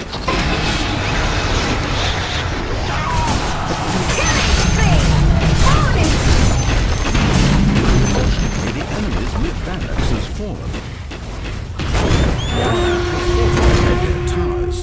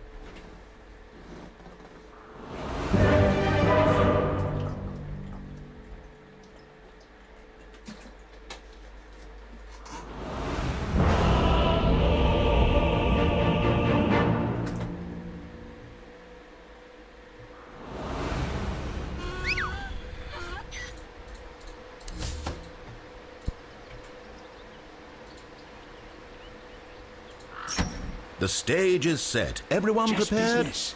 How many of you do I have to kill? Oh!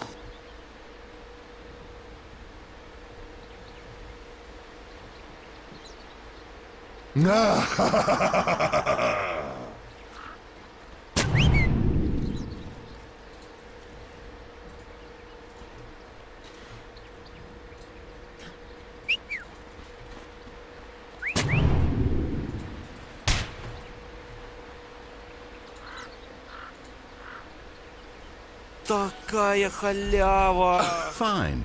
Leave. See if I care.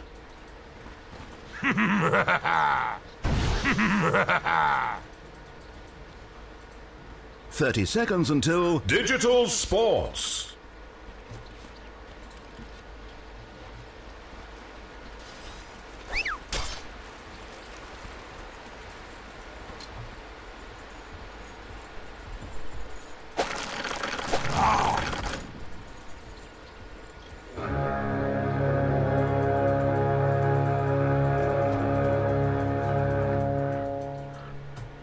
God, I really hope this match ends up being of any cosmic significance. They became unruly beasts.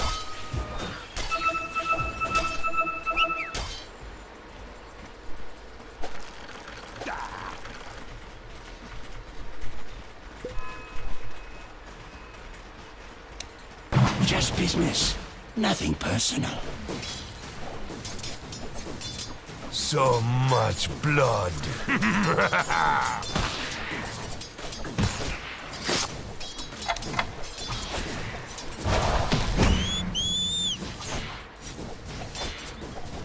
Hidden ones grin.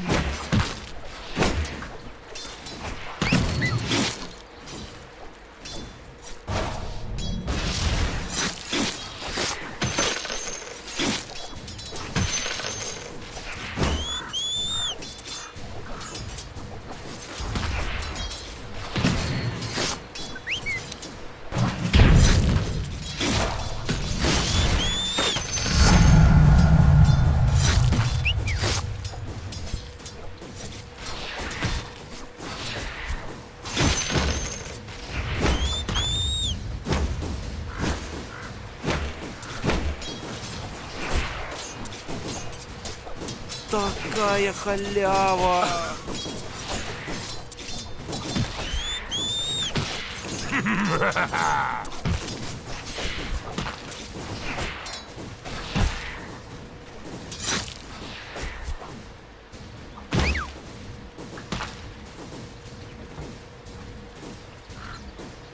First blood. I've been wanting to say that since this all began.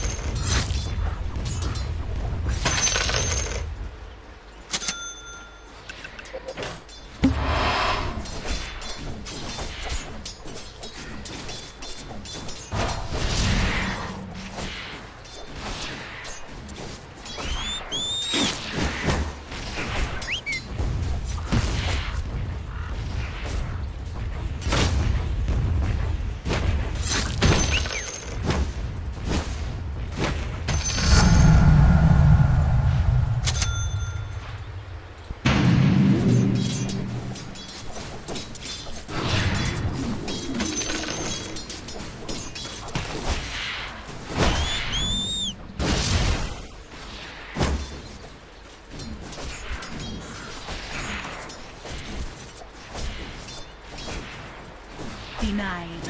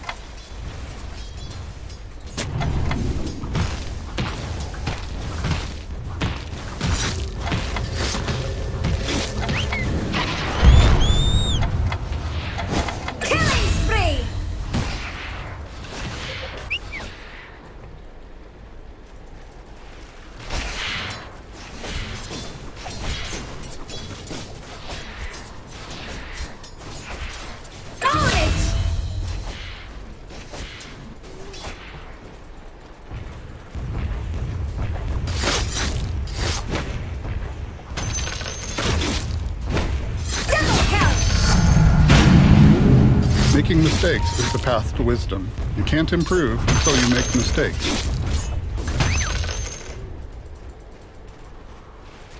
Такая халява!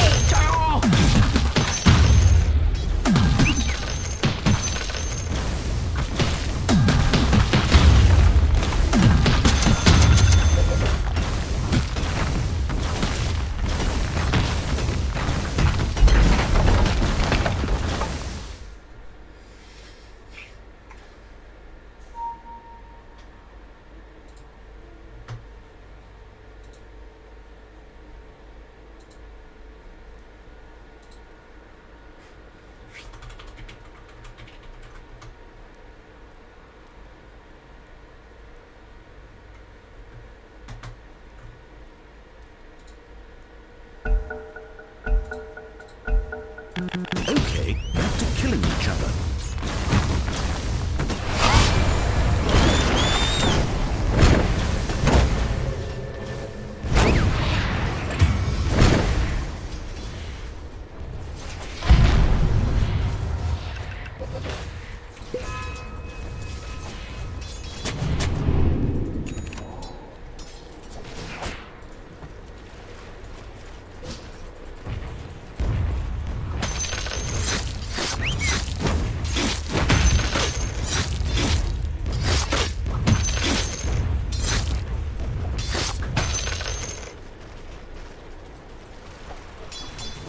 Dominating!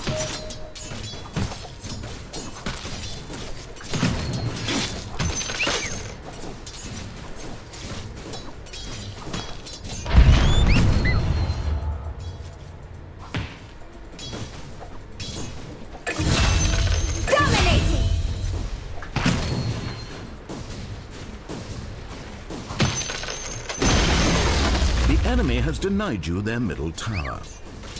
Bastards.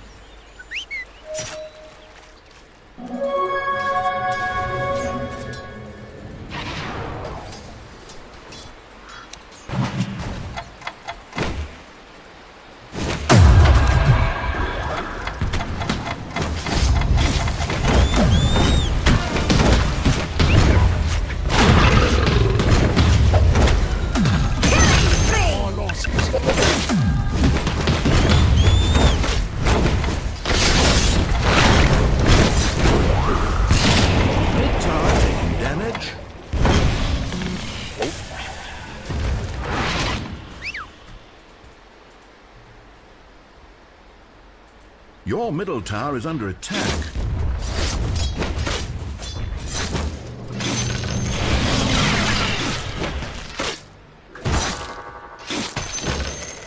Mid tower taking damage.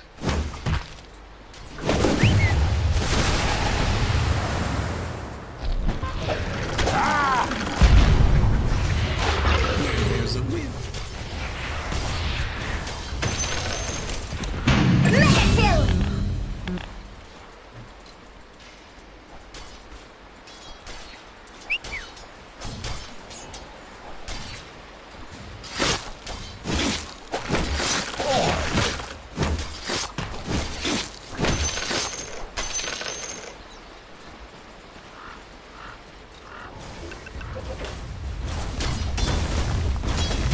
Radiant structures are fortified.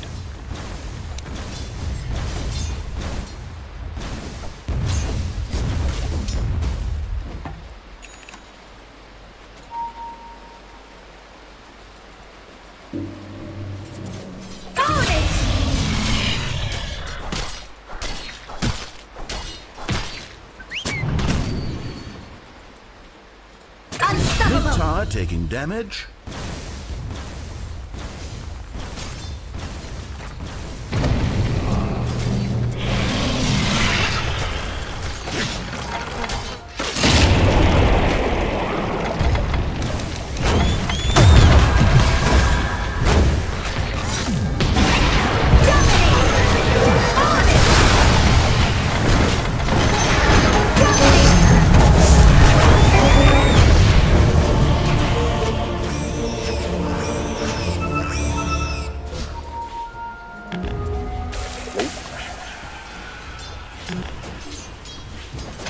The seeds of fortune.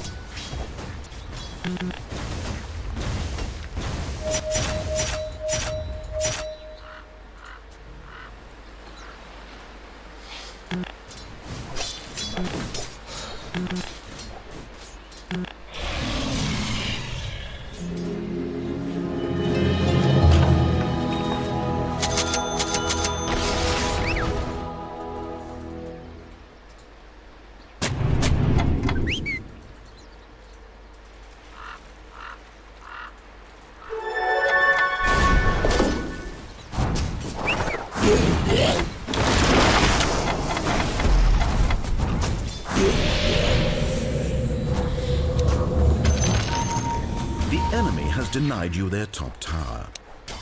Bastards.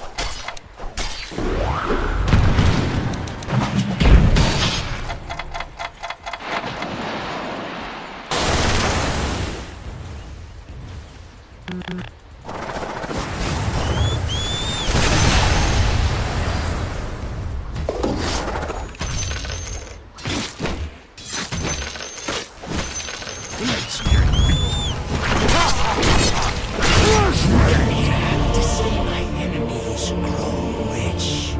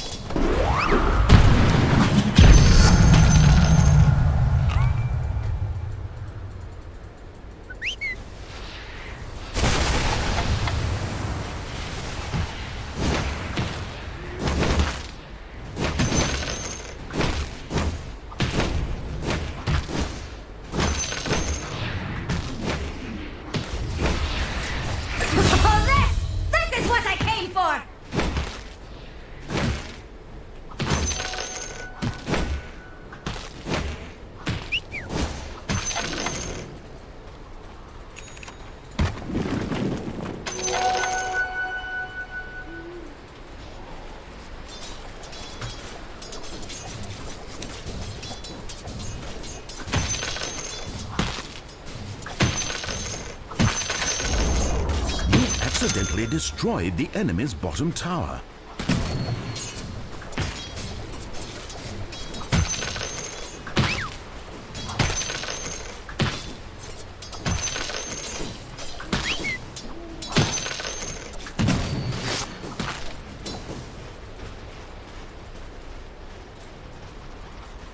Your middle tower is under attack.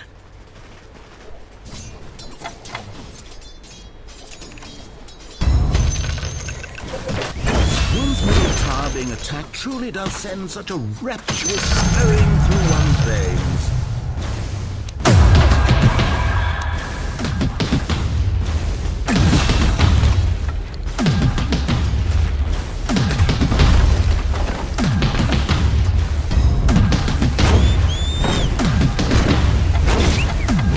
Radiant, having unfortified structures, is now attacked. The enemy's top tower has fallen.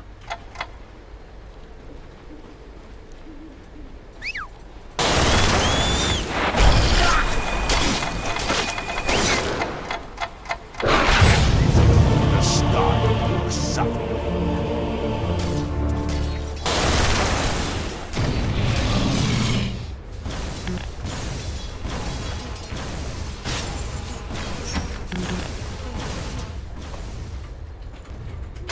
The seeds of fortune.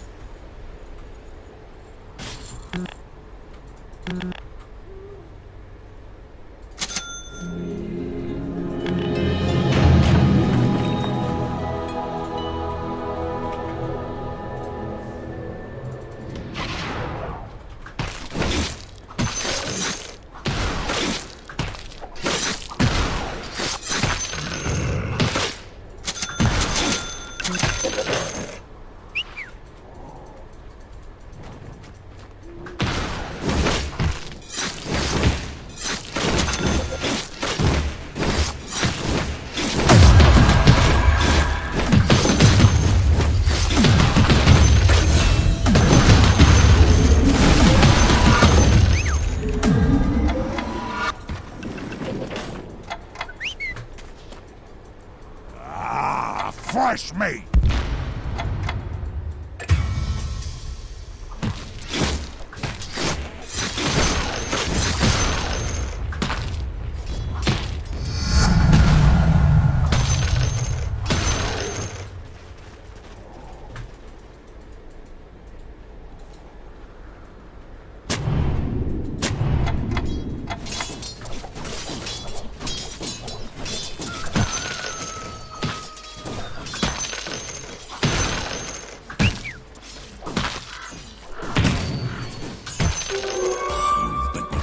Smiling face.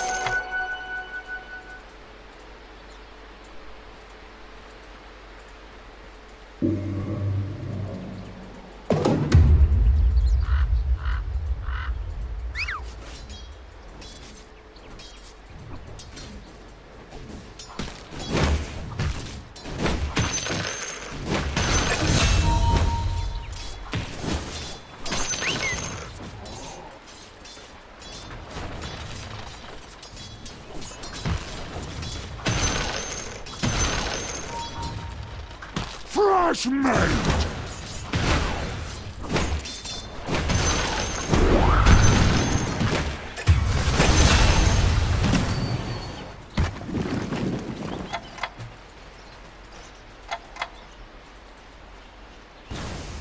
Killing spree!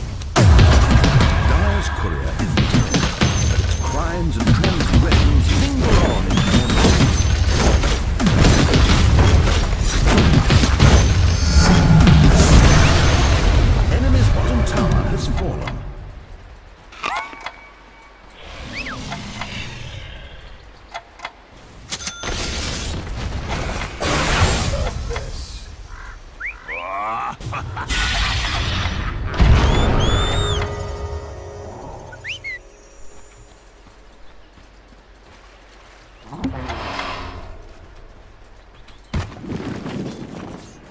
Top tower under siege.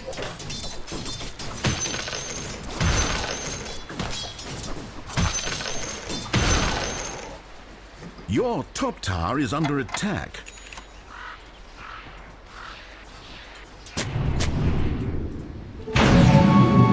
Your top tower is under attack.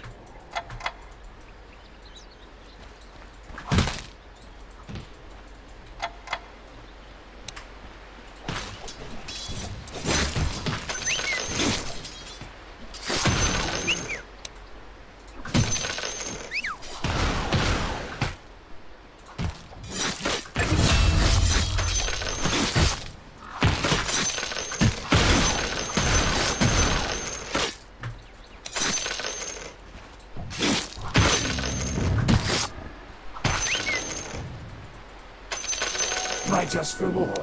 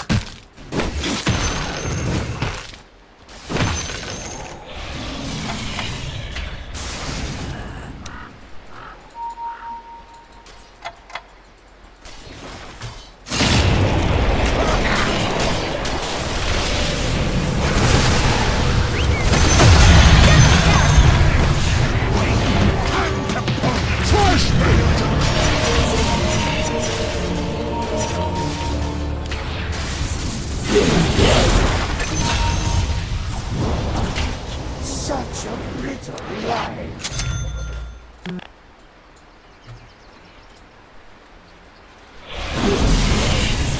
Bottom tower being attacked. Dire structures are fortified. Bottom tower being attacked.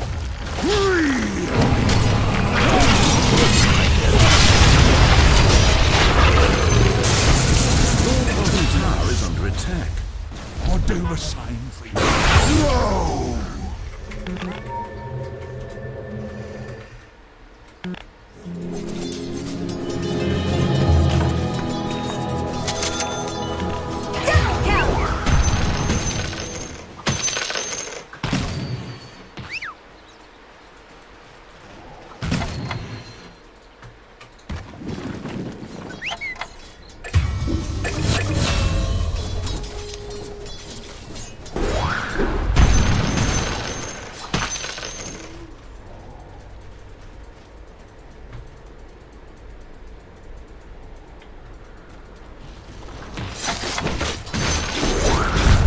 Your middle tower is under attack.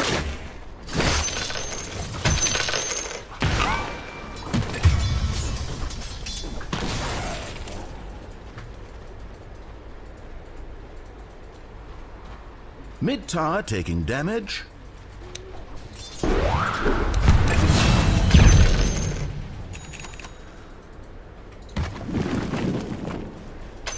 The seeds of fortune.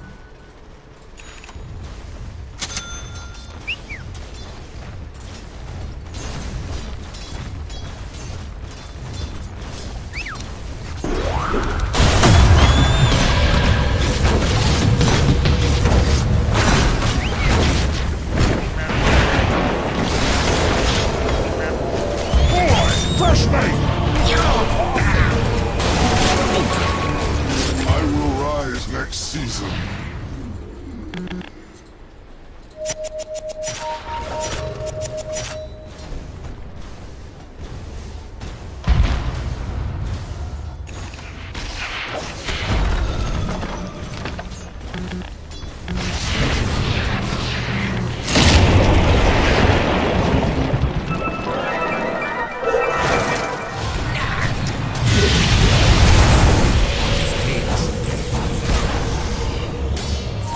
Top tower under siege.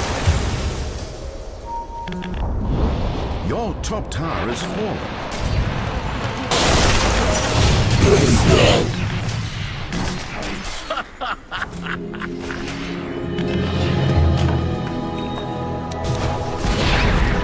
Your middle tower has been eliminated.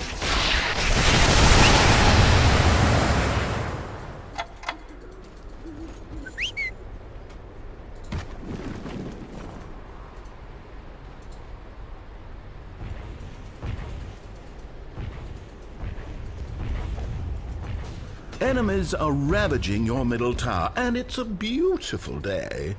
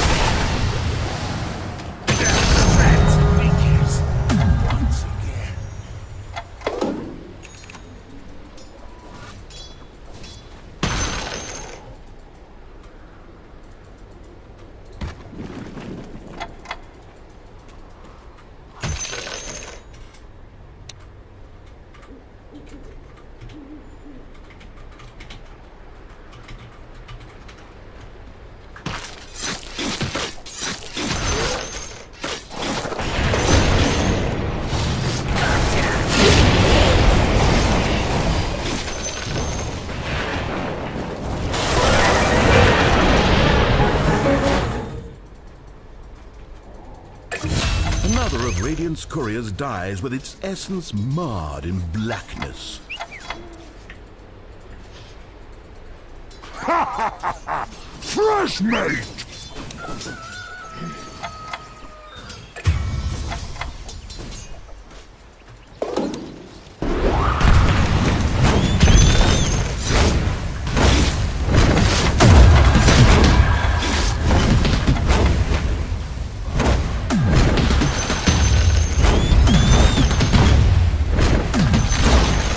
Enemy's middle tower demolished.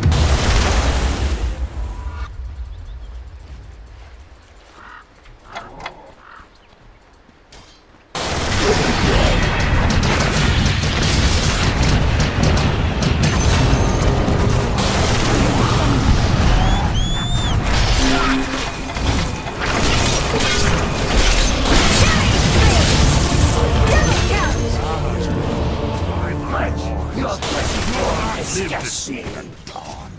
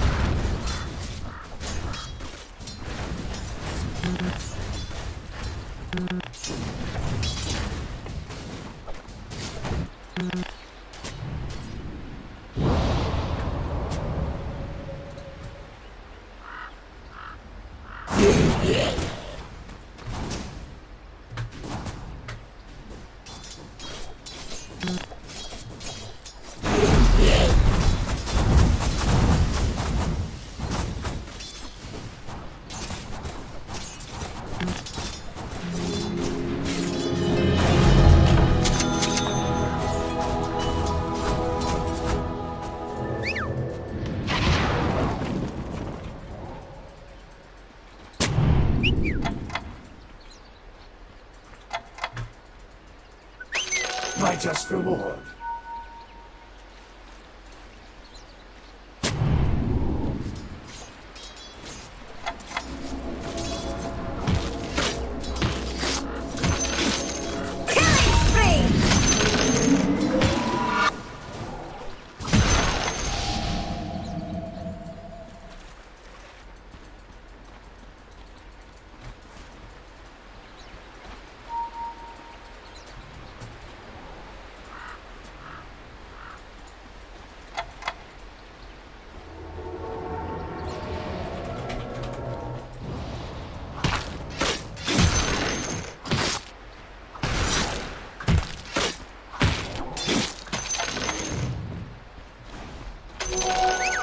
Boy, fresh mate!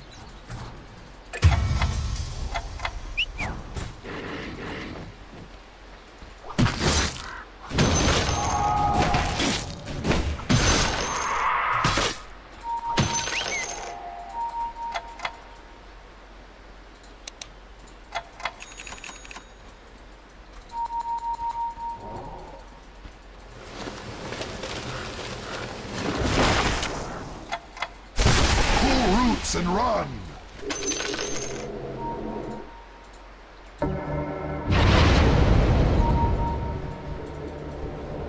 Bottom tower being attacked. Dire's structures are fortified.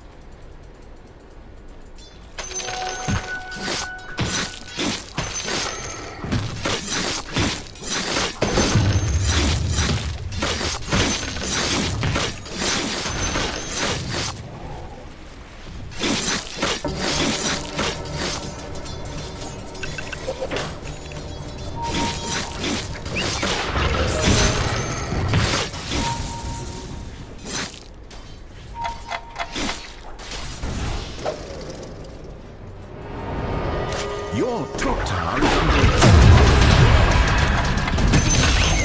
Coming!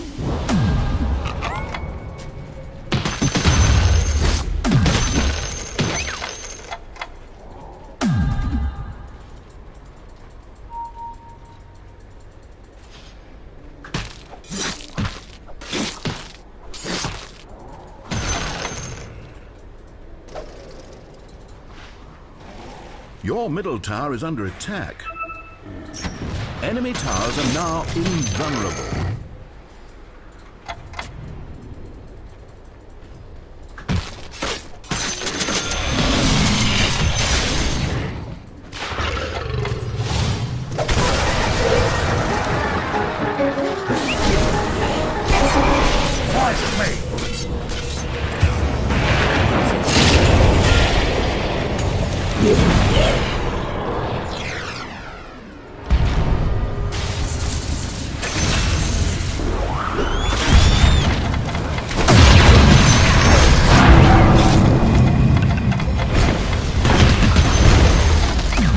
That's one tower.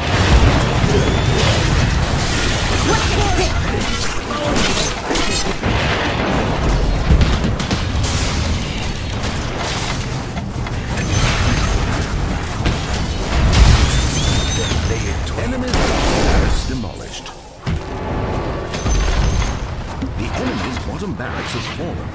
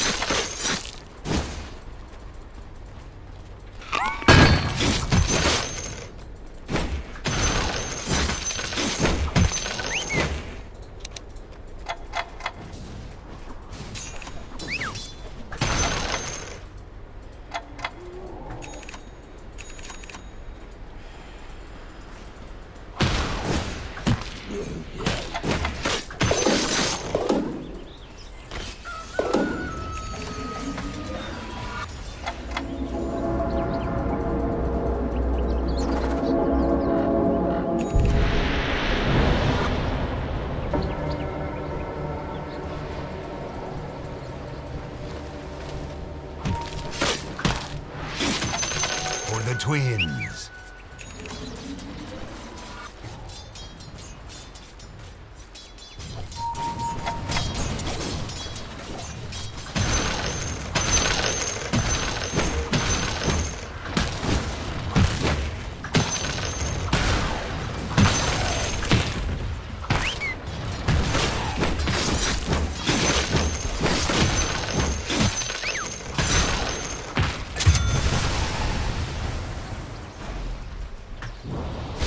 Mate!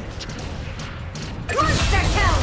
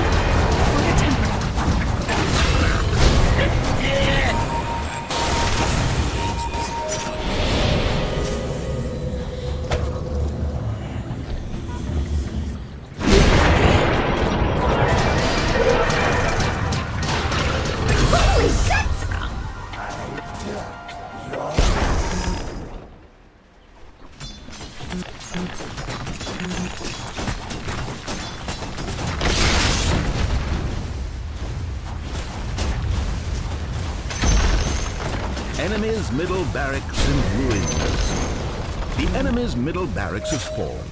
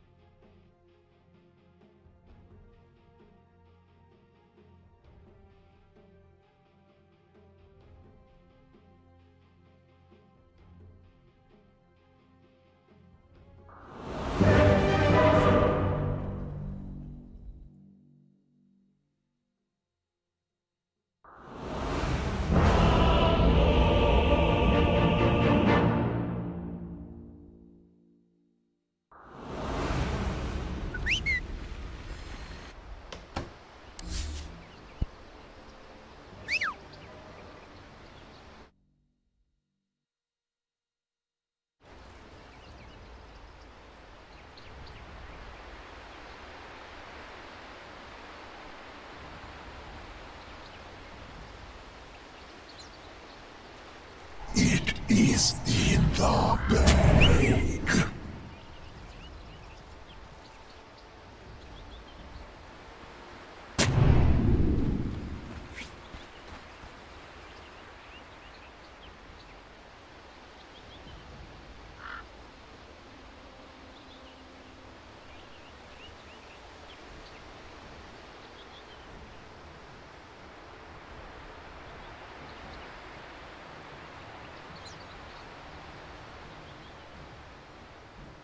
"30 seconds.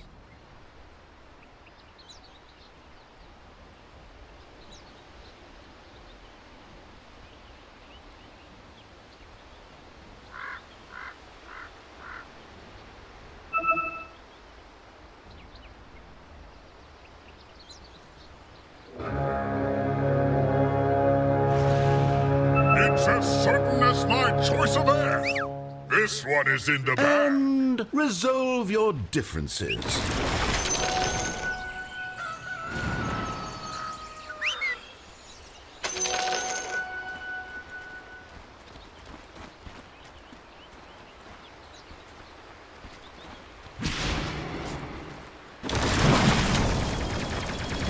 First blood spells! First blood! Oh, that's how it's done, kid! I like what I see.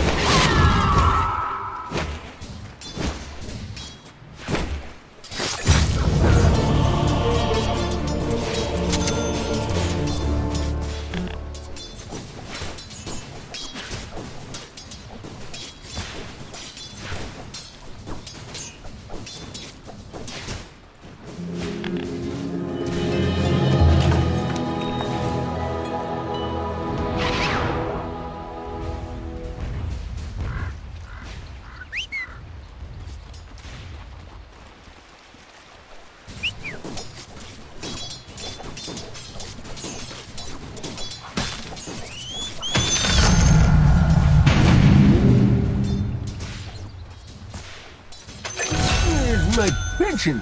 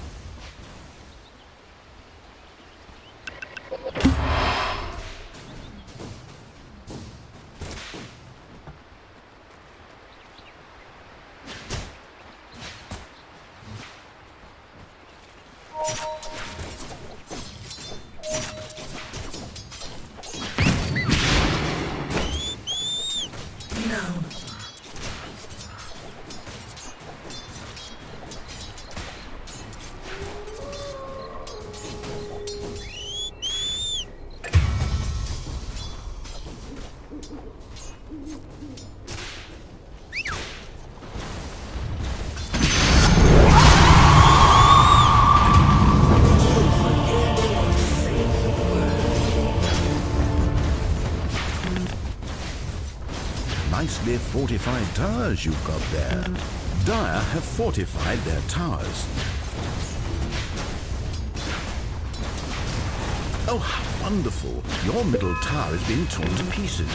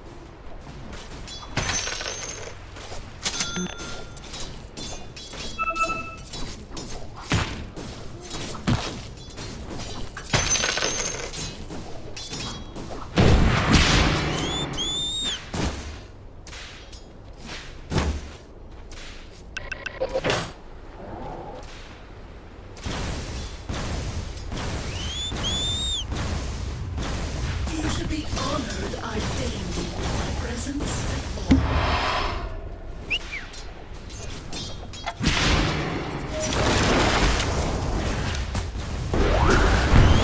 Was Dire's courier murdered, or did it take its own life in shame? We may never know.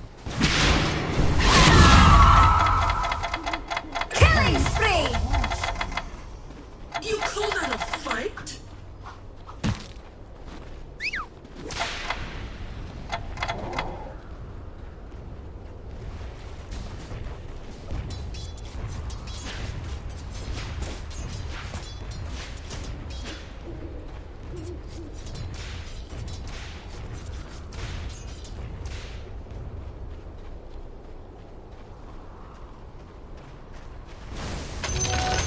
The seeds are forth.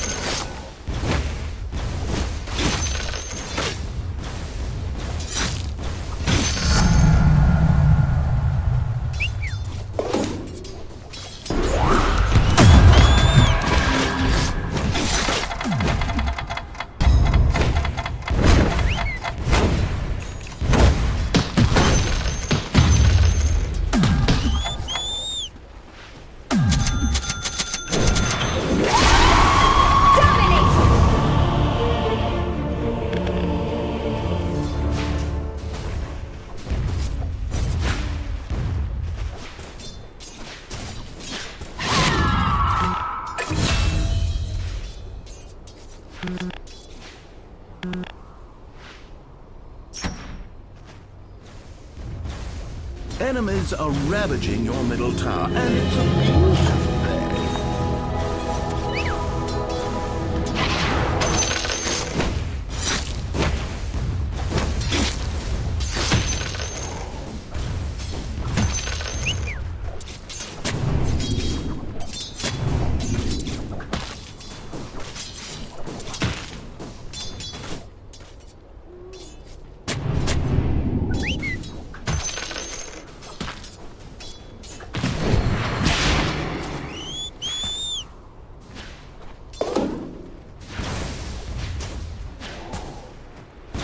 Your bottom tower is under attack.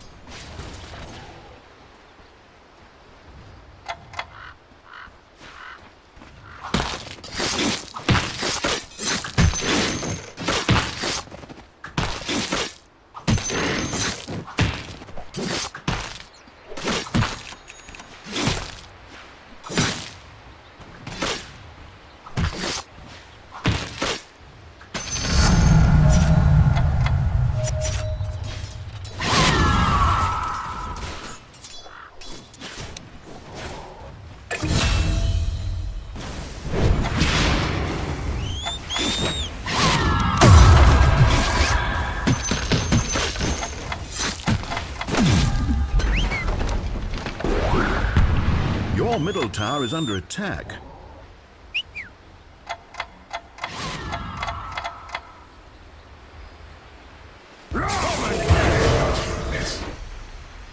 Mid tower taking damage. Radiant structures are fortified.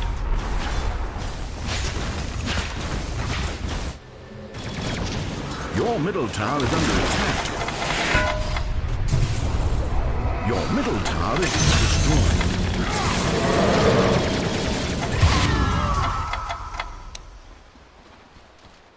Killing spree!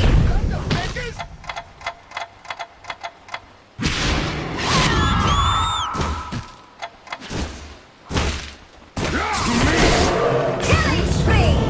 Double kill!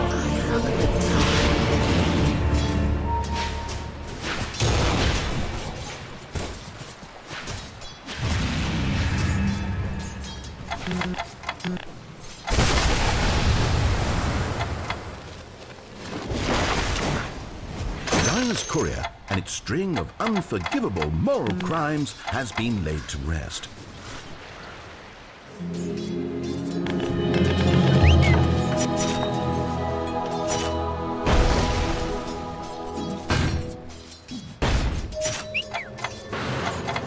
Dominating!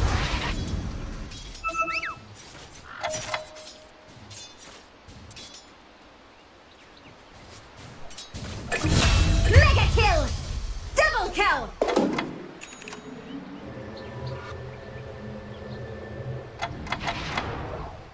Unstoppable! Triple kill!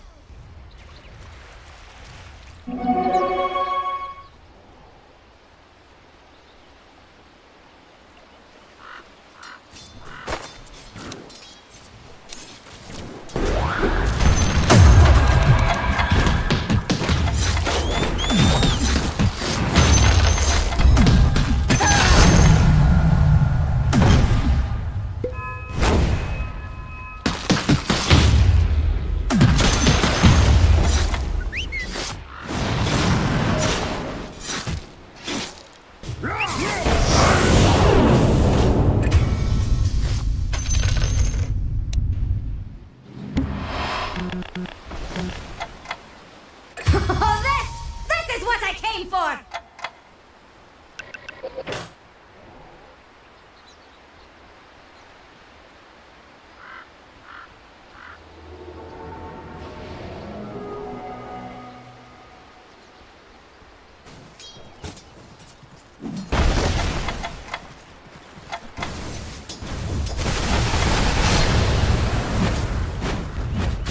Monster kill!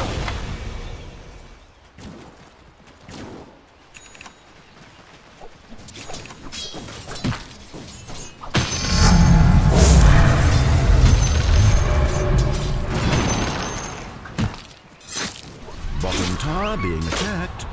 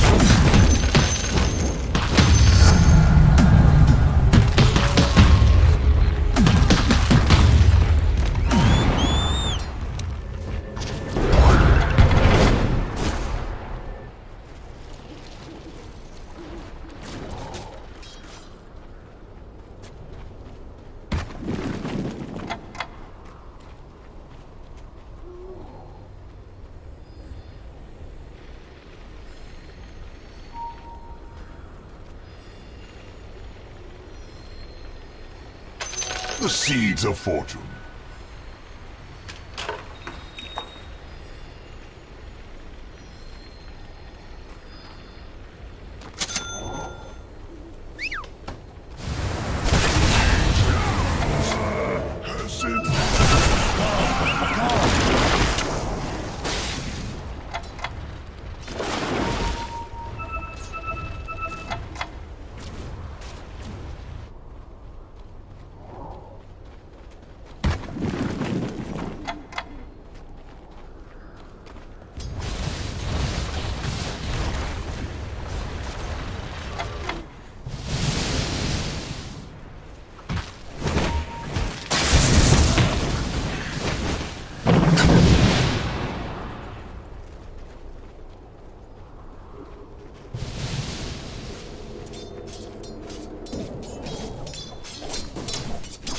Mid-tower taking damage.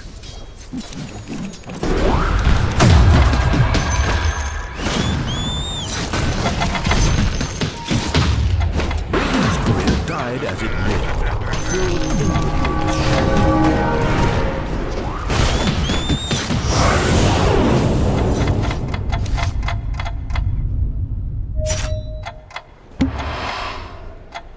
Mid-tower taking damage.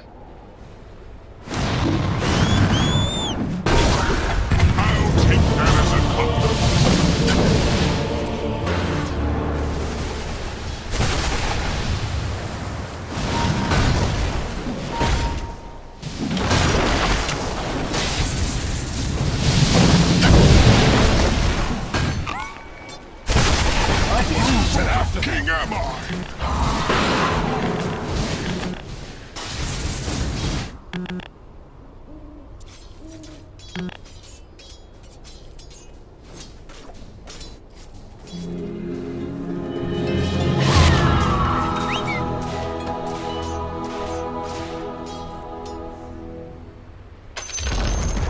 Enemy's top tower destroyed.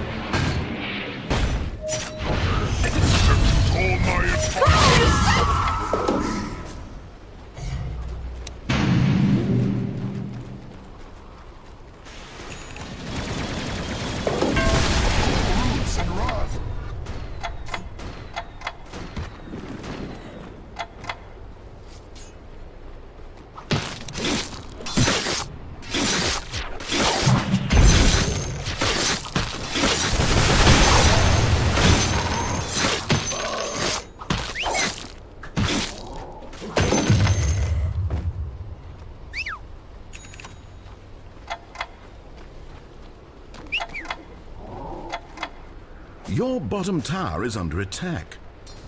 Radiant have fortified their towers. Your bottom tower is under attack.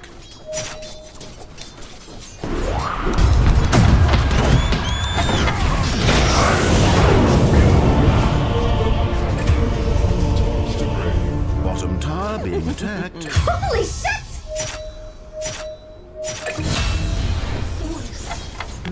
Good Soki.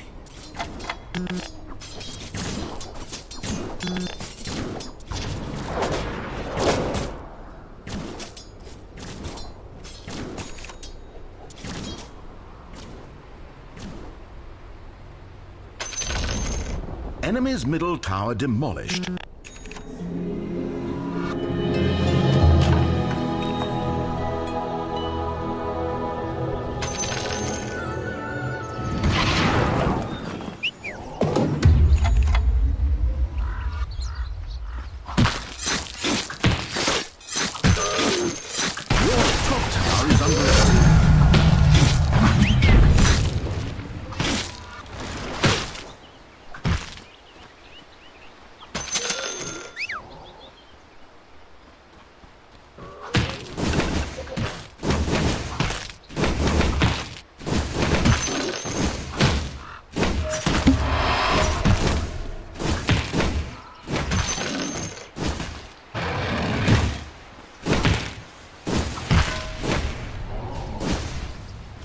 top tower under siege.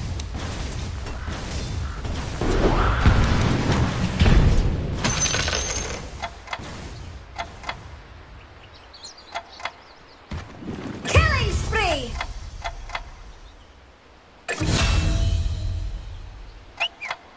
I like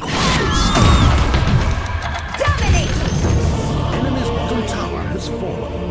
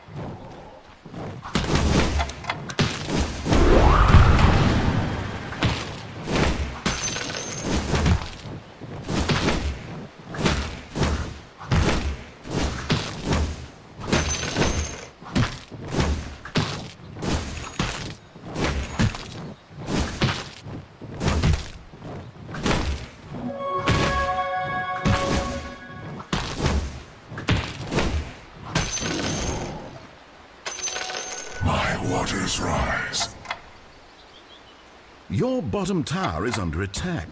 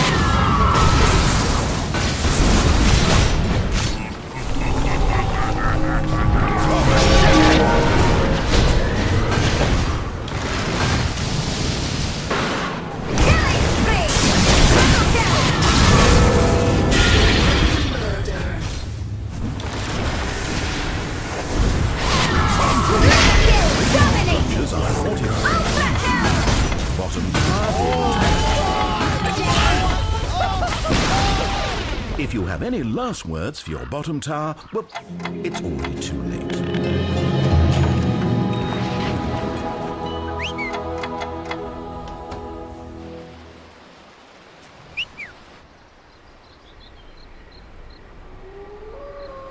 Your bottom tower is under attack.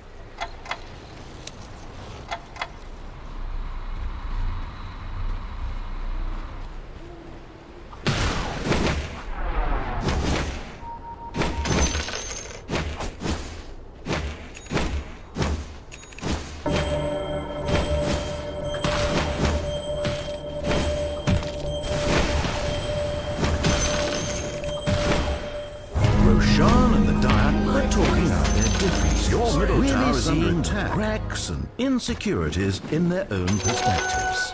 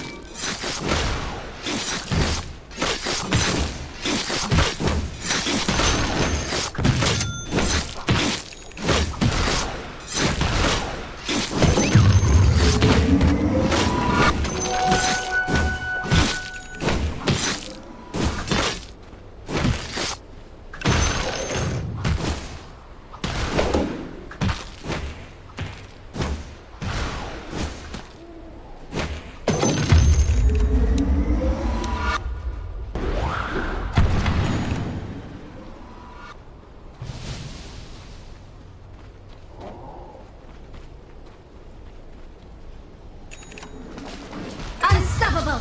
Oh my god!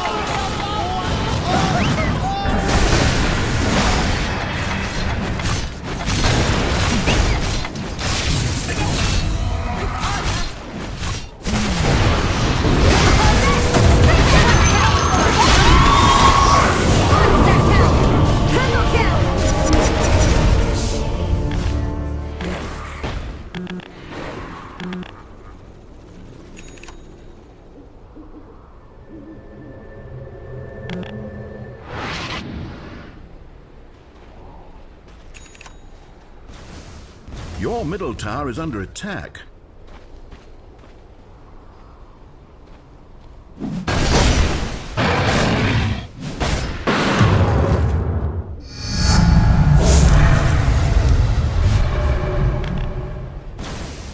Bottom tower being attacked.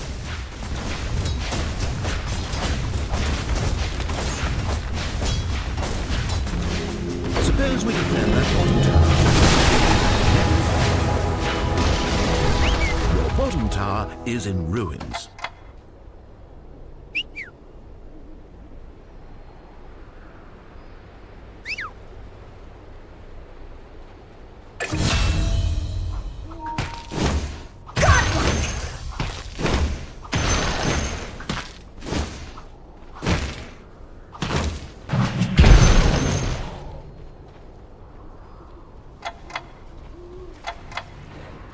Mega kill!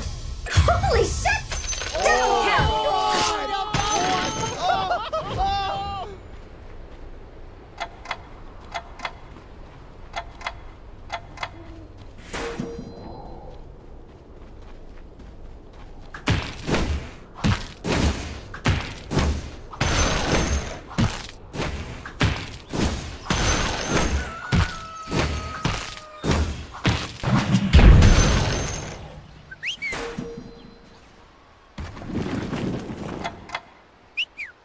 Radiant's towers are fortified. Do as you please with that information. Your bottom tower is under attack.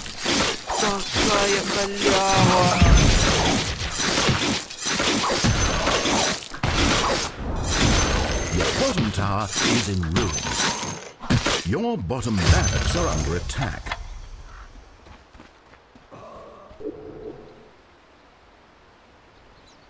Your bottom barracks is no more.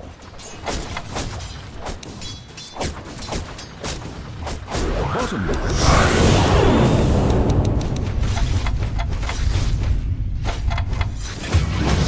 shut you.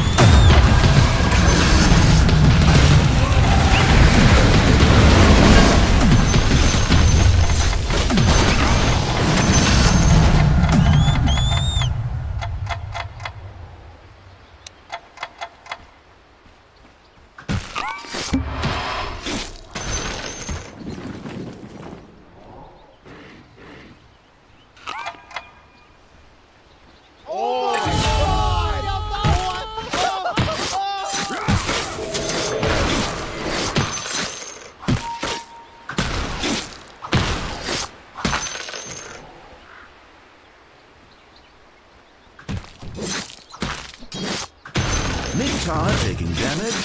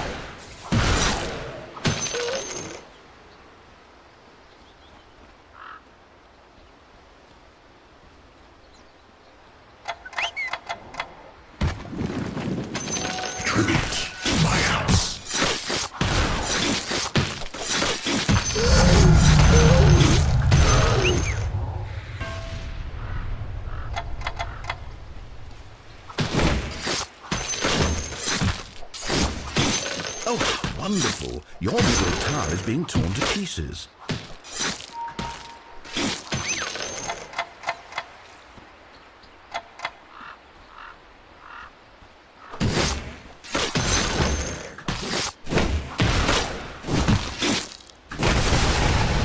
If I'd like not to lose my top tower as a thought you ever had, I suggest you get over there right away. Your top tower is under attack.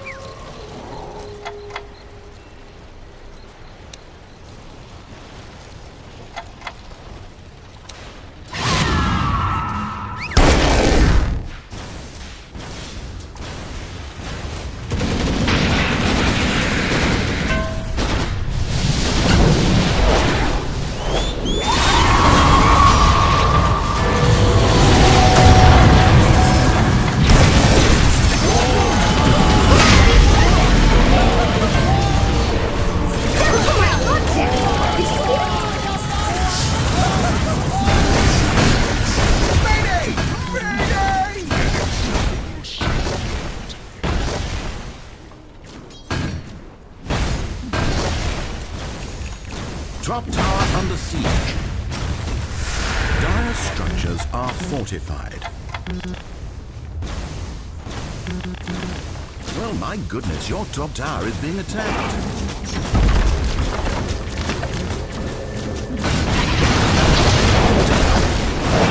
Tower fallen by mistake.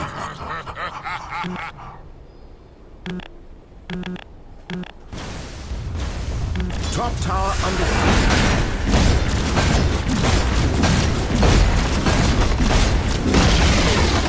What's your top tower? Top barracks are being fired upon.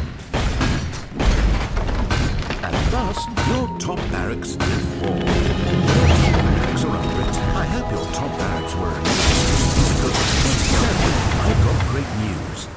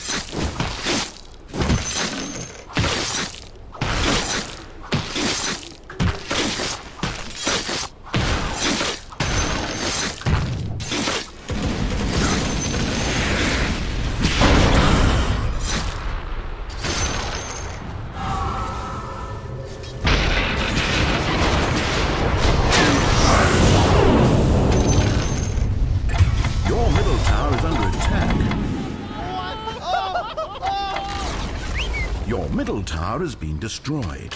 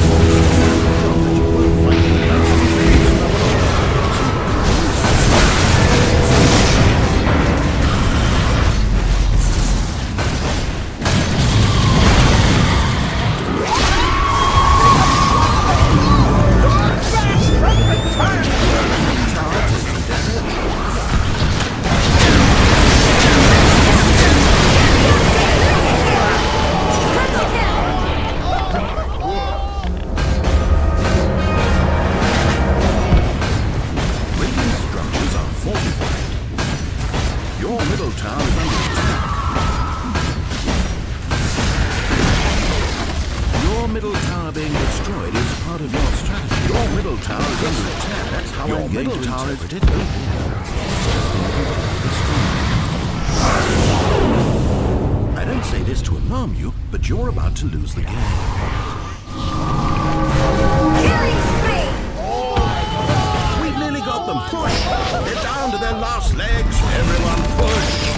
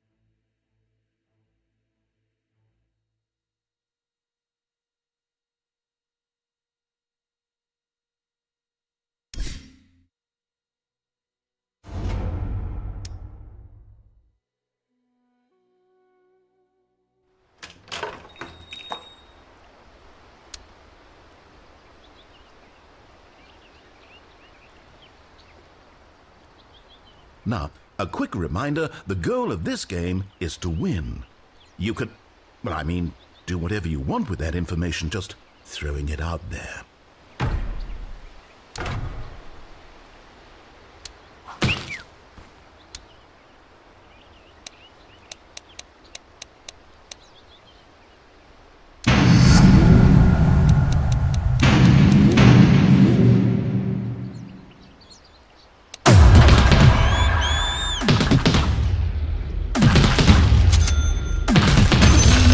In the royal catacombs.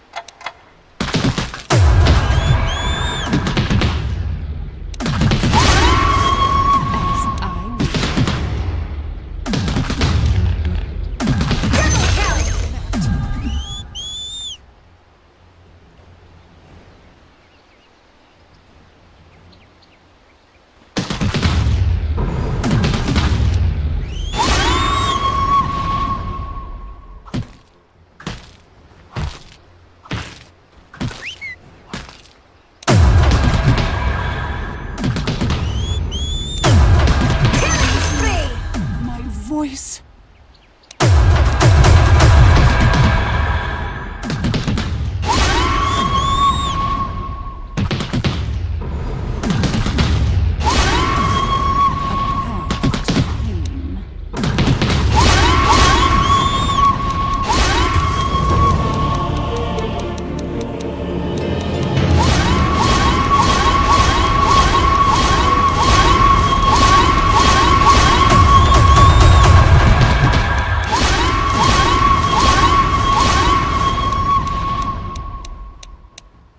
Quickly now.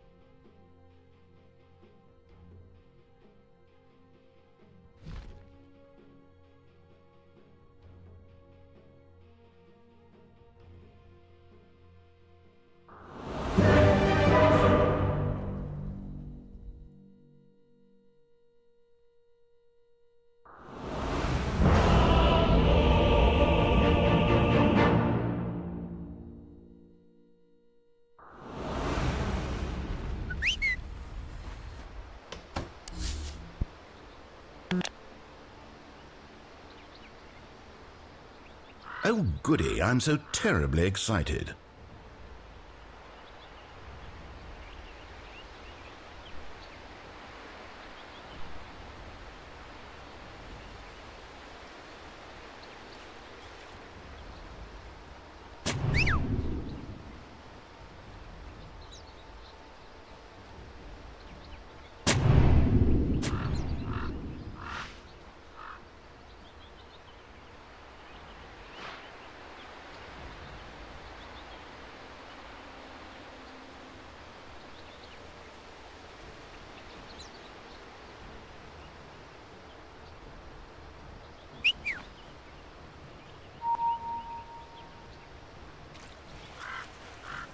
"30 seconds until Digital Sports.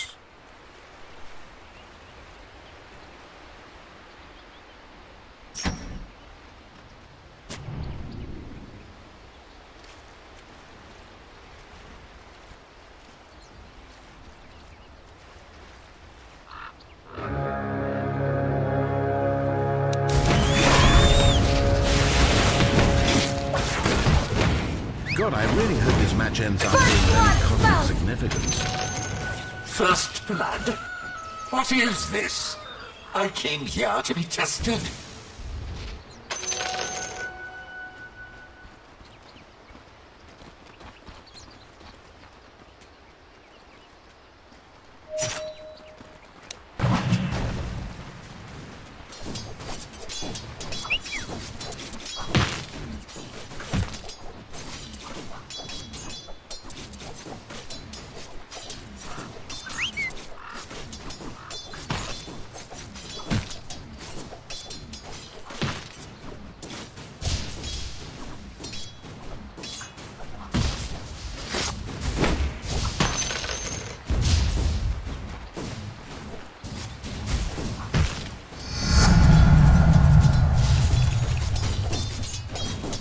Every time Radiant's courier dies, a second courier in another game of Dota gains the strength of 100 couriers and wins the game.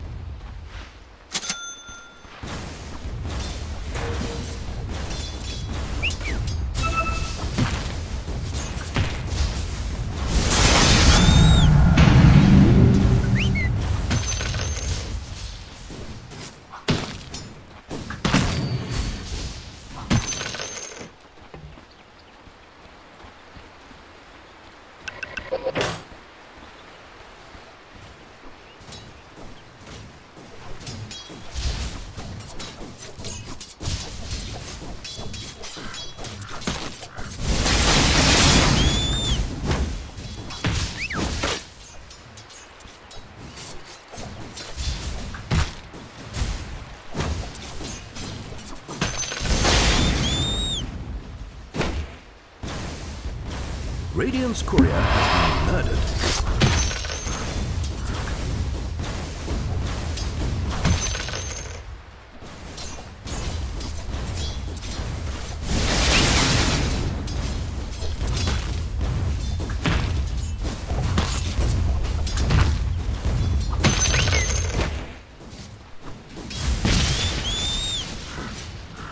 In your face.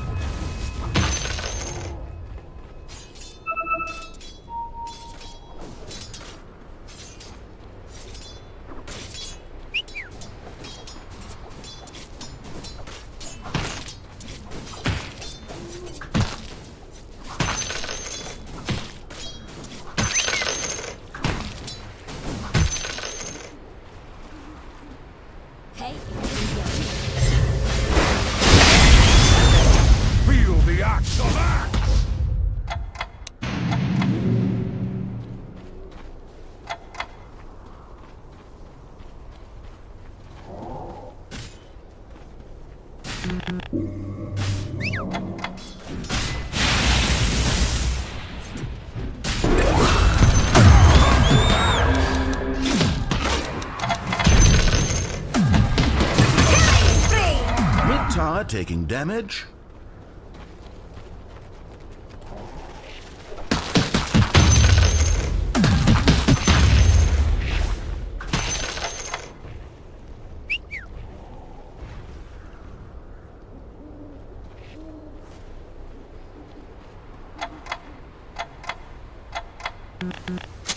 Mid tower taking damage.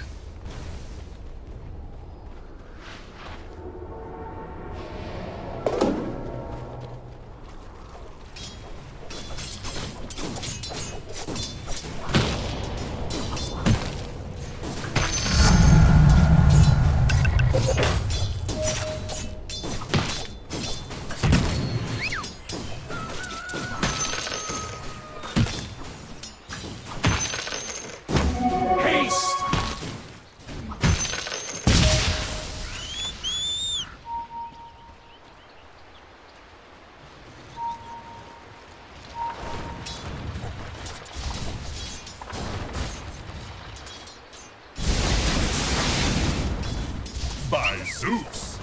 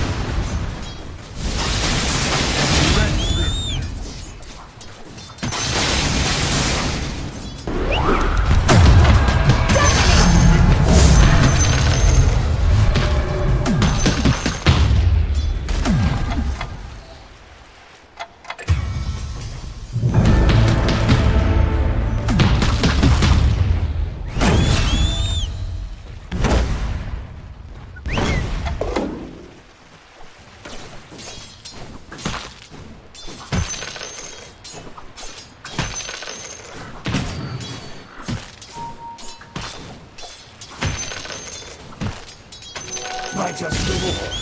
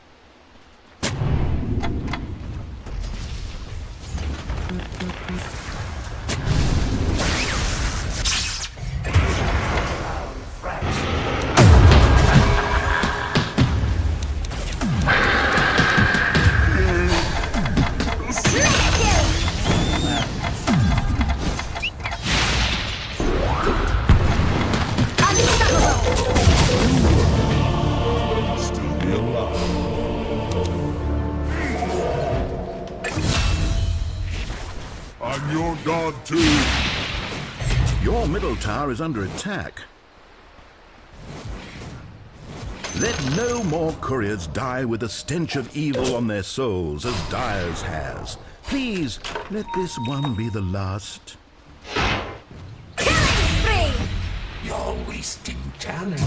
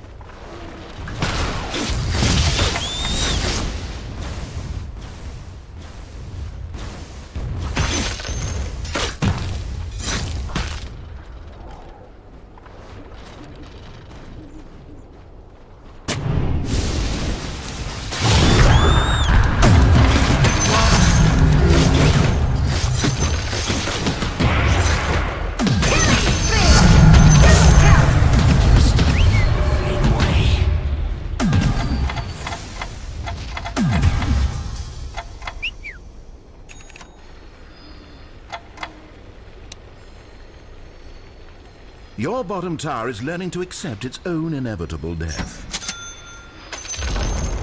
The enemy's top tower has fallen. Your bottom tower is under attack.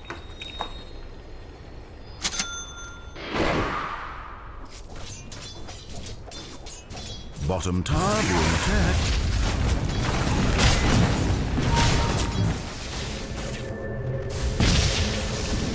Dire have fortified their towers. Your bottom tower is under attack. Bottom tower being attacked. Your bottom tower has been destroyed.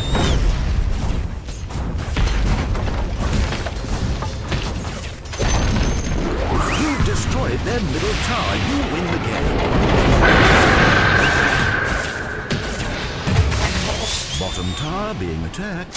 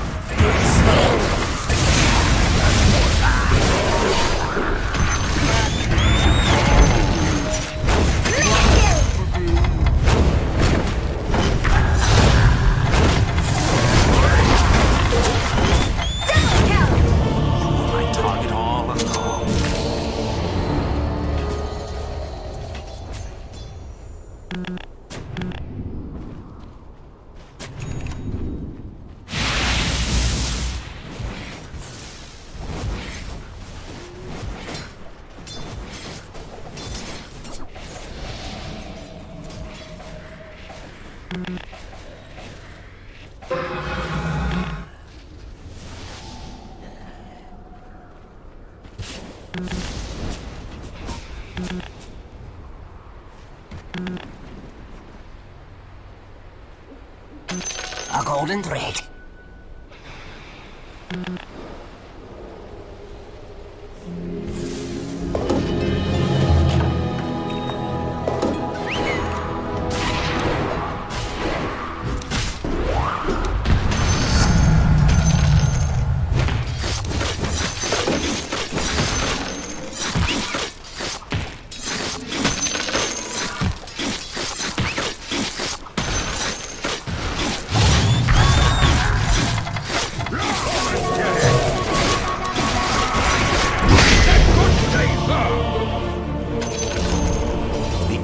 Bottom tower has fallen.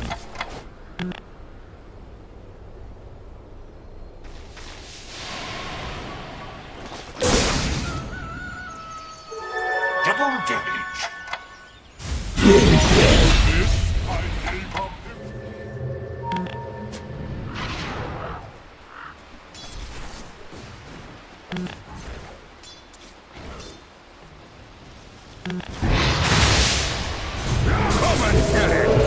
Radiant have fortified their towers.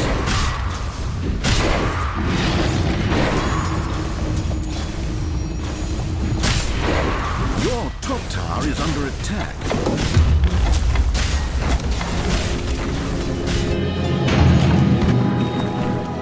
Top tower under siege.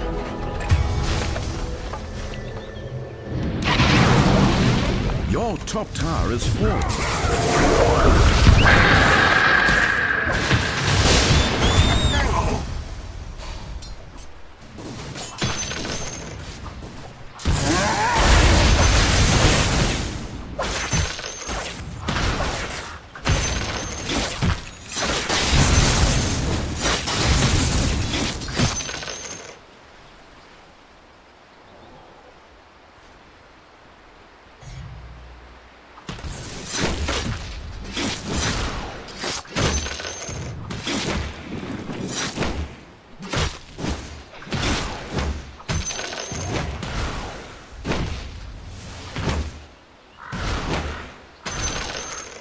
Your middle tower is under attack.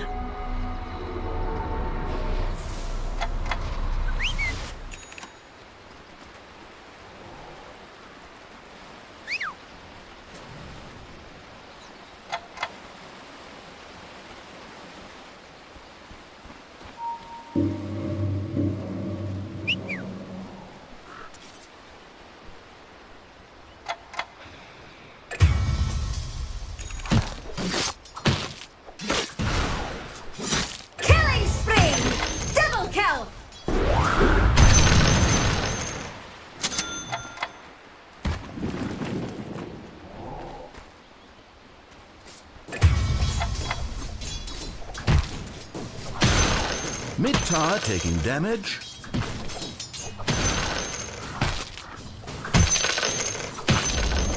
That middle tower you used to have, wasn't it lovely back when you still had it?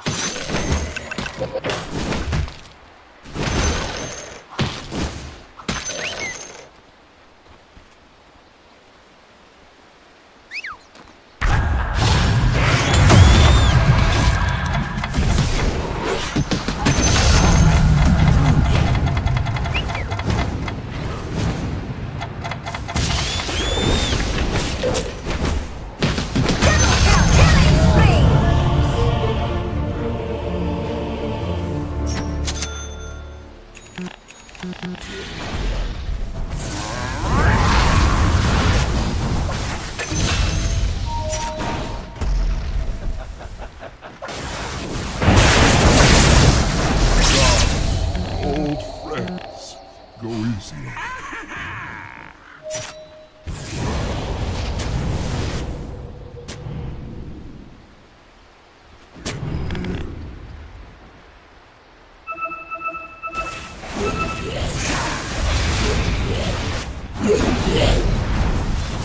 Dire's structures are fortified.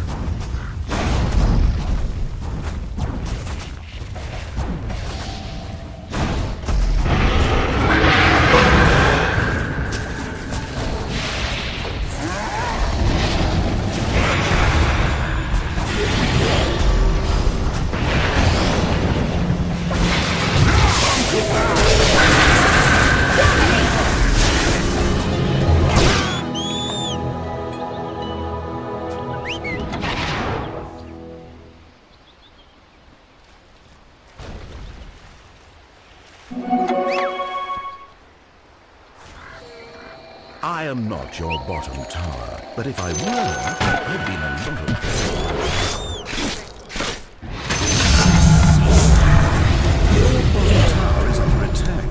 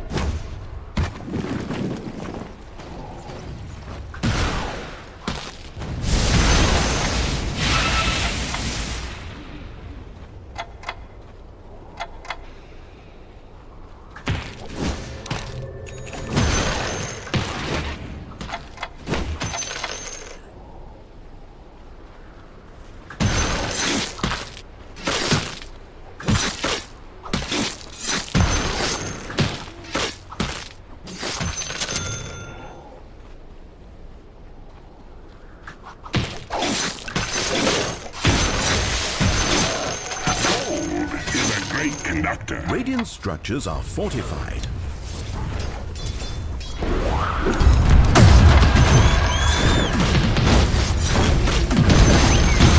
We've just replaced the enemy's combat with a large version of it. Let's see if they notice.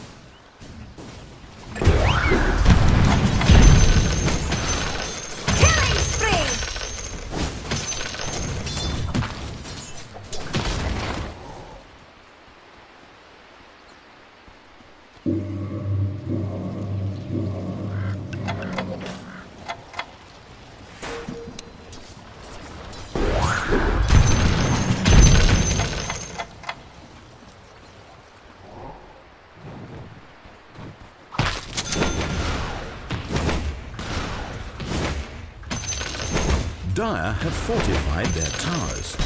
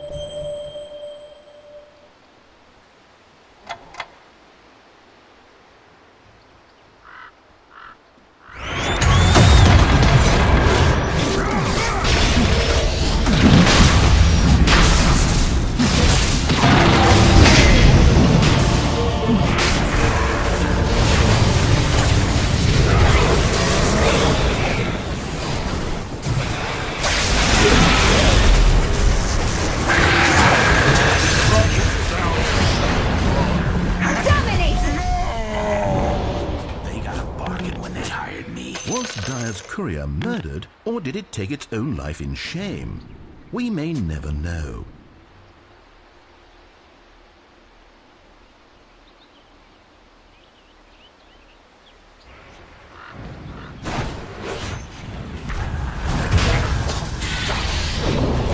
It's not even my birthday.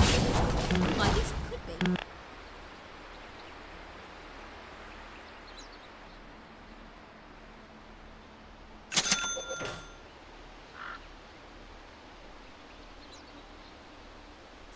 It seems that Roshan went and pissed off the Dire.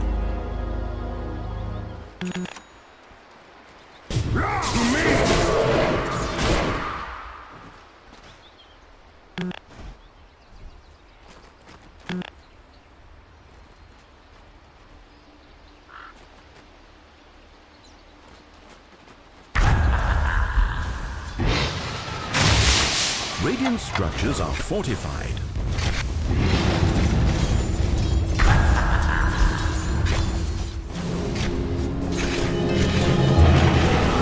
Bottom tower being attacked.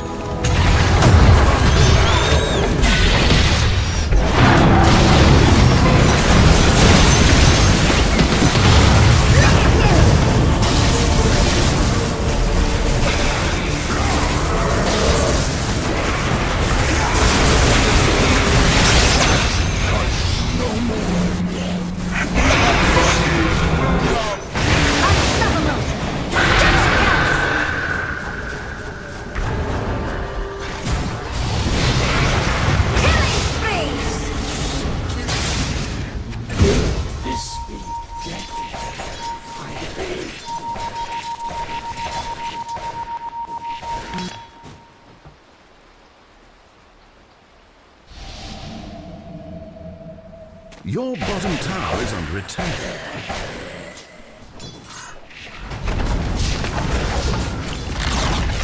And your bottom tower is gone. Completely gone. Fini.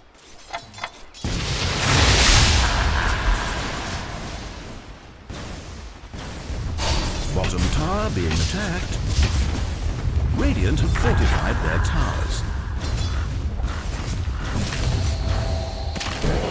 Your bottom tower is under attack.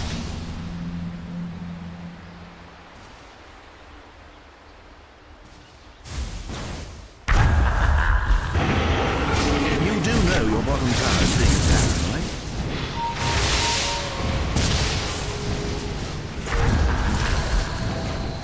Your bottom tower is under attack.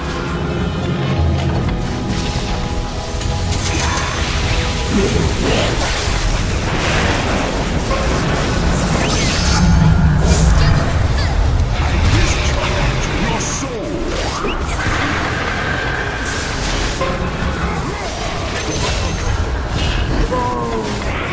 Wicked City!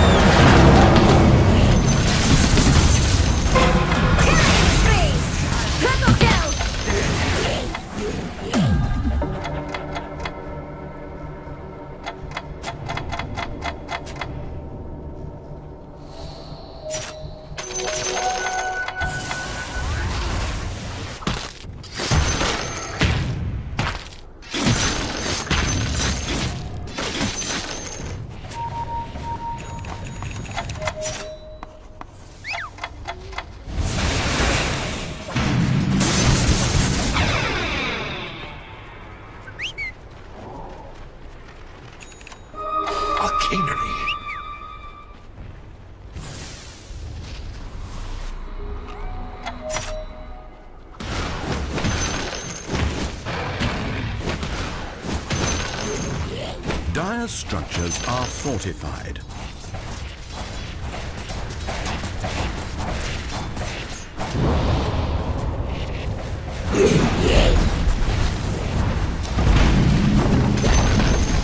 You've accidentally destroyed the enemy's bottom tower.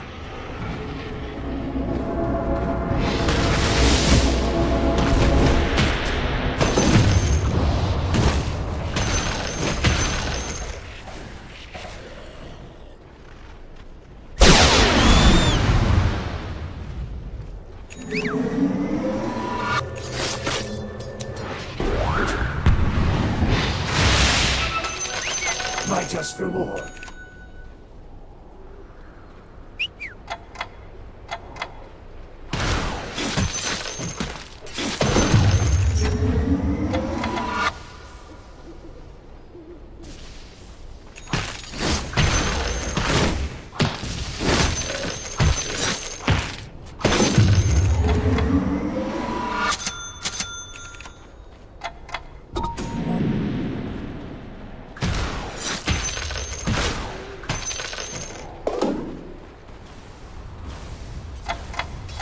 Your middle tower is under attack.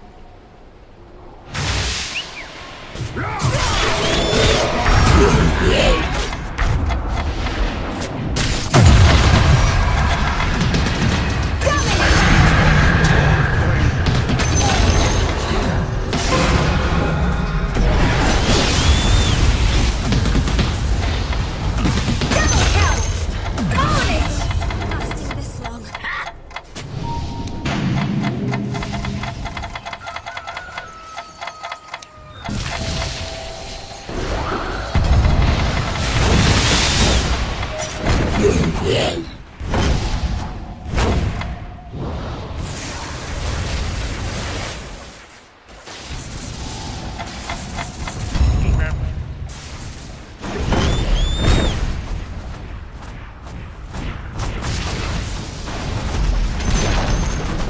enemy's middle tower has fallen.